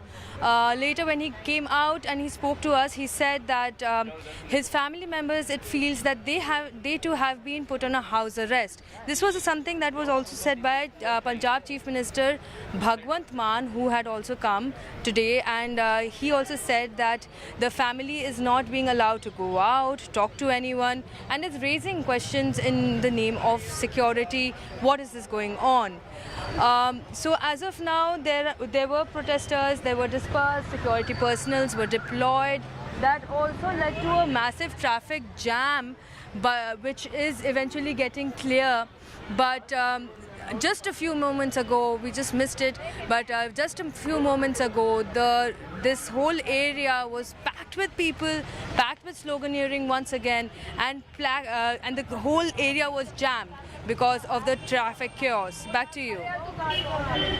So, Aam Aadmi Party workers are protesting against the arrest of Arvind Kejriwal. Moving on. Delhi Chief Minister Arvind Kejriwal was called the kingpin and the key conspirator in the liquor policy case by the Enforcement Directorate after he was produced today in the Rouse Avenue Court, seeking a 10-day remand for the Chief Minister. ASG SV Raju told the court that Kejriwal was involved in the use of the proceeds of the crime and was directly involved in the formulation of the excise policy. The policy was made in such a manner that it enabled taking off bribes. Vijay Nair was the middleman between the Aam Aadmi Party and the South Cartel, a key exponent of which K. Kavita, BRS MLC, has already been arrested. On the other hand, Kejriwal's lawyer told the court that the Enforcement Directorate that there was no need to arrest Mr. Kejriwal. Mr. Kejriwal is the first sitting Chief Minister of India to be arrested. He has denied all charges. His party has repeatedly claimed that ED is yet to recover any allegedly illegally acquired cash. The Chief Minister, who spent last night at the agency's office, is being represented by senior lawyer Abhishek Manu Singhvi. In his first reaction since the arrest, Mr. Kejriwal told reporters, "My life is dedicated to the nation." I have my colleague Aishwarya Jain joining us with more details on this. Aishwarya, tell us what is the latest on the hearing that is going on, and Mr. Kejriwal also spoke briefly to media. What did he say?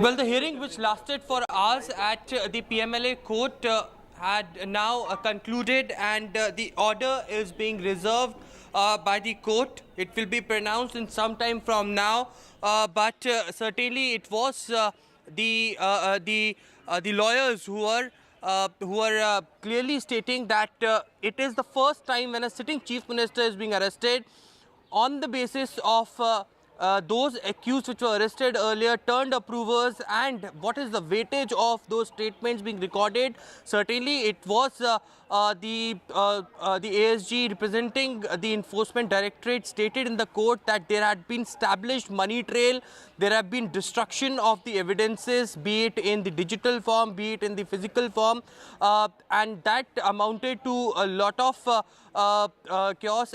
Also in the investigation earlier, when the statements were recorded, names had been come out, money trails had been established, and bribery has also been taken at some point of time. The money was routed through Hawala channels for a political campaign by Aam Aadmi Party, and ultimately it was stated that Aam Aadmi Party, because it is being led by Arvind Kejriwal, should become a party in this particular case. So very intense arguments being made by both the councils of Enforcement Directorate and Arvind Kejriwal, and lastly the order has been reserved. The submissions had been done. As of now, we are waiting for the court order to come now. It has been demanded in an application that a 10-day custody should be given to the Enforcement Directorate. Now, whether that happens or not is something that remains to be seen. Right. Thank you, Aishwarya, for joining us with those details. I also have my colleague Ishika Verma, who has been tracking this case. Ishika, the hearing for this remand application has been going on for some time now, and there are some critical arguments being made on both sides. But what is the sentiment outside the court like, and what do you have to say about the preparations and the submissions have already been made? How much more time will it take for us to know what really happened?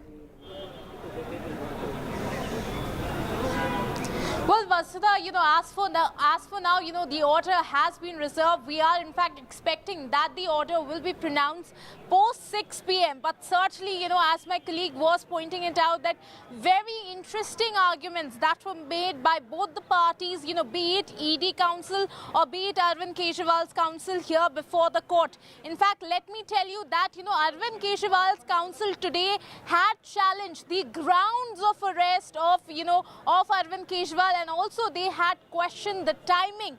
They also went on to say that the Enforcement Directorate has no evidence, for the arrest of Arvind Kejriwal as to, on what grounds is he being arrested. Now, over that, in the rebuttal, Enforcement Directorate has in fact said in the court that they have concrete evidence to show that the excise policy was changed only to fund the Goa elections. So certainly a big statement that ED made today in the court is that they have said concrete evidence was there to show that the excise policy was changed only to fund the Goa elections. In fact, earlier also, they said this, that they have established this not just via mere statements, they have established this via call records as well. In fact, they also went on to say that Kejriwal's counsel cannot decide the necessity of the arrest. When and how a person is to be arrested is an exclusive domain of the investigating officer. This is what, was said by the Enforcement Directorate in the court, in reply to Kejriwal's counsel, who, in fact, were questioning and were saying in the court that the power of arrest does not mean, is not same as the necessity of arrest, thus challenging the grounds of arrest. So on that, the ED replied that it is not the Kejriwal counsel that will be deciding that for them. So certainly, very interesting interesting arguments that happened today from both the sides. The order has been reserved for the moment. We are expecting that after 6 p.m. the order will be pronounced, and whether or not will the ED be getting 10-day custody of Arvind Kejriwal is something that remains to be seen. Right. Because remember, today in the court, the Enforcement Directorate also mentioned, that Arvind Kejriwal was not cooperating with the investigation. This was, remember, one of the grounds of arrest for K. Kavata as well. And ED goes on to say that they need this custody to go on further with their investigation so that a confrontation can happen. Right. So, what we are expecting that after 6 p.m. things will be clear. We'll get to know whether or not the Enforcement Directorate is getting the custody of Arvind Kejriwal. Over to you. Thank you, Ishika, for joining us with those details. As of now, the court has reserved its order on Arvind Kejriwal. Remember, the Delhi Chief Minister was arrested last night by ED, and he has spent the night in the custody yesterday. But of course, the hearing for his remand application took place a short while ago. We will keep tracking that case for you. But for now, it's time for a short break. We'll be back with more news and updates.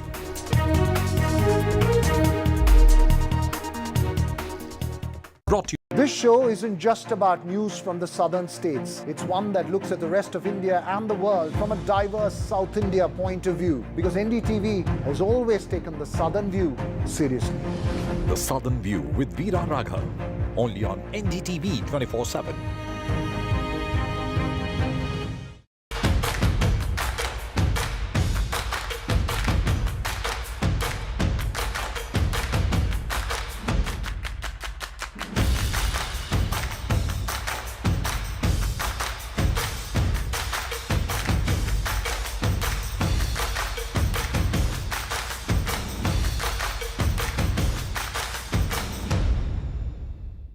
There's too much talking but very little being said. Too many voices but hardly any being heard. You turn to a show that puts you front and center. A show that headlines the stories of the people, by the people, for the people.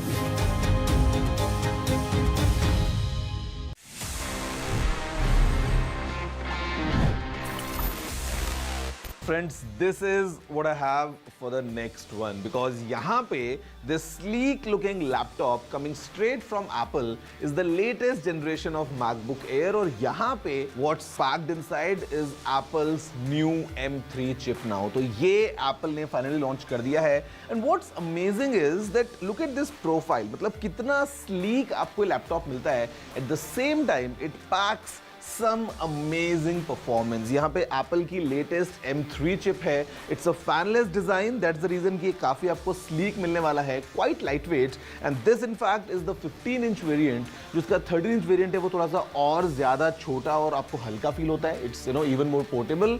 At the same time, it packs some serious power because यहाँ पे जो memory है, it goes up to 24 GB.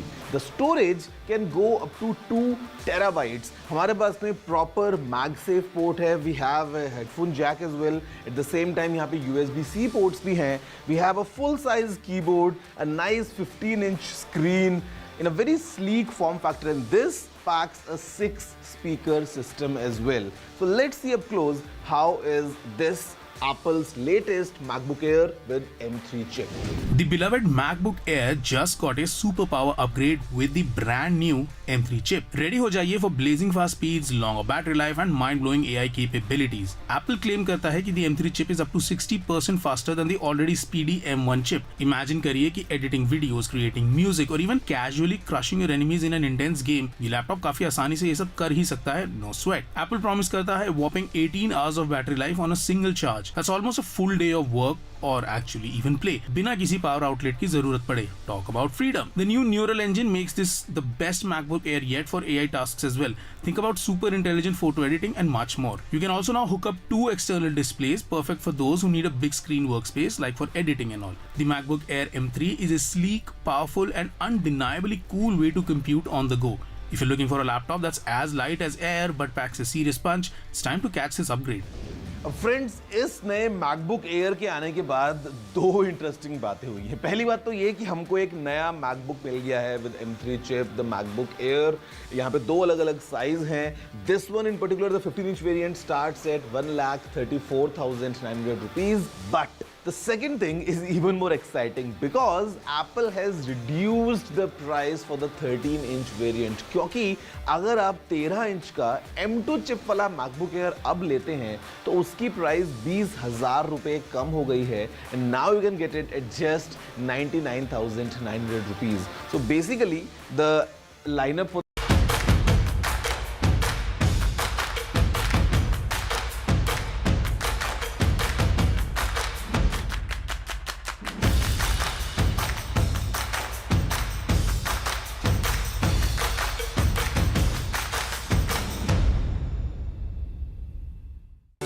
Stay informed and entertained with the new and updated NDTV News app. You can watch all our channels live, listen to podcasts, read breaking and exclusive news from around the world and more. Download the NDTV app today and get access to the best journalism and storytelling on your smartphone or tablet. The NDTV app. News that matters to you.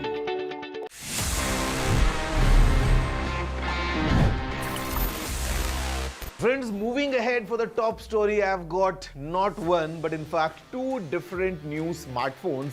These are from the Samsung Galaxy A series. What I have with me is the all-new Samsung Galaxy A35. If you start arresting leaders, how is it going to be a free and fair election? If you start squeezing people's accounts, if you start coercive tactics that is happening, is this going to be, an eventful way of conducting a free and fair election? It's in this context that the delegation, in fact, is coming out now. You can see those visuals of the leaders from Mr. Singhvi to Derek O'Brien, to Sandeep Pathak, to KC Venugopal. Senior Congress leaders and India Alliance leaders are coming out. Mr. Wilson from the DMK, you can see from the NCP, Sandeep Pathak from the Aam Aadmi Party, Nadimullah Haq from the Trinamool Congress, Pankaj Gupta as well. All these leaders, Javed Ali from the Samajwadi Party, and they are making. They have made their point before the Election Commission. The Election Commission gave them a patient hearing, and it's in this context that this whole process is done. Let's listen in to them as they speak here at the Election Commission to get a first-hand, view. Right. We have Sitaram Yechuri also from the CPM. Right. And this is clearly the scenes at this present juncture. Right.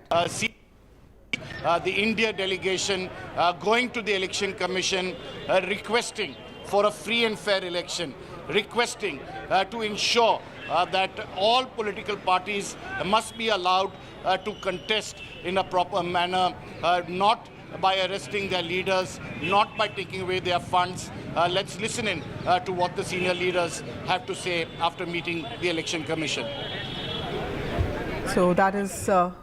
That's the delegation of India bloc leaders from different parties who have actually met an ECI team today to raise objections against the alleged targeting of opposition leaders. They have raised this point with EC, and these are leaders from over 6 to 7 political parties, all part of the opposition bloc India Alliance. In fact, TMC leaders are also part of it. Aam Aadmi Party Rajya Sabha MP Sandeep Pathak is also part of this. CPM leader Sitaram Yechuri is also part of this.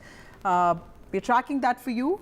Meanwhile, Delhi High Court has dismissed Congress Party's pleas against tax reassessment proceedings. Delhi High Court, in fact, on Friday dismissed the Congress Party's plea challenging the IT department's decision to initiate reassessment proceedings against the party. Now, a bench of Justices Yashwant Verma and Pushendra Kumar Gaurav, while pronouncing the verdict, said that they dismiss the writ petition.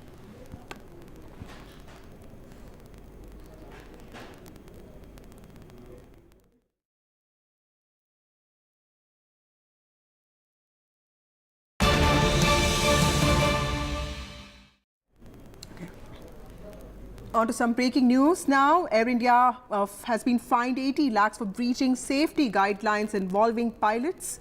This is what has happened today. This fine has been imposed by regulator DGCA. In fact, it has fined Air India 80 lakhs. I have my colleague Vishnu Shom joining us with more details on this.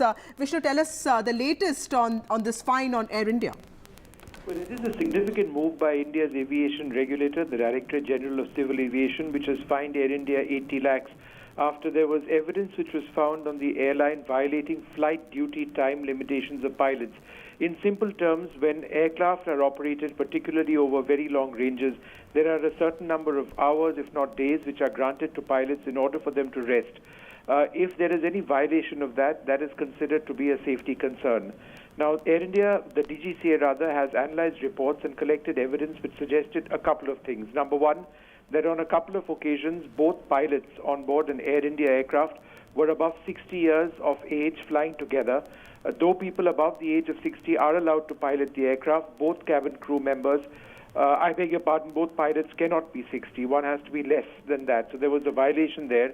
And I quote, the operator was also found deficient in providing adequate weekly rest before and after ultra long haul flights, and adequate rest on layover to flight crew, which violates the extant provisions of the civil aviation requirements. So that's the second violation which I was referring to earlier on. Right. So Air India has been fined 80 lakh. Breach of pilot safety guidelines is what we hear. Thank you, Vishnu, for joining us with those details. Time for a short break. More news and updates on the other side.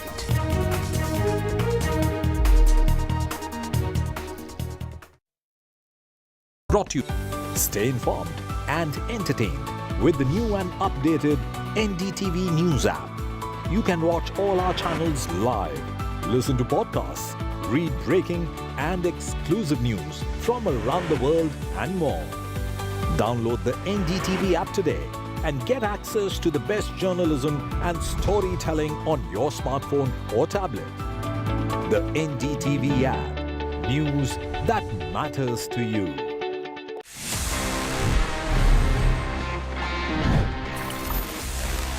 Friends, moving ahead for the top story, I've got not one, but in fact two different new smartphones. These are from the Samsung Galaxy A series. What I have with me is the all-new Samsung Galaxy A35. साथ में Galaxy A55 भी है. Both are of course 5G smartphones. Interesting design, interesting configuration और काफी fresh लग रहे हैं दोनों phones coming straight from Samsung. और यहाँ पे Samsung is promising a few things. सबसे पहले एक काफी interesting और premium design. Second thing is amazing durability because यहाँ पे on the front and on the back what we have is Corning's Gorilla Glass Victus Plus. At the same time यहाँ पे Samsung is promising a complete awesome security suite along with awesome performance. So let's see up close कि आखिर इन दोनों phones में Samsung ने क्या कुछ pack किया है. रेडी हो जाइए for cutting edge features and A seamless Android experience. Samsung ने इंडिया में ऑफिशियली डेब्यू किया है the Galaxy A55 5G and Galaxy A35 5G, bringing powerful performance and impressive technology to the popular A series lineup.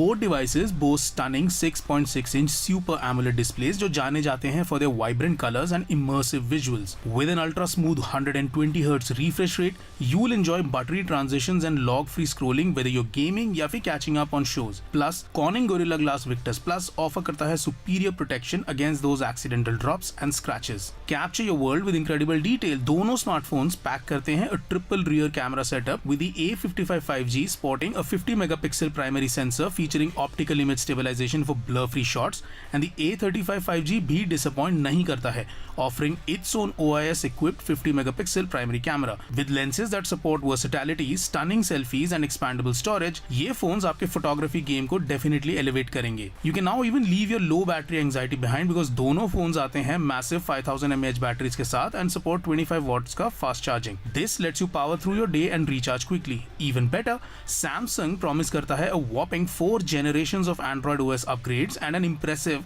5 years of security patches, a testament to their commitment to keeping your devices up to date. The Galaxy A55 5G and A35 5G deliver modern design from their sleek lines to vibrant color options, and for robust protection, both smartphones feature IP67 rated water and dust resistance, letting you use them worry-free. You also get the peace of mind that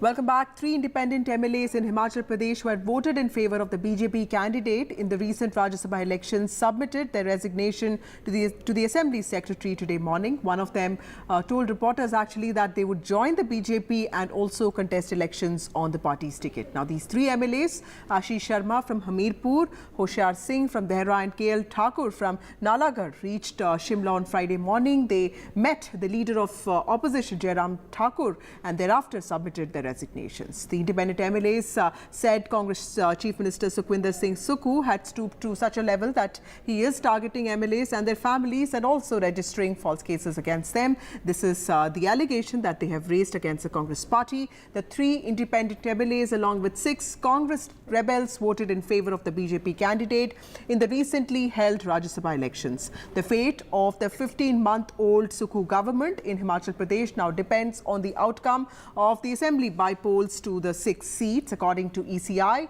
voting for the Assembly and Lok Sabha polls will be held simultaneously on the 1st of June.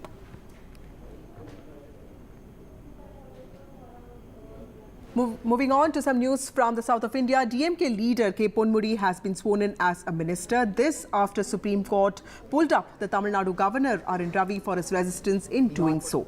The Supreme Court yesterday had voiced serious concerns over Governor Ravi's refusal to re-induct Ponmudi, a minister in the state cabinet, even after the Supreme Court had suspended his conviction in a corruption case. The court had directed him to take action within 24 hours. Despite Chief Minister M.K. Stalin's recommendation, the governor had earlier refused to re-induct Ponmudi, whose conviction and 3-year sentence in a corruption case was stayed by the Supreme Court. Observing that Mr. Ravi was defying the top court's order, a 3-judge bench wondered how can the governor say that Ponmudi's re-induction will be against constitutional values.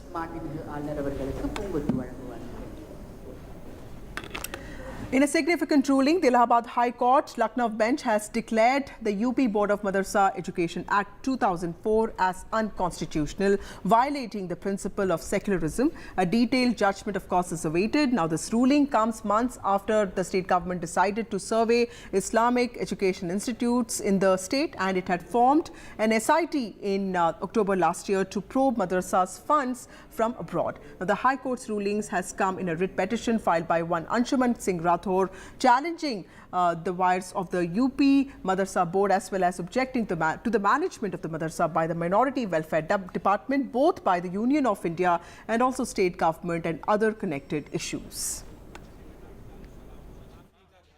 ये जो act बना हुआ है मदरसा act 2004, ये secularism के opposite है.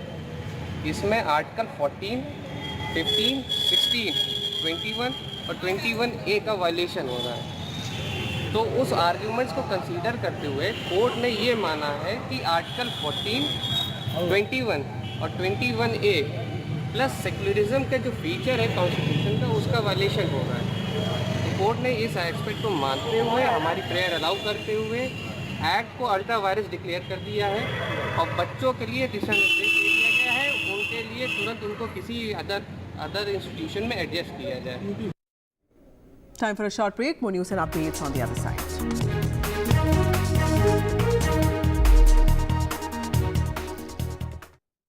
Brought to you. Some people say the metaverse will only be virtual. One day this lecture hall will be made of code, and driverless cars would be trapped in intersections. But even in this maze of the future, you can't wish away health. It's time to become more resilient.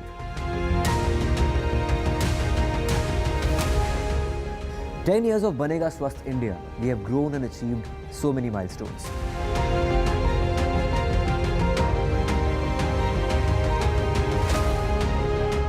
And now I have a plan to beat the urgency, to stop breathing with difficulty, to relieve getting choked with inactivity.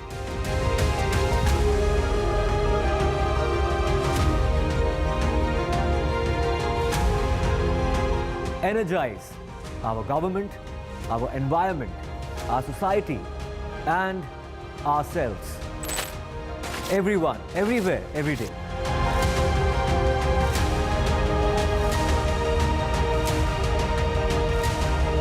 बनेगा स्वस्थ India. One world hygiene. A debate has many facets. Perhaps no one right answer. Left, right, and center. Conversations that get to the core of the debate.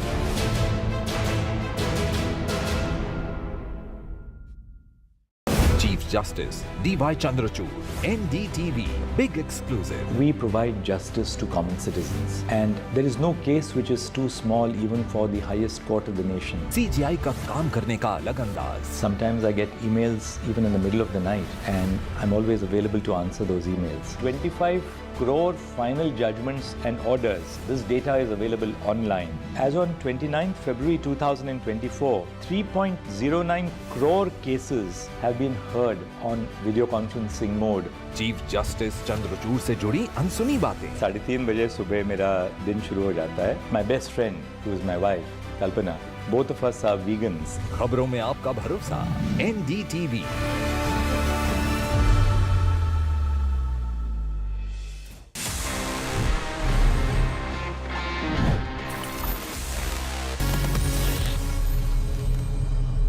So friends, it's time now कि मैं आपके सवालों के जवाब दे दूं in this section Ask TG, and this is one of my personal favorites क्योंकि इतना मजा आता है when we connect, when we talk about gadgets, technology, directly one on one. तो आज देखते हैं इस एपिसोड में हमारे पास में क्या questions आए हैं across different domains और मुझे क्या इतनी abilities हैं कि मैं इनके जवाब दे पाता हूँ. Hi Technical Guruji. So my question is, how can we monetize Instagram posts? Okay, the monetization on Instagram works in two different ways. One is that you enable subscriptions and all that, but I would say the second method is much more effective, would give you much more returns, and this is when you grow at a certain level and then you do partnerships with different brands. आपने देखा होगा YouTube पे, Instagram पे, Facebook पे, all these influencers, they many times collaborate with different brands and वहाँ से you can monetize your content directly. So उसके लिए थोड़ा सा आपको मेहनत करना पड़ेगा. You need to make sure कि आपका प्रोफाइल एक certain level पे पहुंच जाए, and उसके बाद if you approach brands or if the brands approach you, you can monetize your posts, your stories, your reels.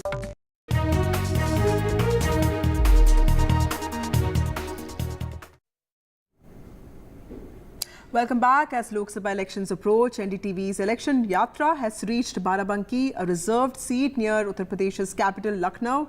While it seemed like a done deal with Upendra Rawat's candidature, a viral video has now led to him stepping out of the race, and from India bloc, Tanuj Punia is most likely to be the candidate. Now, what is the mood of the people in Barabanki? Which way will Barabanki vote? Here's a special ground report.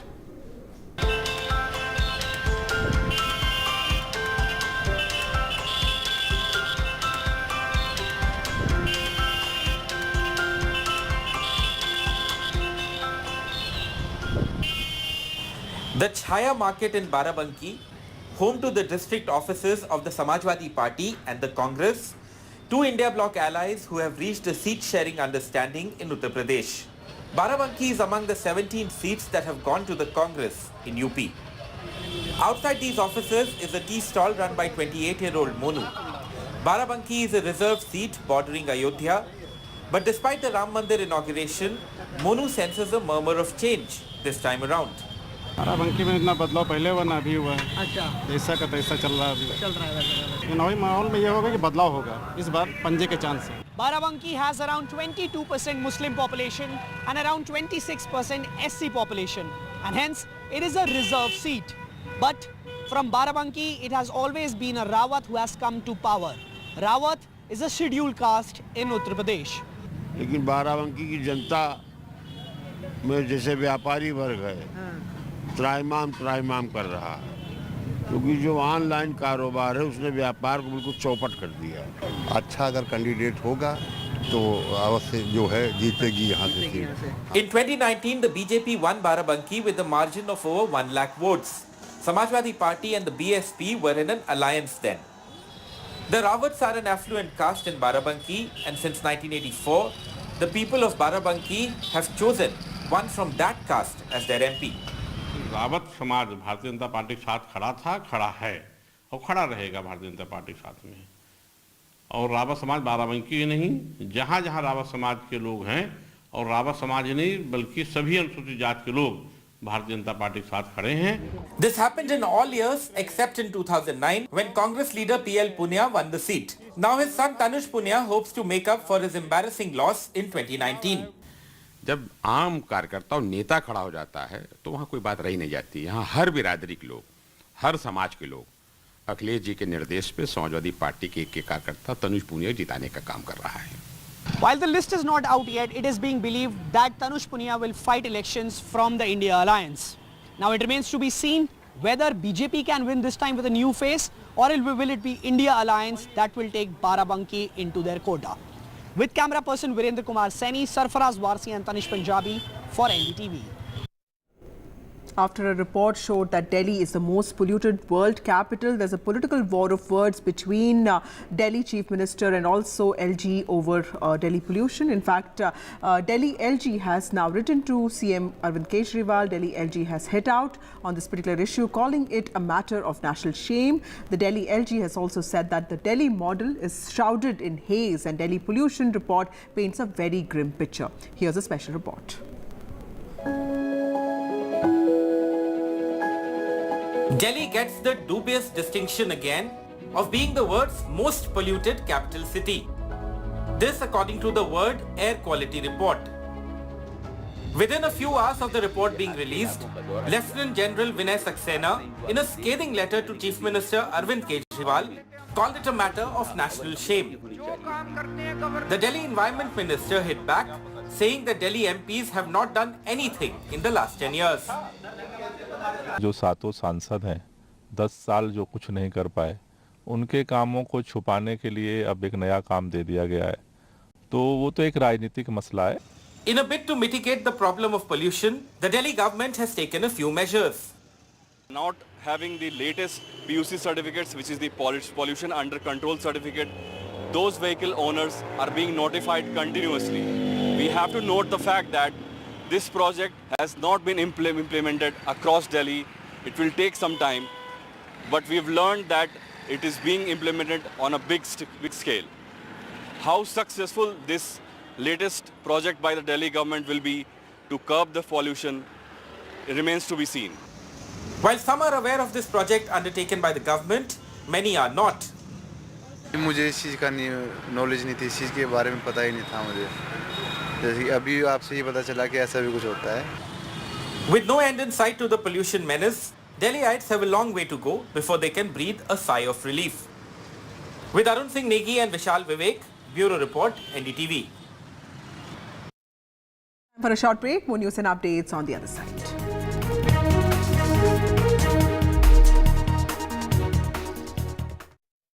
Brought to you.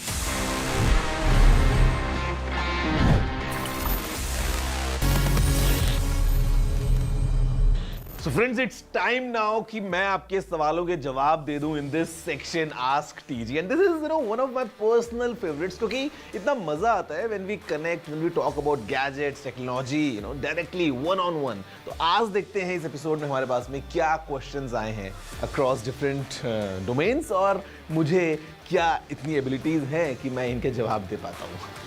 Hi Technical Guruji. So my question is, how can we monetize Instagram posts? Okay, the monetization on Instagram works in two different ways.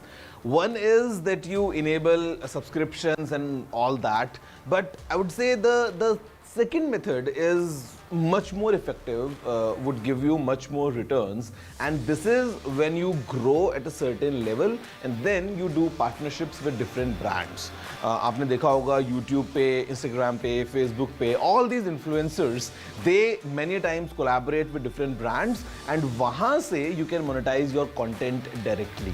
So उसके लिए थोड़ा सा आपको मेहनत करना पड़ेगा. You need to make sure कि आपका प्रोफाइल एक certain level पे पहुँच जाए, and उसके बाद if you approach brands or if the brands approach you, you can monetize your posts, your stories, your reels, basically whatever content you post. If you are doing this in a partnership with a brand, you can have proper monetization.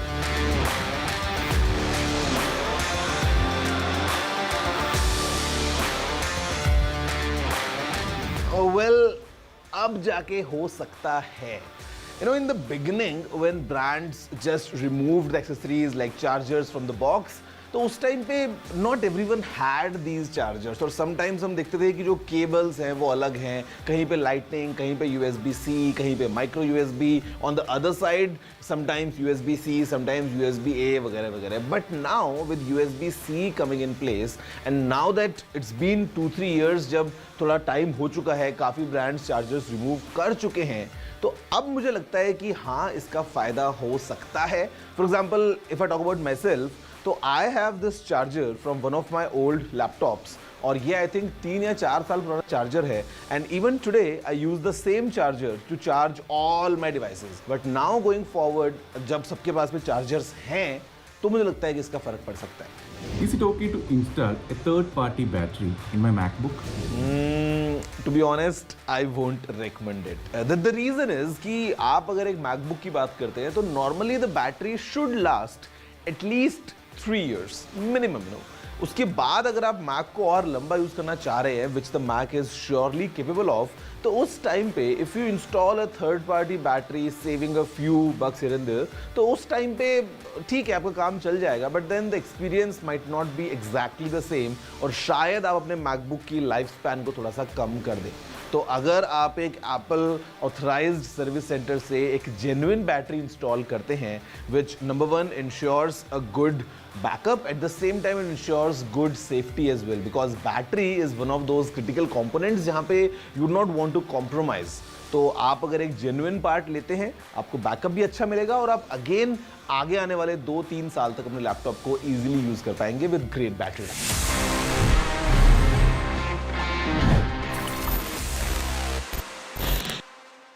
This show isn't just about news from the southern states. It's one that looks at the rest of India and the world from a diverse South India.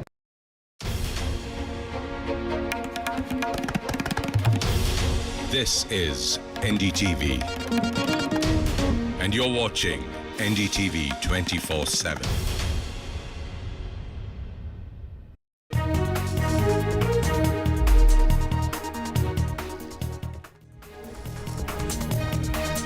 The PMLA court has reserved its order on Delhi Chief Minister Arvind Kejriwal's custody. The ED has sought 10 days custody of Mr. Kejriwal. The ED called him the key conspirator in the excise policy case, while his counsel said, why arrest a sitting Chief Minister? Arvind Kejriwal's first reaction post his arrest tells the media, my life is dedicated to the nation.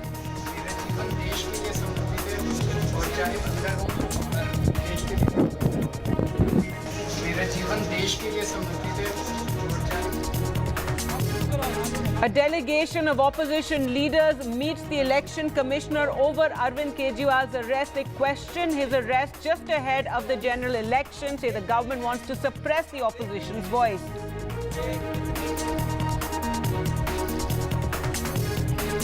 In another setback to the Congress government in Himachal Pradesh, 3 independent MLAs have resigned. They are going to be joining the BJP. These 3 independent MLAs were earlier supporting the Sukhu government.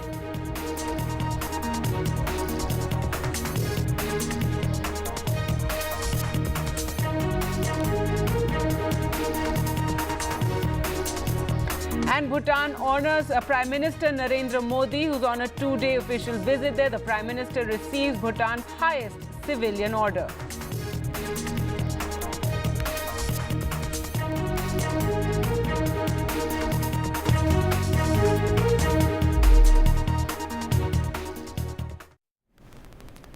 Hello and welcome. You're watching NDTV. I'm Gargi Rawat. Now, the big story we're tracking right now, the Allahabad High Court today in a significant order struck down the UP Board of Madrasa Education Act 2004, declaring it unconstitutional for violating the principle of secularism. A division bench of Justices Vivek Chaudhary and Subhash Vidyarthi directed the state government to accommodate the Madrasa students in the formal education system. The Lucknow bench's order came on a petition by Anshuman Singh Rathore, who challenged the UP Madrasa Madrasa board, also objecting to its management by the Minority Welfare Department. And this ruling comes months after the state government had decided to survey Islamic education institutions in the state. It had also formed an SIT in October 2023 to probe Madrasa funds from abroad. Well, let's go across to Tanishq now for more. And Tanishq, do we have more details of this order and what the impact of this is now going to be? Yes, of course, Gargi, today the Allahabad High Court ordered striking down of the UP Madrasa Board Education Act of 2004, and the Allahabad High Court ordered striking down of the order. But now the full judgment is out. Of course, arguments were made by both sides. If I talk about the petitioner was Anshuman Singh Rathod, as you mentioned. If I talk about the respondents, of course, the respondents were the Madrasa board, the state minority welfare board, the union government, the education department of the government of India as well. Arguments were made by both sides. One of the key arguments was that the Madrasa board actually does not discriminate admissions on the basis of the religion, and of course they also presented a whole list of students who have been who study in madrasas belonging from different religious background as well. So the admission to Madrasa board is not restricted to any religion. But if I talk about the judgment, the para 60, 67 and 68 of the judgment also says that the court had actually asked the respondents, the respondents actually requested if not the whole act but some provisions of it could be struck down, could be amended. The court then, however, according to the judgment, did not find enough argument by the respondent to segregate what provisions could be struck down. So what provisions could be struck down? But the respondents are expected to take this matter to Supreme Court as well. If I talk about madrasas, around 596 madrasas are in Uttar Pradesh are funded by the UP government. They are funded by the UP government. Of course, this could be taken to the Supreme Court as well. All right. Thanks so much, Tanishq, for joining us with those details. So a very significant order there by the Allahabad High Court. Well, to talk more about this, we're joined now by Shantanu Gupta, author, someone who's written a book on Yogi Adityanath, and Mahmood Pracha, convener, Mission Safe Constitution. Mahmood Pracha, first your reaction to this. It is expected that this matter will come up before the Supreme Court as well now.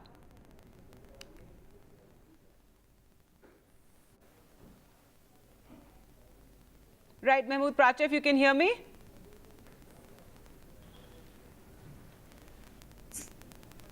All right, we will try and reconnect with him. Shantanu Gupta, your comments on this. This is going to have a far-reaching impact, and it is expected that this will be challenged in the Supreme Court as well. But thousands of madrasas exist in Uttar Pradesh where many poor children study. So now this will have quite a disruptive effect on those students. I think, Gargi, whenever we debated about madrasa, be it in the context of Assam, where the Assam Chief Minister wanted to close them, and in the case of UP, when UP government did a very massive survey of madrasas, you must have realized very recently, right? And we found a lot of anomalies also, because when we get some disturbing trends that madrasa student find their way to ISIS, that's one troubling part. Second part, why a government is funding an institution which is providing a religious education of a particular institution. They can do it privately, right? Shishu Mandir runs a lot of schools. They are CBSE run school, a state government run schools, right? And they have a cultural tinge to it, but they are run privately. But a government institution, a government funding going to a religious education, that challenges the secular ethos of the country, right? In Constitution, it says you cannot discriminate anyone positively or negatively based on the religion. So I think the High Court took that point, and the verdict is largely around that, to my understanding. That's right, and they have called it that it's unconstitutional for violating the principles of secularism. But there has been this sense that the government, be it in Uttar Pradesh, be it in Assam, is going after madarsas and trying to, and you yourself said that you're trying to connect it with the ISIS. So that is something that the community takes exception to, this sort of vilification of madarsa education, which is meant to be free education for the poorest of the poor. I think this is because, see, what the madrasas teach is to become a Maulvi. I doubt that there are so many can accommodated in the religious structure, religious jobs, right, of Maulvis or munshis or whatever jobs it entails, right. And that's why Prime Minister Narendra Modi is also talking about, and Yogi ji is also talking about, the modernization of madrasas, right? So if these kids land into the normal schools, the mainstream schools, they will study the science, the maths, the commerce, and then land and finally land into mainstream jobs. And the people who want to pursue religious education, there are gurukuls in all parts, which create pandits and acharyas. They can still go privately, but not by government funding. I think the problem is government funding for religious education. That's the fundamental point here. That's right. And what about the point of, a lot of concerns about the disruption this is going to cause for students? How will so many students be accommodated in other schools, in government schools? See, any positive change is a disruption for sure. You're right. So in UP, basic education, which is the elementary education, is called basic education is UP. They have almost 2 crore children. So a couple of lakh children can be accommodated very well, right? UP had amazing education system happening from last 6-7 years. Mission Kaya Kalp is happening where the schools are modernized and the very well structured. When I go to villages, UP, the schools are very different. So I'm sure with a plan in mind, they can be accommodated, or the current madrasa buildings can be used. I think that plan can be worked out. Now the order is fresh, but the fundamental is not the logistics or the administration, right? The court will not go to logistics administration. The fundamental is how government money can be given for religious education, which is against the constitutional ethos of the country.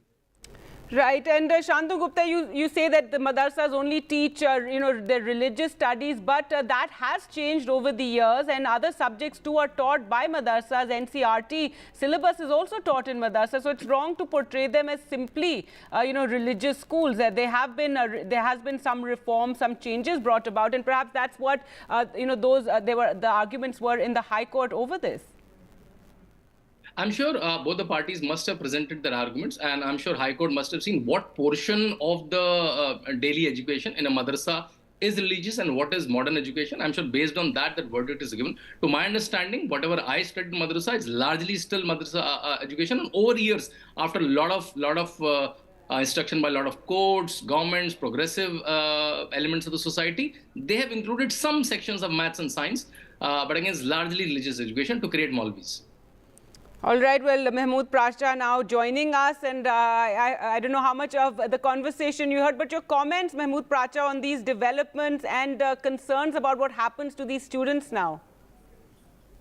See, I would be very candid and very straightforward, and I will not mince words. I mean, from one side, there is an entire effort by powers that be to finish minorities in the country, and especially their rights under Article 25 to 30. On the other side, the minorities are not well equipped and prepared. And whatever their leadership is, they are also not actually, even if they were not sold out as they are, as I say, even then they are not well equipped to take on this challenge. And the government of the day, especially the RSS and BJP governments, are not at all interested. Can you hear me? Yes, go ahead. Are not at all interested in living up to the spirit of the Constitution. Rather, they are trying to find out faults. Instead of curing them, they want to destroy the institutions, which are very strong institutions, which have played a big role in building the nation as it exists today. Now, the case will be defended by who? First thing is this: who is the nodal agency controlling madrasas of UP? That's a UP state government organization which runs under Mr. Yogi's government. So the lawyers, obviously, they will take a stand which is not actually trying to make it conducive, but rather to slant it in a manner which will show it in negative light. So I will read just one section, 77 of Madrasas Act, which defines Madrasa education as education in Arabic, Urdu, Persian, Islamic, Tib, logic, philosophy, and includes such other branches of learning as may be specified by the board from time to time. So can you not envisage an educational institution which will include such other branches, but primarily it will be in Arabic, Urdu, Persian, and having Islamic study? Yes, it can be, and it will be a very beautiful and very strong institution which will actually help India progress and have our presence felt in various parts of the Arabic speaking world, Persian speaking world. So that thing is being destroyed by a very, very myopic interest. That's the main thing. And I would not shy away from saying that people who are organizing and who are running these madrasas are absolutely not ready. They are not capable of handling the situation as it exists. They are power hungry. They are myopic. I mean, they have their own faults. And lawyers who argue the case, they have to have a holistic picture before they argue these cases. All right, so you're saying it wasn't well argued in the High Court, and that even those who are in charge of madrasas are not, you're questioning them as well. Shantanu Gupta, your response to what Mahmood Pracha said? I think my dear friend Mahmood Paracha, who's an advocate himself, has I think put a jibe on more on the Modi government and Yogi government and not on the verdict based on the facts that the High Court has given. And as I was earlier telling you, Madrasa currently, I was just checking, their curriculum include the curriculum for Tehtani, Munshi, Maulvi, Alim, Kamil, Fazil, and the lakhs and lakhs. And the data says it that there are not so many positions in the mosque available, right? So they are not anyway getting employed. Right, and then they get unemployed because they don't have the modern education anyways. They can't do a bank job or a teacher job otherwise also, right? So I think this is a very positive step, and government of UP, yeah, for sure, because they find some dubious source of funding. Even Shia board of Uttar Pradesh, the chairman said that a lot of funding for this madrasas are coming from ISIS-like organization, and that's a cause of worry. So Uttar Pradesh government got done. A big claim, and whether it's factually backed up. Shia board chairman said. I'm not saying. I'm just quoting him. All right, Mahmood Pracha, your response to that? I mean, this is exactly what I'm saying. Everything will include ISIS, nothing in between. Directly ISIS. So that's the idea. Mahmoodji, lot of children, there are examples where ISIS, the madrasa children landed up in ISIS. I did not interrupt. See, Gargi, I don't like this. Yes, go ahead, speak now. Shantanu, let him speak, yes. He should stay in his booths and understand who he's talking to. Yes, go ahead, please complete your point, yes. So what I'm saying is that this is the attitude. And I just read section 77. So who was stopping the Uttar Pradesh government from including various other curricula in that? And will it not be beneficial? 57 countries are there, Islamic countries, where you can have better relations if you have some highly educated people who will be able to represent India and get jobs, bring in foreign exchange. This aspect government will not see. That's what I'm saying. Exactly. So their only aim and object is, and I'm criticizing this judgment also. After Babri Masjid judgment, courts, and recently Maulana Taqir Raza's case, if you know anything about it, the judge himself is saying that I am under threat because I passed a judgment in Kashi's case. All right, I don't think we will talk about the judges or the judgment, but really the merits of what the High Court has said, and on this issue of madrasas, one imagines it would go to the Supreme Court as well. We'll end it here. Thank you both for joining us on the program. With that, we'll slip into a short break. More news on the other side. A delegation of political parties, opposition political parties, went to meet with the Election Commission. We'll get you the details.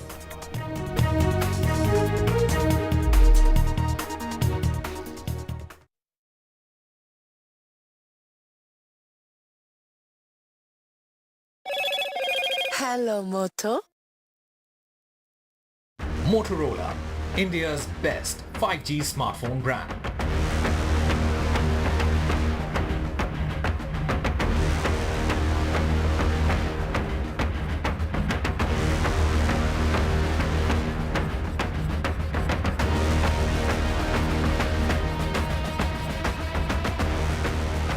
Brought to you.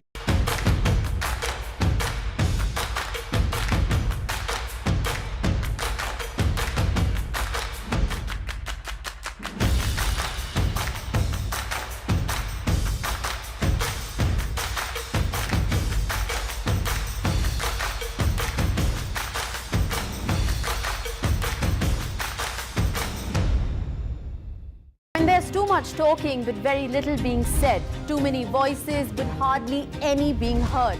You turn to a show that puts you front and center. A show that headlines the stories of the people, by the people, for the people.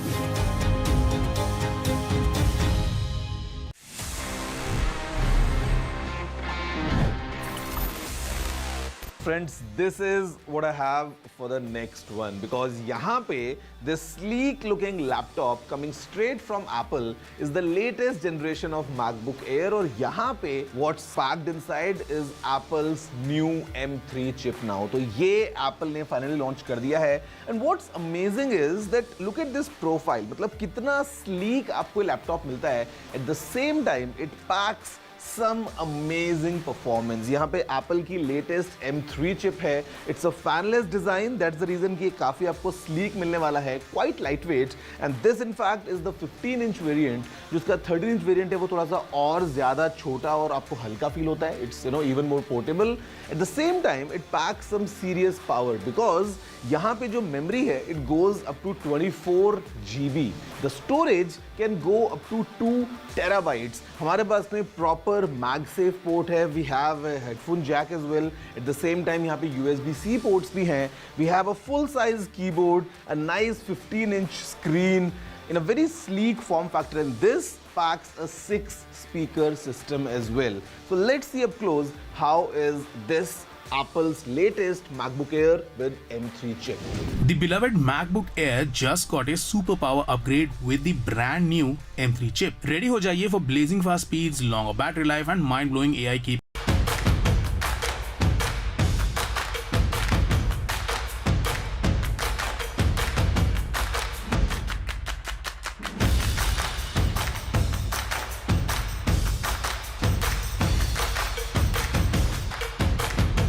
Court at Rouse Avenue, and the court has reserved its order on the Chief Minister's custody. Now, the Enforcement Directorate, while arguing for 10 days custody, said that Arvind Kejriwal was the kingpin and key conspirator in the liquor policy case. And as we said, they've sought 10 days custody. And the ASG said that Kejriwal was involved in the use of proceeds of the crime and was directly involved in the formulation of the liquor policy, the excise policy, and that kickbacks were used in the elections in Goa and Punjab as well, and also linked it with PRS leader K. Kavita, who has also been arrested, remember, in the same case, saying that she was in charge of the South Bloc in this group of South, people and liquor traders from the South who were wanting a piece of the pie and had paid kickbacks as well. So all this has been linked up. The South Cartel also spoken about. However, Kejriwal's lawyers argued in the court that why arrest a sitting chief minister, and have questioned this and said that where is the evidence? Lots of claims are being made, but no evidence has really been presented, and that he could be questioned about all these allegations even without his arrest. In fact, 3 lawyers argued for Arvind Kejriwal, and then now for the moment the court has reserved its order, so we're awaiting what decision the court has taken. But let's just listen to what Arvind Kejriwal said as he was going into the court. मेरा जीवन देश के लिए समर्पित है, और चाहे अंदर हो या बाहर देश के लिए। मेरा जीवन देश के लिए समर्पित है, और चाहे अंदर हो या बाहर देश के लिए। मेरा जीवन देश के लिए समर्पित है, और चाहे अंदर हो या बाहर देश के लिए। All right, Arvind Kejriwal saying his life is dedicated to the nation. Let's go across to Aishwarya, who's been tracking all these developments taking place. And Aishwarya, it was a long, the proceedings in front of the judge in the PMLA court. You had 3 lawyers arguing for Arvind Kejriwal. You had the ED making lots of points about why they needed him for 10 days, this 10-day custody. And for the moment, the court has reserved its order. Well, certainly after intense hearing at the PMLA court, the court has reserved its order for now, and any moment from now we are expecting the order to be delivered, as Enforcement Directorate has sought 10 days of custody of Arvind Kejriwal. Whether that is given or not, but several points being made by both the councils of Enforcement Directorate and Arvind Kejriwal. Enforcement Directorate councils clearly had narrated the entire money trail as to why this Delhi liquor policy case is a corruption case according to them. Who are the people involved behind it? How the money came from the South Group, and through Hawala channels it was used in the Aam Aadmi Party campaign for Goa and Punjab. Who are those people who were involved, later turned approvers, to which the councils of Arvind Kejriwal stated that how much weightage does this have of approvers who are earlier being arrested as accused, and those statements being given so much weightage. Of course, the Enforcement Directorate in these hearings clearly stated that in the last few years of investigation, there are several destruction of evidence which has happened. Several mobile phones had been crushed, digital evidences had been forged as well, but the Enforcement Directorate, which has investigated till now as far as physical documents as well as recording of statements, it has categorically Arvind Kejriwal name which has come up, and therefore the reason it is an Enforcement Directorate Council who has named Arvind Kejriwal as a kingpin or the main conspirator in this particular case. They also stated that in several of the meetings Arvind Kejriwal was there. In fact, they named Manish Sisodiya, Sanjay Singh, who were there present in the meeting, and they knew all the formation and the implementation of this entire policy that was framed under their guidance as well. So, the Enforcement Directorate has sought for 10 days custody for confrontation with different accused in this case. Whether that happens or not, it remains to be seen. But any moment from now, we've been told that the PMLA court will pronounce its order, and the custody that Enforcement Directorate is demanding, whether that will be given to them or for a lesser period of time the custody would be given, is something that in few moments we'll get to know.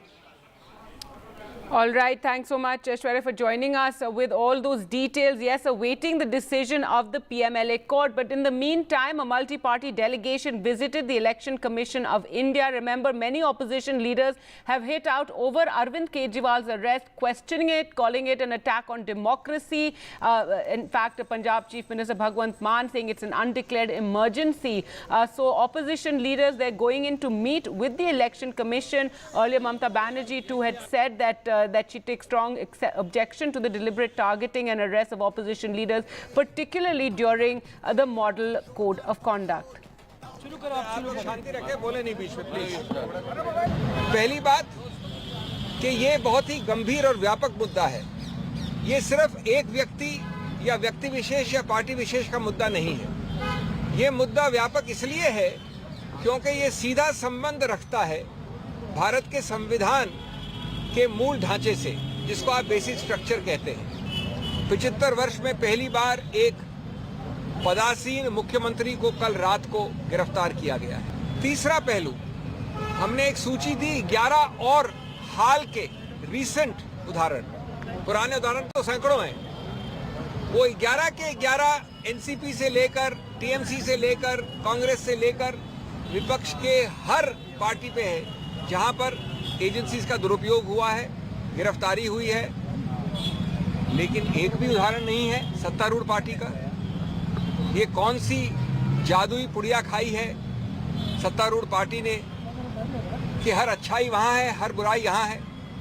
The India delegation went and met the chief election commissioners and the election commissioners on the entire issue of a level playing field. What was your point that you were trying to put across? Sir, we have cited 10 instances where for a period 1 month, how they are targeting the opposition leaders and especially the parties. And whoever goes and joins with them or alliance parties, they are saved from this target. So we told them, till the model code of conduct is subsisting, why don't you stop this harassing the political leaders as well as the party? On behalf of DMK party, what I suggested is, in every state, you take over the Director General work and you make a person, appoint him as a DG election. and you monitor the law and order in every state through this DG elections. Likewise, for 3 months, why don't you take over this income tax, the enforcement directorate, as well as this CBI, and monitor their activities so that free and fair election is being done. See, after all, we are asking for a level playing field. So only when you give a level playing field, you will achieve the free and fair elections, because that is a basic feature of constitution.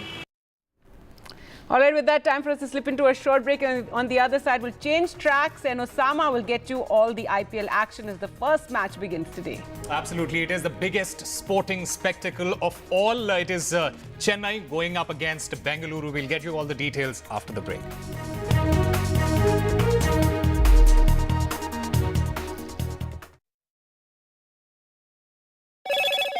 Hello, Moto. Motorola, India's best 5G smartphone brand.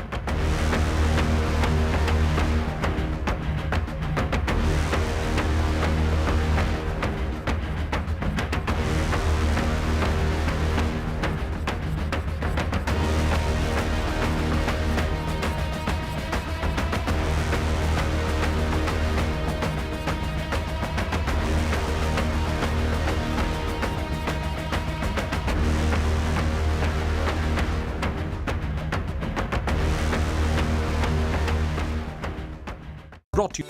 Stay informed and entertained with the new and updated NDTV News app.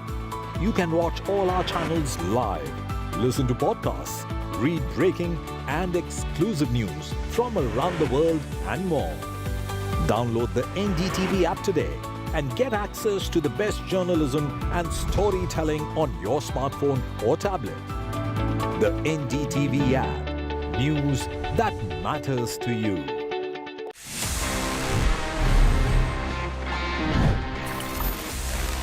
Friends, moving ahead for the top story, I've got not one, but in fact 2 different new smartphones. These are from the Samsung Galaxy A series. What I have with me is the all-new Samsung Galaxy A35. साथ में Galaxy A55 भी है. Both are, of course, 5G smartphones. Interesting design, interesting configuration और काफ़ी fresh लग रहे हैं दोनों phones coming straight from Samsung. और यहाँ पे Samsung is promising a few things. सबसे पहले एक काफ़ी interesting और premium design. Second thing is amazing durability because यहाँ पे on the front and on the back what we have is Corning's Gorilla Glass Victus Plus. At the same time यहाँ पे Samsung is promising a complete awesome security suite along with awesome performance. So let's see up close कि आखिर इन दोनों phones में Samsung ने क्या कुछ pack किया है. रेडी हो जाइए for cutting edge features and A seamless Android experience. Samsung ने इंडिया में ऑफिशियली डेब्यू किया है the Galaxy A55 5G and Galaxy A35 5G, bringing powerful performance and impressive technology to the popular A series lineup. Both devices boast stunning 6.6-inch Super AMOLED displays जो जाने जाते हैं for their vibrant colors and immersive visuals. With an ultra smooth 120Hz refresh rate, you'll enjoy buttery transitions and log-free scrolling whether you're gaming या फिर catching up on shows. Plus, Corning Gorilla Glass Victus Plus offer करता है superior protection against those accidental drops and scratches. Capture your world with incredible detail. दोनों smartphones pack करते हैं a triple rear camera setup with the A55 5G sporting a 50 megapixel primary sensor featuring optical image stabilization for blur-free shots, and the A35 5G भी disappoint नहीं करता है, offering its own OIS-equipped 50 megapixel primary camera with lenses that support versatility, stunning selfies and expandable storage. ये phones आपके photography game को definitely elevate करेंगे. You can now even leave your low battery anxiety behind because दोनों phones आते हैं massive 5000 mAh batteries के साथ and support 25 watt.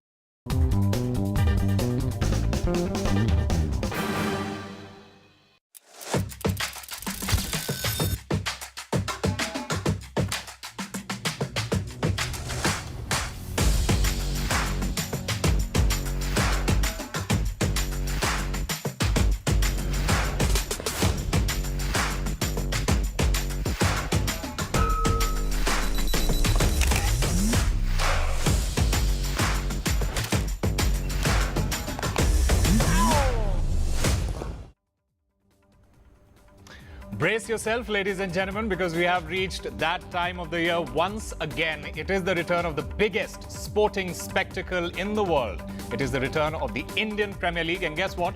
It starts with a bang. It will be Ruturaj Gaikwad's Chennai Super Kings. Yes, I know it sounds a bit odd, but sadly it's not MSD leading this time, versus Royal Challengers Bengaluru. A team with a new logo, a team with a new name, and a trophy for the women's team. Will that happen for the men's team as well? Only time will tell. But like I said, it is Ruturaj Gaikwad who will be leading the Chennai team out on the field today. Listen to what he had to say about becoming the captain. You know, last year itself, Maibai had just hinted about, captaincy at some point of time.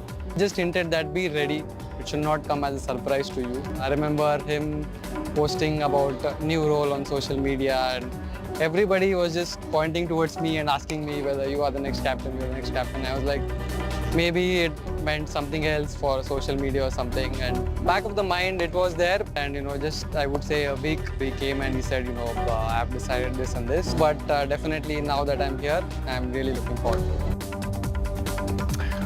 Well, so much to talk about, and to talk about all of that, we have former India player and someone who doesn't hold back his opinions, Rajiv Seth, the man who has inside knowledge from CSK camp, Mr. Anis Sajan, cricket analyst, and the man who will know all the stats and facts and stories even in his sleep. Cricket blogger, Mr. Rishi Chabra. Gentlemen, welcome to the show. First of all, we have to address the elephant in the room. Ruturaj Gaikwad, the new captain. Let me start by asking Anis Sajan about this. No pressure, right? He's taking over from a man who has won 5 IPL titles, 2 Champions Trophy, just 2 World Cups and a Champions Trophy for India. No pressure. Well, sounds good to hear, no pressure, but there will be definitely a lot of pressure on young Ruturaj Gaikwad. We saw an experienced player like Ravindra Jadeja couldn't manage. It's not easy to get into MS's shoes. We'll have to wait and watch. We'll have to first see how he copes up with his batting. If he does well with the bat, then automatically it will rub on his captainship. But if he fails with the bat, we'll have to see how MS Dhoni helps him out. But there's going to be a lot of pressure on the young Ruturaj. Well, Anis Sajan says there will be a lot of pressure on Ruturaj Gaikwad. Rishi, what do you feel? Is there going to be a lot of pressure, or do you feel there is somebody like MS Dhoni there in the team who's going to guide him? I mean, Osama, first coming to, the stats that you said when you started talking about Ruturaj and MS. So Ruturaj, when he led the Indian team, he won an Asian gold medal for them. So he has a big medal, a big trophy in his cabinet to start with. And obviously, there's pressure because you're filling MS Dhoni's shoes. It's practically impossible to do that. But then having MS in the camp, having MS in the playing 11 will definitely, be helpful to Ruturaj with his captaincy. And, whenever he needs, he can go up to MS probably, during the mid-innings break, or probably, when there's a bowling change needed to be done. But again, he's been in the squad for almost 4 years. This is his 5th year. So I think he's got the experience. He's been in the squad for so long. So I think it should be interesting to see how he takes on to this new role. Rajiv Seth, do you feel what Rishi and Anis Sajan are saying, there is going to be, what Anis Sajan specifically said, that there is going to be pressure on Ruturaj. Do you feel he has really big shoes to fill here? Indeed, Osama, in fact, he has a lot of expectations to meet. To be very frank, leading a side like CSK is never easy. Look at the fanfare, look at the kind of results they put on board. Yeah. It's never going to be easy. I mean, in spite of the fact that he has a great mentor in the team who could guide him through. But end of the day, it's you who has to deliver on that particular platform. The good thing which I see and which I, heard Ritu also talking about is that MS sensed him a year before. Yeah. So you are preparing. You're talking about a franchise who looks after their players in a very different manner. They groom their players. They groom their captains. This is very important because, see, the pressure at that level is something which is part and parcel. It's your middle name. You just can't go away with it. So you have to be prepared for that. But having said that, it's how the franchise takes you, who supports you, and having senior players like MS and even Ravindra Jadeja would have. So, this experience rubbing on him, and with last 4 years of prolific run getting and the performance that he has displayed, both in domestic and international scene, is brilliant. So I think it augurs well, and let's see how he fares up in this particular edition. It's funny that you mentioned Ravindra Jadeja because Chennai tried something in 2022. It didn't really work out. What is different, Anis Sajan, according to you, when it comes to Ruturaj Gaikwad?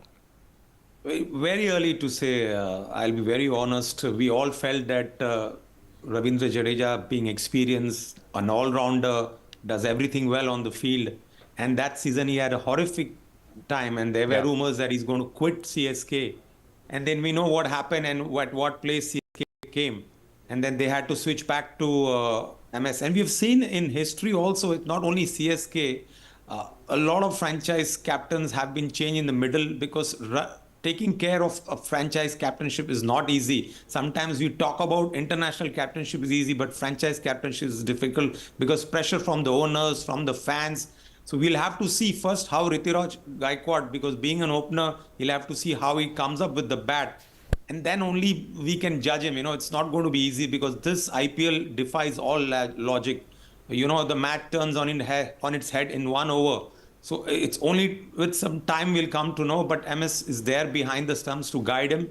I'm sure initially he will be supporting him a lot. But again, the big match comes, we'll have to see how Ruturaj Gaikwad calls the shots. We'll have to see whether MS will play all the games. We don't know as yet about his fitness. Yes, everything is shown that he's playing and practicing. But time will show whether he's there to play all the games.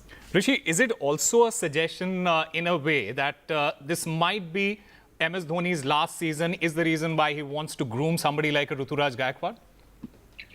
Quite possible, Osama, because, we know that next year, probably end of this year, we might have a mega auction. So going into the mega auction, I think MS Dhoni wouldn't want, to hold on to a big chunk of amount, say 14, 15 crores, and probably, just play one season. So given how the situation is, how his health is, but again, with MS, you don't really know what his next step would be. So everything comes as a surprise when we talk about MS Dhoni. So given the situation that right now is, I think it might be probably his last season. All right. It is also not a surprise that once MS Dhoni walks out at the Chepauk, he is going to get the biggest cheer.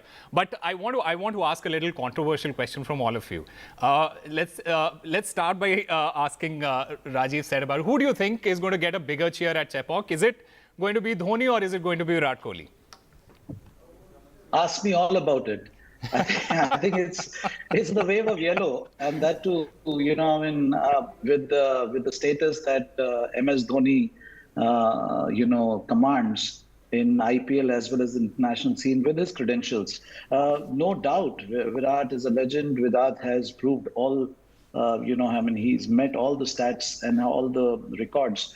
But in certain formats, there is a pattern, and I see that pattern in IPL working more towards MS. If we have to literally actually make a comparison, both are legend players, and I think both are going to command the equal respect. But I think maybe if you have to pick one, I think it would be MS in that sense. Anis Sajan, would it have been a different story had Virat Kohli won an IPL trophy? Not really, because we've seen what happened last year, because I remember going to a lot of grounds to see the games.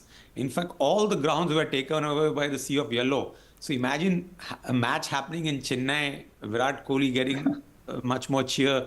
He will definitely be cheered by the crowd, but MS is the Thala. I don't see anybody else coming even closer to him, even though Virat Kohli is a legend in his own right. I mean, it is also to do with the anticipation that it might be MS Dhoni's last season. It was the same story last season as well. Rishi Chhabra, do you feel that when it comes to MS Dhoni as a leader, irrespective of whether he's the captain or not, he is going to lead that yellow pack?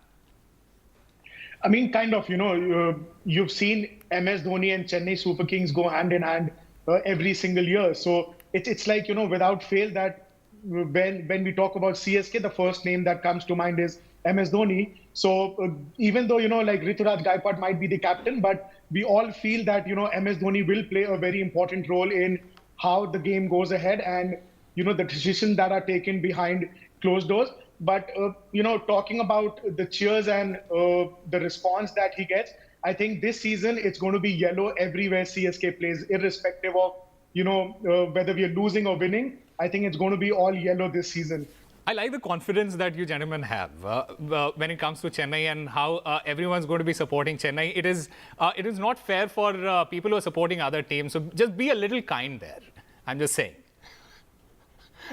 But like you mentioned, Dhoni, he is 42 years old. Anish Sajan, he is set to return to action after almost a year. He has undergone knee surgery. Do you feel he is going to be his 100%? Because what we have seen, the kind of muscles that he has, and the kind of toned body that he has right now, the kind of fitness that we can see while he practices, it doesn't look like somebody who has rested for a year. Honestly, when he comes into limelight, when the IPL just look comes, at that image. Just look at that image on your screen. What is that? It's MS Dhoni with his biceps showing on. Oh yes, this year he's come up in a lot of style and fashion with a new hairstyle and everything. But like you mentioned about his practice, when you have to play a pressure cricket like IPL, you need to be playing cricket around the year. But MS all this last 5-6 years after retiring has been coming and just playing once a year. And we've seen that his performances have not been that great with the bat, barring one season where he did reasonably well. But what actually mattered in those matches where his captainship? I remember they won in 18 and 20 and 22, probably 2 years out of the 4-5 years. But having said that, what I want to say, it's not easy for any player, whether it is MS or any player, when you don't practice or play regular cricket to come and show your fitness or show your talent. So it's going to be tough for MS. But now with that new rule where you can have that impact player, maybe he might just come and do the keeping. And 2 bouncers as well. So you never know. But talking about this match and talking about where this match is happening, the match is happening at Chepauk, where, when you look at the head-to-head, it's obviously Chennai who leads the stats. Chennai has won 7 out of the 8 matches that have happened in Chepauk against RCB. Rajiv said, do you feel this supremacy that Chennai has? Can RCB end their Chepauk jinx? Frankly speaking, Osama, looking at RCB team this year, this edition, I feel that they have a good balance and they have the right firepower to kind of combat good teams. This will definitely play on their mind that what has been the stat on the location that we're talking about. But having said that, with the team, with the kind of blend they have in the team, there's an all-rounders, more of all-rounders. So which is going to play a very big role because Chepauk generally, will aid to good hitting, and it's not a massive ground per se. So, there is an element I can see where RCB can put pressure on CSK, but CSK would have not just 11 players there to back them up. They have the entire stadium. So there will be a lot of pressure for RCB too, in the same breath I'm talking about. But yes, there is the possibility of RCB giving them a run for money with the squad that I see right in front of me. And I see that they have kind of made a good blend in terms of bowlers as well as the all-rounder bat. So that's where this thing will play a vital role. The moment you mentioned fans, there was a smile on Rishi Chhabda's face. I wonder why. But we are the best fans, best fans in this tournament without fail. I know RCB hasn't won a trophy yet. Their fans have been patiently waiting for the men's to win a season, but CSK supporters, right top. Right, but before we head to the break, let me also talk about Chennai's spin attack. And I want to get a word from Anish Sajan. Anish Sajan, Moeen Ali, Ravindra Jadeja, Mahesh Theeksana. How do you rate this attack? Let me put that question across to Rajiv Seth. Rajiv Seth, how do you rate this spin attack? Because specifically on the Chepauk pitch, how crucial do you feel Moeen Ali, Ravindra Jadeja and Mahesh Theeksana are going to be? It's going to be interesting, frankly speaking, but it's not going to be an outright advantage, to be very frank, because you're talking about 20 over stuff. So it's and it's going to be firmly rolled and all that. The wicket is going to be brilliant in terms of batting paradise. But look at the experience which these three names bring, particularly two. So that's where it makes it difficult for a batsman to have a free flow and just strike out of the line. Yeah. So that is what is going to put pressure on RCB. But otherwise, just to say from the names per se, I don't think so it will be that big of a pressure. But what Ravindra Jadeja and Moeen Ali brings to table with their experience and the different phases of the match that they can bowl, that is very important. And that's where I think it will make a difference. Also, left-right combination comes into play when you're talking about spinners. Yeah. So they have the good blend of off-spinner, left-arm spinners, so they have this a very good blend, which is going to work in their bowling department as spinners. So I see a good context ahead, and I see a very good fight that I could see from the RCB point of view also. All right, gentlemen, stay with us. We'll slip into a very short break, but we will talk about Royal Challengers Bangalore, who are now Royal Challengers Bengaluru. Will the change in name bring a change in fortune for the three-time finalists? We'll have to wait and watch. Stay tuned.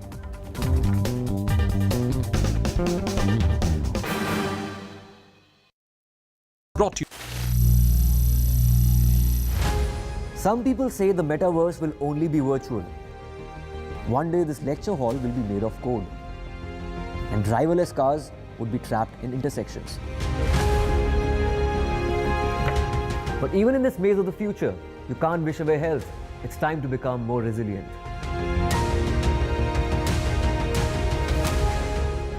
"10 years of Banega Swasth India, we have grown and achieved so many milestones.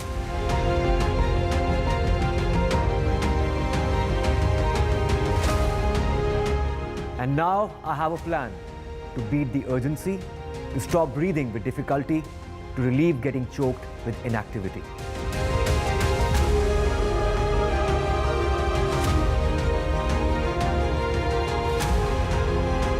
Energize our government, our environment, our society, and ourselves. Everyone, everywhere, every day.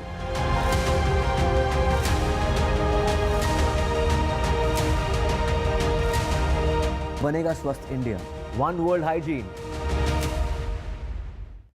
A debate has many facets. Perhaps no one right answer.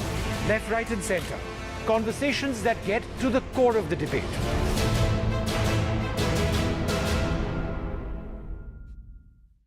Chief Justice D.Y. Chandrachud, NDTV, big exclusive. We provide justice to common citizens, and there is no case which is too small even for the highest court of the nation. CGI का काम करने का अलग अंदाज. Sometimes I get emails even in the middle of the night, and I'm always available to answer those emails. 25 crore final judgments and orders. Hello, Moto. Motorola, India's best 5G smartphone brand.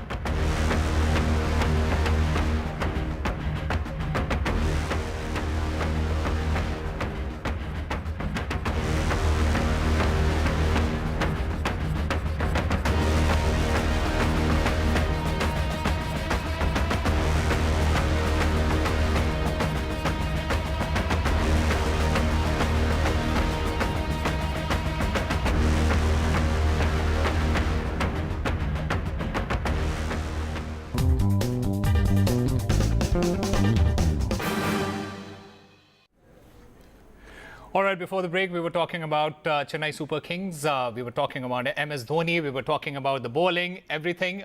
Let's also talk about RCB, the Royal Challengers Bengaluru. We have with us Anis Sajan, Rajiv Seth and Rishi Chhabra to talk about it. Let me start by asking Anis Sajan. RCB, we were talking about Chennai's spin attack. We don't really see a world-class spin attack in their ranks. Their only options are Mayank Dagar, Himanshu Sharma and Karn Sharma. Will this come to bite RCB, especially at the Chepauk? I believe so. In fact, I am quite surprised they haven't taken any spinner in their attack, which is world-class or probably well-known. First of all, they let Chahal go a few years ago. And then, surprisingly, they left the Sri Lankan Hasranga go. So I have no idea how the team management works around, but the spinners is where we are going to play a lot of role, especially in Chennai and most of the wickets now that it's getting summer. This is going to bite not only in this ground but other grounds too, because I don't know whether they're depending on Glenn Maxwell to take them the wickets. All right, Rajiv Seth, do you think that is the weak point as far as Bengaluru is concerned here?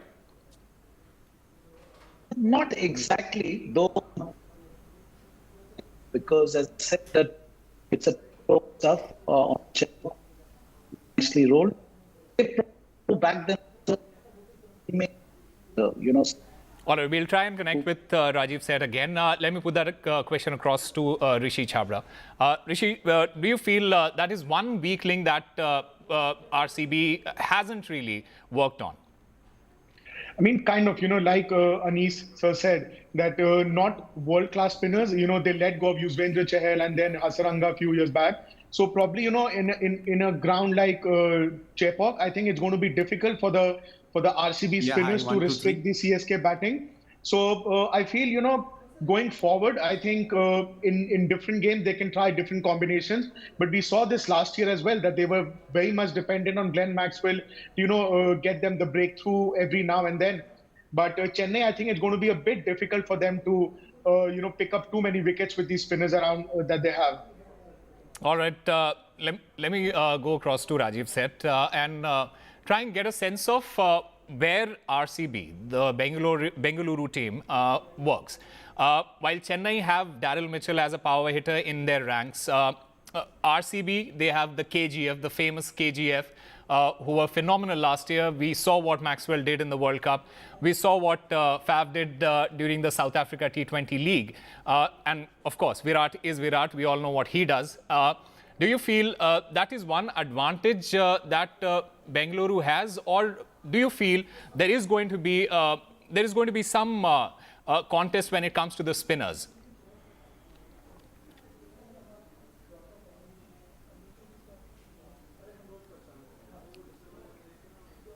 The questions for you, Rajiv Seth. Sorry, I missed you completely on that one. If you could just yes, repeat, absolutely. We were talking about how Chennai has a Daryl Mitchell in their ranks as a power hitter. Bengaluru team has the famous KGF. Do you think that is the advantage that Bengaluru has as far as batting is concerned, and especially the middle order?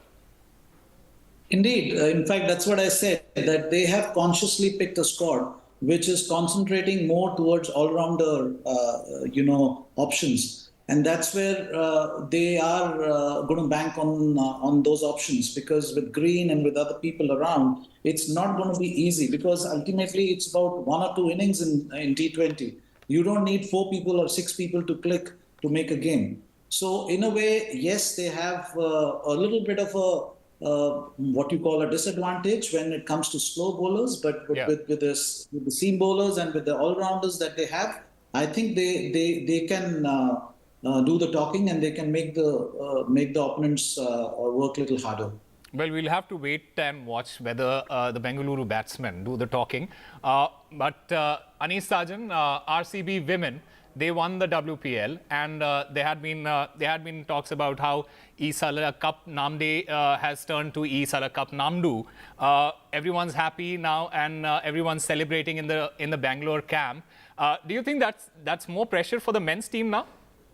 A big pressure. In fact, not having won for last 16 editions and the women winning in the second edition itself, you might look at it as a motivation, but trust me, if I was in the men's camp playing cricket for RCB, I would feel, guys, the women have won it, we have to win it. So we probably might have more pressure. We will have to see how they cope up with, but I still feel they lack a lot in their spin department, and they will struggle a lot with their bowlers. All right. Rishi, your thoughts on that? I mean, the way Smriti Mandhana led her team and, won that title was phenomenal. But IPL, this with 10 teams around, it's going to be very difficult for Royal Challengers Bangalore. Too early to say whether they will, be the champion this season, but they would definitely want to start well, and especially against CSK, a win would do a big confidence booster for them.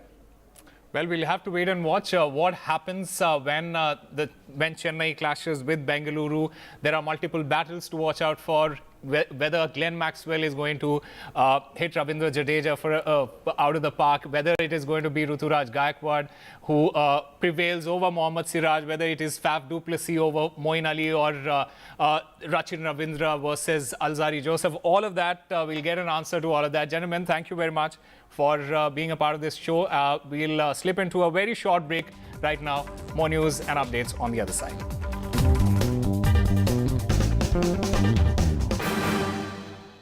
Brought to you.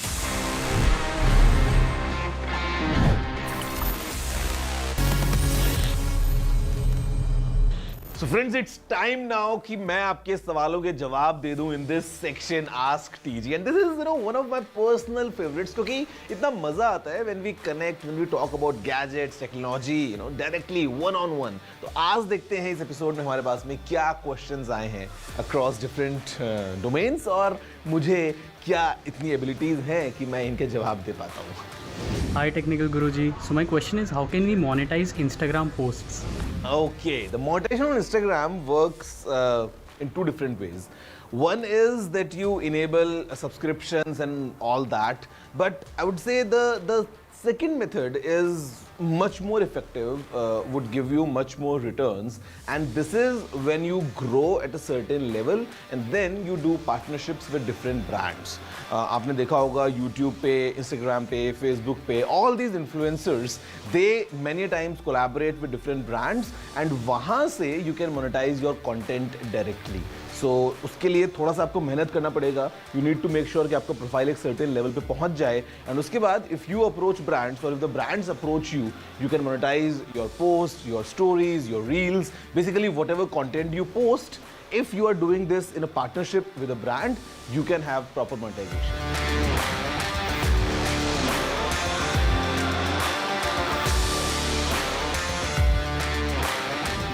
Well, अब जाके हो सकता है. In the beginning, when brands just removed the accessories like chargers from the box, तो उस time पे not everyone had these chargers, और sometimes हम देखते थे कि जो cables हैं वो अलग हैं, कहीं पे lightning, कहीं पे USB-C, कहीं पे micro USB, on the other side sometimes USB-C, sometimes USB-A वगैरह वगैरह. But now with USB-C coming in place, and now that it's been 2-3 years जब थोड़ा टाइम हो चुका है, काफ़ी ब्रांड्स चार्जर्स रिमूव कर चुके हैं, तो अब मुझे लगता है कि हाँ इसका फ़ायदा हो सकता है. For example if I talk about my self, तो I have this charger from one of my old laptops, और ये आई थिंक 3 या 4 साल पुराना चार्जर है, and even today I use the same charger to charge all my devices. But now going for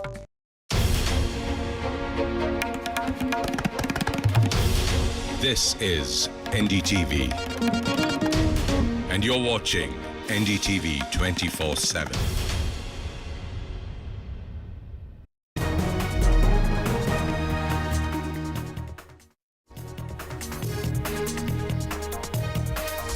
Hello and welcome to the Southern View. I'm Veera Raghav. All the political action up ahead on the show. But first, the headlines we're tracking this hour from the Enforcement Directorate seeking 10-day custody of Delhi Chief Minister Arvind Kejriwal as they produce him in court and call him the key conspirator in the Delhi liquor policy case. The AAP argues in court that there is no proof to arrest the Delhi Chief Minister. The court reserves its orders.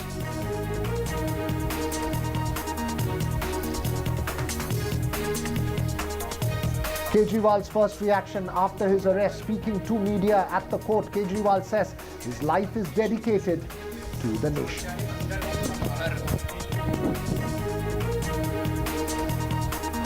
Just a day after the Delhi Chief Minister's arrest, opposition delegation makes a beeline for the Election Commission, alleges that the centre is trying to suppress their voice, claims to submit proof of agency misuse.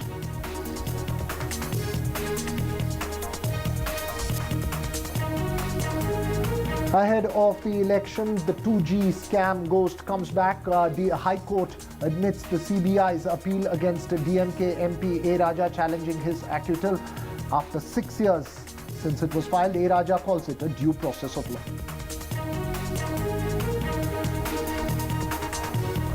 Political turmoil simmers in the Himalayan state of Himachal Pradesh. 3 independent MLAs supporting Chief Minister Suku resign bring a shadow over the government once again. Suku says BJP is trying hard ahead of the Lok Sabha elections to unstabilize his government.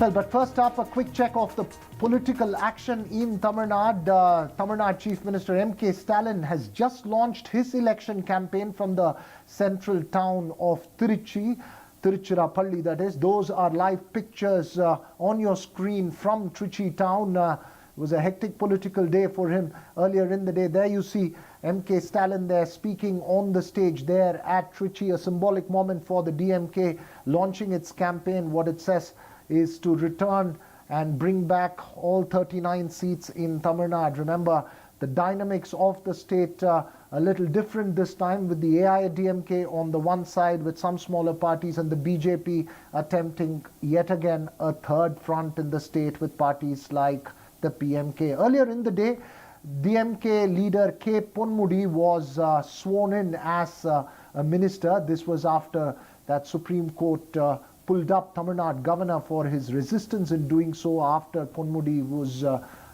conviction by the Madras High Court was stayed by the Supreme Court. It sent out a stern message to the governor. The swearing in is seen as a win for the DMK ahead of the polls. The SC had voiced serious concern over Governor R. N. Ravi's refusal to re-induct K. Ponmudi into the state ministry. He was the higher education minister and had to quit from office due to a conviction in a corruption case from the Madras High Court. The court had directed him, that's the governor, R. N. Ravi, to take action within 24 hours. That development was there earlier in the day, but for the moment, all focus to the town of Tiruchirappalli. I hope to be joined by my colleague Sam Daniel in a bit, who tracks the DMK very closely, because lots of political action there that were playing out earlier in the day. We also spoke with DMK's former telecom minister and the member of parliament from Nilgiri's A. Raja. This is after the Delhi High Court admitted the CBI's appeal challenging former telecom minister A. Raja. This is 6 years after that appeal was filed. A. Raja, firms and others in the 2G spectrum case were acquitted by the trial court, following which the CBI had filed this appeal in 2018. Of course, I spoke with the former telecom minister and propaganda secretary of the DMK, who's right now in Tiruchirappalli, earlier in the day. Asked him both the consequence of the admission of the appeal by the Delhi High Court, as well as who the DMK's key political rival in Tamil Nadu is. Is it the DMK, is a traditional rival, the AIADMK, or the BJP? And this is what he had to say. Now, Mr. A. Raja, DMK MP from Nilgiri. Sir, your first reactions to this? Hello. After hearing the both side arguments, High Court came to a conclusion that let it be had a reassessment and reappreciation of evidence.